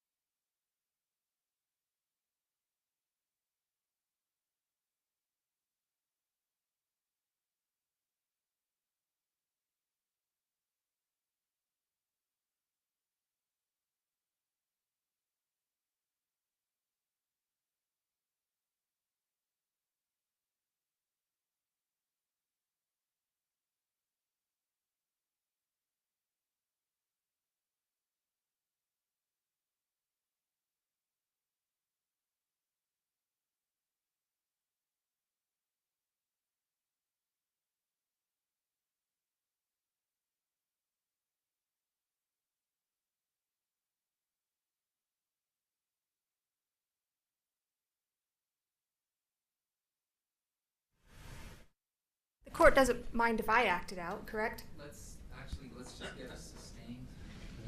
Yeah, the objection was sustained as requested, but, you're welcome to move around the courtroom. Wonderful, thank you. Do you have a microphone? Yes. Testing. Okay, Ms. Paltrow, so your counsel doesn't want you to come down, so I'm not Your going to ask Honor, you to come down. that's inappropriate. The judge sustained the objection, so she shouldn't comment on what I want. It's what the judge wants. The objection was sustained.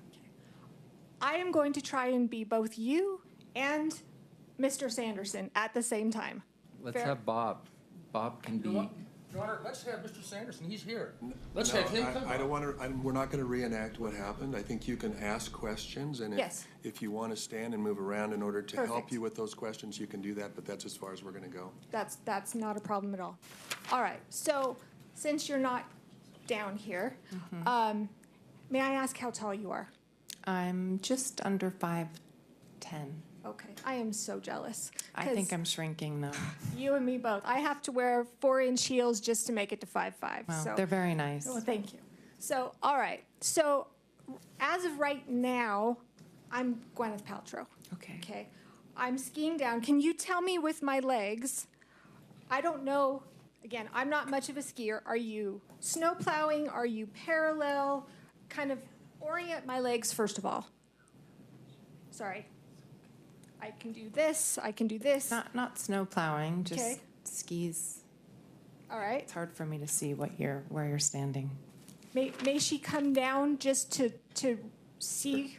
You can. Is that go to where okay? you can see better. You can walk further forward, Ms. Van Oh, Orn. sure. Great. No problem. All right. So,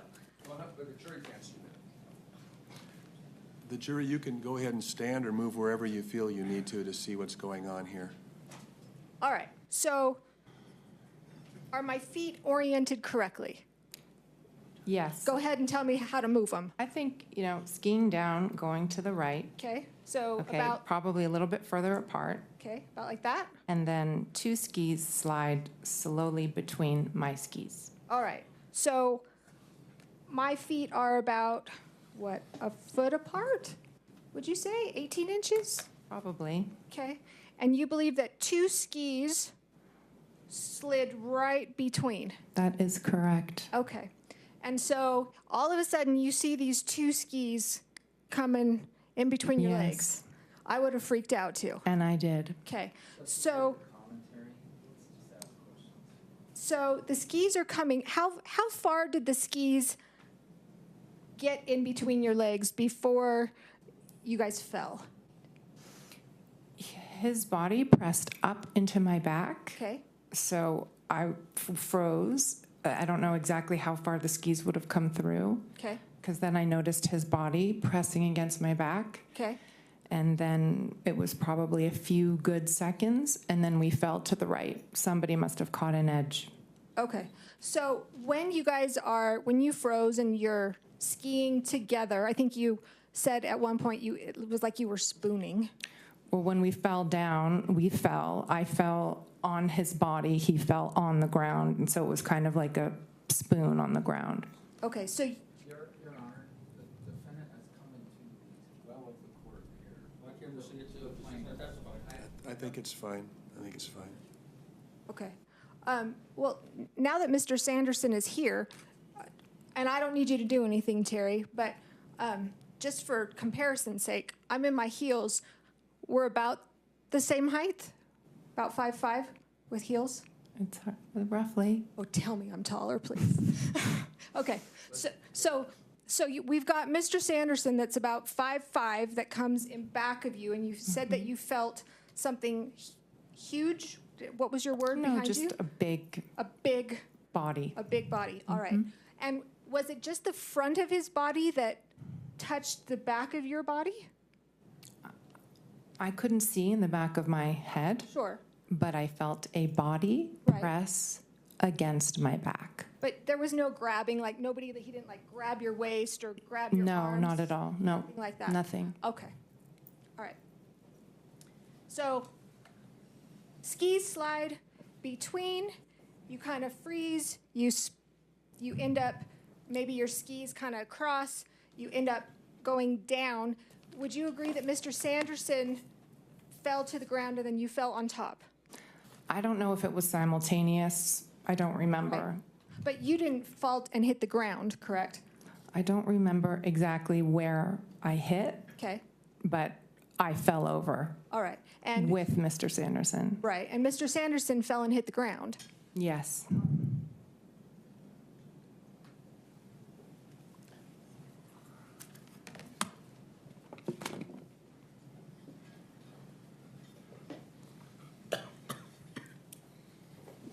All right. So going back here, you guys are on the ground.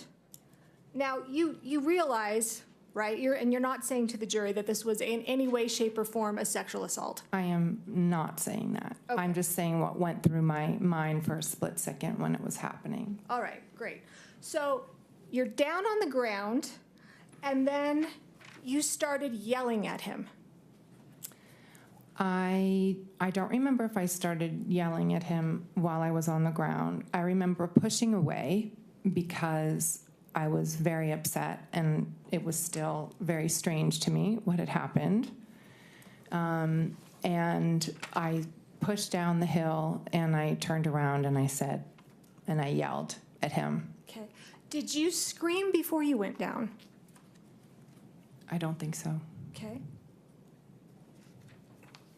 So if others heard a scream, you wouldn't, that wasn't you? No, I froze. When he slid between my skis, I absolutely froze. And I don't remember yelling or screaming until I was very angry at what had happened. Okay. And so you guys are on the ground, and then you said to him, I think you don't know if you were up or if you were still on the ground, but he was still on the ground, right? Yes. When you said, "What are you doing?" Yes. Okay. Like, why did you do that? Yes. And he said, "I think you skied into me." Yes. And that's when you were furious and said, "You skied directly into my effing back at the Sorry. top of your lungs." Yes, I did. Okay. I apologize for my bad language. And well, in fact, you were screaming that so hard, you were worried that Moses was hearing you. Yes. Okay. And after you were screaming to him, isn't that when Mr. Sanderson said, "I'm sorry, I'm sorry"? He said, I said, "You skied directly into my effing back." And he said, "Oh, sorry, I'm sorry." Right. And that was you screaming at him while he's on the ground still, right? I was yelling at him. Pretty loud, pretty forceful. I was pretty upset. Right? You're Yeah. small but mighty. Actually, you're not that small. So when he said, "I'm sorry, would you agree that he kind of mumbled it? Yes. Okay. All right. And then you remember Eric came over, Eric Christensen. Yes. Who was Moses's instructor. Correct. Okay. And that was when you were concerned that, oh gosh, Moses is close by. He's hearing me yell obscenities at this man. Which is not my custom. Right. And I think you said that. And at some point, the man stood up and we were all sort of talking. Yes. What conversation did you have with Mr. Sanderson standing up? I wasn't having a conversation with him. Eric was helping him up and asking if he was okay. Okay. Eric eventually yanked him up, right? He pulled him up. He helped him up. Okay. He didn't get up on his own accord. He helped him. And were you still standing right there when he helped him? I believe I was, yes. You sure you hadn't skied down a little bit? I might have skied down a little bit. My son was down a little bit, and my now husband came over at some point. Okay. So I remember moving away from Mr. Sanderson after he collided into me and we hit the ground. Okay. And do you remember, we've heard from Craig Ramone, he was the first individual who testified. Do you remember him coming to the scene? I do not. You don't remember him at all? No. You don't remember him being there or asking you, "Are you okay?" I do not. Okay. You don't remember him asking Terry if he was okay? I don't recall. All right. And then I think what you've said is Eric told you, I'm going to handle this. And that's what I think you've said people do. They handle things for you. I don't believe I said that. You've never said that? I believe what I said was in the acting world, that's a world of representatives. So you have an agent who represents you. And so if they say, you know, I'm going to provide information, you allow somebody to represent you. So when Eric, as an accredited Deer Valley ski instructor, said to me, I'll fill out the paperwork, he knew also that my daughter was at the bottom waiting for me to come for lunch or at the lunch place.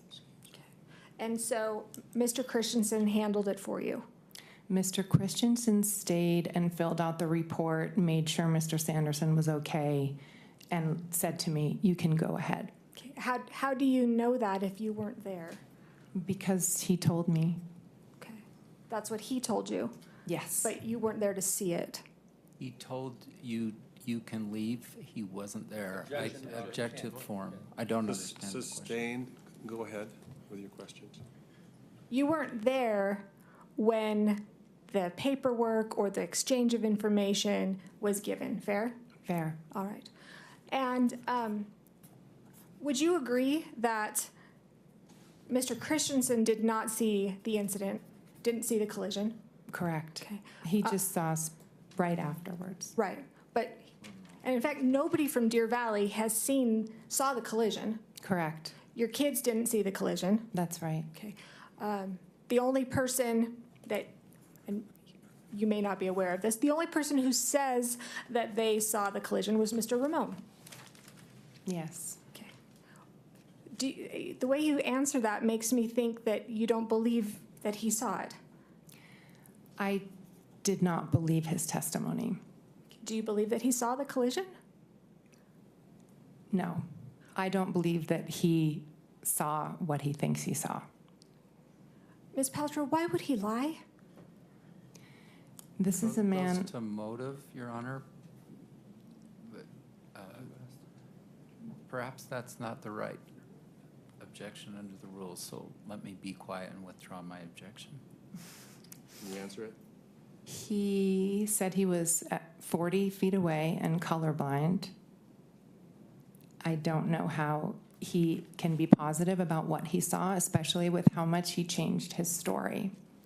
Well, what does colorblind have to do with anything? My husband's colorblind. We tease him all the time that he can't tell red or green. But what does that have to do with not seeing who hit who? Well, if you have two people in ski gear with helmets on and you're 40 plus feet away, I'm not sure how you can discern who is who. Okay, well. And I can tell you that he didn't, because Mr. Sanderson categorically hit me on that ski slope, and that is the truth. And I'm sure that that's what you believe. I'm not saying because it's the truth. I'm not saying that. Let's get a question. So you and Mr. Sanderson, if you're almost 5'10", Terry's 5'5", pushing it. Your Honor, that's facts not in evidence. Counsel, you'll have an opportunity to redirect or to direct examine, so go ahead. If you two stood next to each other, do you think that somebody would confuse the two of you? I don't know. I'm telling you what happened. Okay. All right. So you're screaming at Terry, worried that Moses hears you. You admit that you were shaken up. Yes. Okay. You don't recall Mr. Ramon being there? I do not. Or asking you if you were okay? I do not. Did anybody ask you if you were okay? I remember Eric Christensen asking me if I was okay, and Brad, my now husband, asking me if I was okay. Okay, and when you talked to Brad, he was down further, right? Down with Yes. Moses. So none of that took place where my client was. He came over to me after the fall. Okay. And I just want to make sure you don't have any kind of medical training. No. Okay. You don't know what injuries Mr. Sanderson did or did not sustain in the accident? I do not. Okay. Are you aware now that you've sat here the last 3 days that he did sustain 4 broken ribs? Yes. Okay. Aware that he sustained a concussion? Yes. Okay. Are you aware that he had to be taken down on a toboggan? So we should be clear, like, does she know as a result of this testimony, or does she know personally? Would you clarify your question? Yeah, sure. How did you learn that he broke 4 ribs? Through all of this.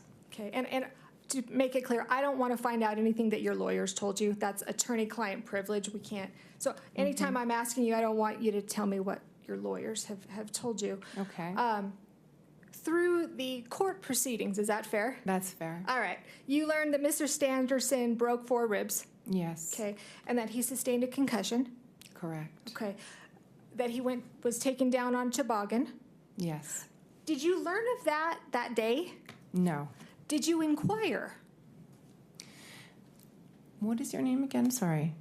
Kristen? Yes. Sorry, I was going to say, Kristen, It's all right. I think you have to keep in mind when you're the victim of a crash, right, your psychology is not necessarily thinking about the person who perpetrated it. So the answer to my question is no, you did not I inquire. did not. Okay. Did you ever ask, hey, how was that guy that ran into the back of me? Is he okay? Did you ever ask anybody from Deer Valley about that? I did not, because at the time I did not know that he had sustained injuries like that. I thought it was very minor on the day. And you didn't stick around long enough to find that out. I stuck around long enough for him to say he was okay, to stand up, that he told Mr. Christensen he was okay. And when he was helped up by Mr. Christensen, again, you weren't right there. You were down a ways. Just a few feet down, yes. Could you tell if Mr. Sanderson was still dazed or unsteady on his feet? I could not. I don't know. Okay. And again, you didn't leave your name, address, contact information. You didn't fill out any paperwork in connection with this accident. Eric did on my behalf. Right, but I'm asking about you personally. So it has been asked and answered. Sustained. Okay.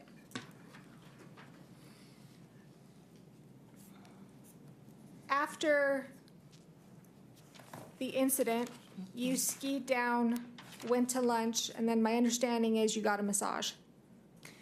So after the accident, I met all the rest of the kids at lunch. We all gathered, we had lunch, and I still felt very shaky, and my knee was bothering me, my back was bothering me, so I decided to go in early and get a massage. Okay.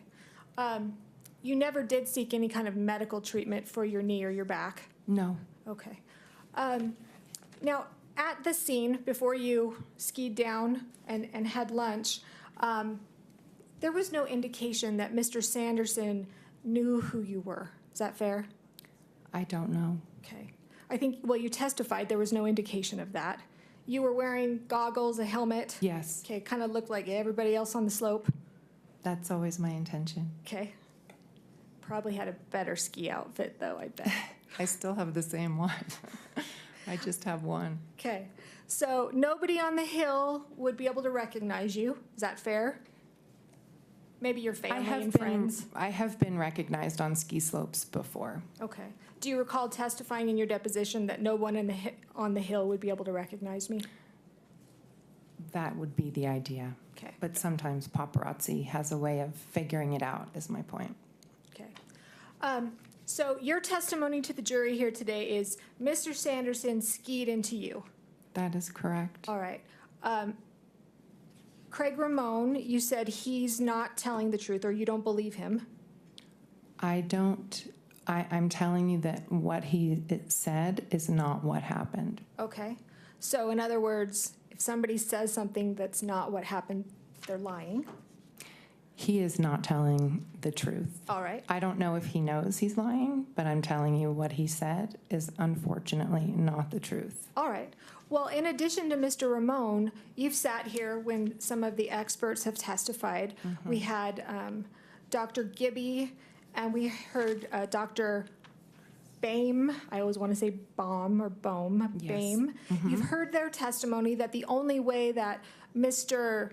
Sanderson's ribs could have been broken where they were is that if he was hit from behind. You disagree with that? I think it misstates their testimony.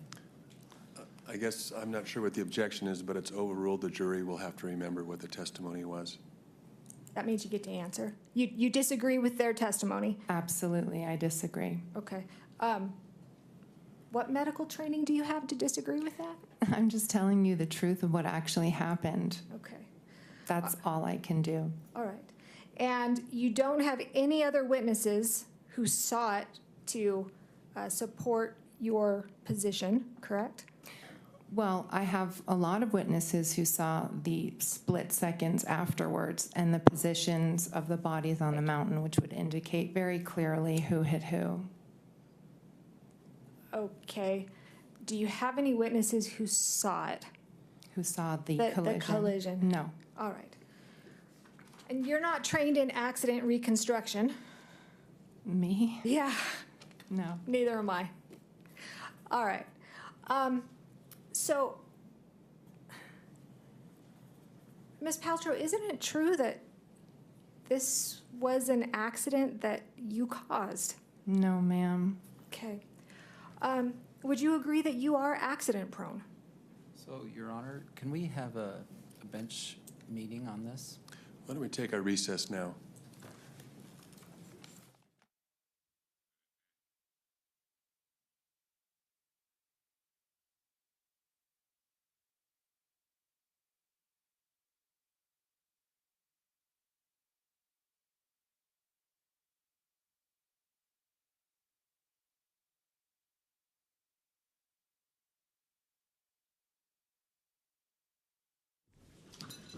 Mr. Owens? Yes. This motion or something?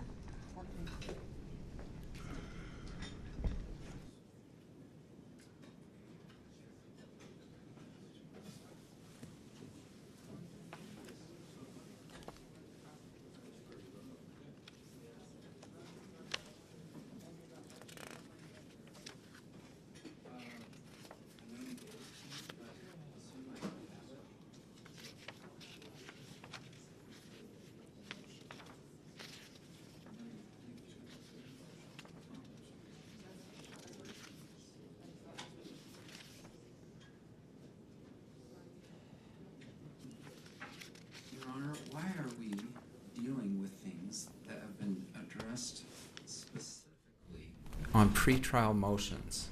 And I have to object. Which motion? Number 14.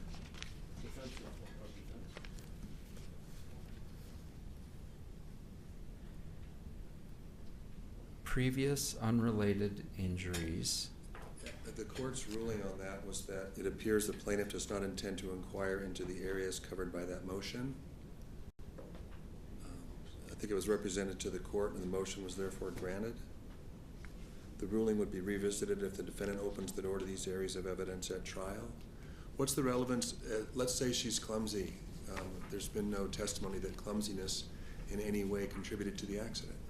Your Honor, we also mentioned during that court hearing that questions were asked repeatedly in Ms. Paltrow's deposition if she was accident prone, to which she said, no, I am not, which she has admitted a number of times that she is. So this is all impeachment evidence, and that's when the court said, okay, that's impeachment. Please provide that information to counsel, which I did. He has all of the articles, etc., and the video where Ms. Paltrow went on Jimmy Kimmel saying, yes, I am accident prone, I am always running into things, which is I'm a moron, which is very relevant to this case.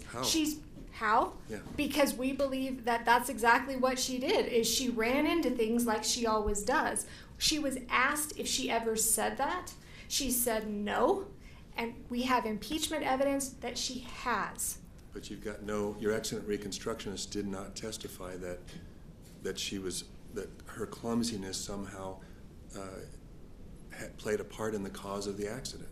It's not just clumsiness, it says she's running into things and that she's accident prone. Absolutely, that's the heart of this. And the point is, she was asked a number of times in her deposition, were you... And that part I think I see as collateral impeachment, so I don't see that as, I don't see that as your avenue to get the evidence in. The closest, I guess, is your theory of the case, but you've got no expert and no one that testified that clumsiness somehow played a part in the accident. So it would just be argument based on kind of fringe impeachment. It's not clumsiness, it's being accident prone and always running into things. Okay. Which is what we contend she did in this case. All right. Let me hear from Mr. Owens. We shouldn't pretend that we have not had this fight before. I'm in deja vu from 2 months ago when you already ruled on this. The judge, Your Honor, said the ruling will be revisited if defendant opens the door to these areas of evidence at trial. That's part of page 13. I didn't even have the motions around because we've already had it granted, so why would we need to go dig and find out what our motion said? So, Your Honor, Ramon didn't testify that she looked clumsy, for instance. Ms. Paltrow never says, did not say, I've never been clumsy. Anyway, you've ruled, and we're in deja vu here. I've ruled, under Rule 404, evidence of a person's character or character trait is not admissible to prove that on a particular occasion the person acted in conformity with the character or trait. And under the court's motion in limine decision, it indicates on page 13, motion 14 pertains to her public appearances and previous unrelated injuries. That's the previous instances of that I believe that Ms. Van Orman's referring to. And the court's order says it appears the plaintiff does not intend to inquire into the areas covered by these motions, and the motions are therefore granted. The ruling will be revisited if the defendant opens the door. If that occurs and the plaintiff wishes to present any of the categories of evidence, he must first address this with the court out of the presence of the jury. And I guess there wasn't any request. Is that what your motion that is pending relates to, that you want a clarification? No, that's regarding the ski expert. Okay. But what about prior inconsistent statements, Your Honor? I'm entitled to ask her if she's testified. She's lied under oath a number of times, and I want to be able Your Honor, to show the jury that slanderous, and I want it withdrawn this moment. Well, she has testified just a moment. inconsistent. Just a moment. I'm not going to sit. Well, counsel, I'm talking, okay? Have a seat. Have a seat. Okay, the statement that you just made, do you want to rephrase that? Yes, absolutely. She has made prior inconsistent statements. During her deposition, Ms. Paltrow was asked a number of times, 3, 4, 5 times. That may be on this issue. That Yes. may be, but to me, without some witness tying it into the essential elements of this case, or the essential issues in this case, I see it as collateral impeachment. So. Even the fact that Mr. Ramon has testified that she skied into Mr. Sanderson, as in she is also walking into walls, etc. The ruling was, my understanding was that the plaintiff was not going to inquire into the areas covered by the motions, which included that the previous unrelated injuries or other instances of conduct. So I'm going to stand by my ruling. I haven't revisited it. I think it's a good ruling. So. And I'd like an apology, Your Honor. There was, and I am sorry, all I'm saying, there were inconsistent statements. I am not trying to slander Ms. Paltrow or nor say that she's lying by any which way, form. We accept, thank you. My client says she accepts that. Okay, thank you. Let's take a short break and come back maybe 5 after.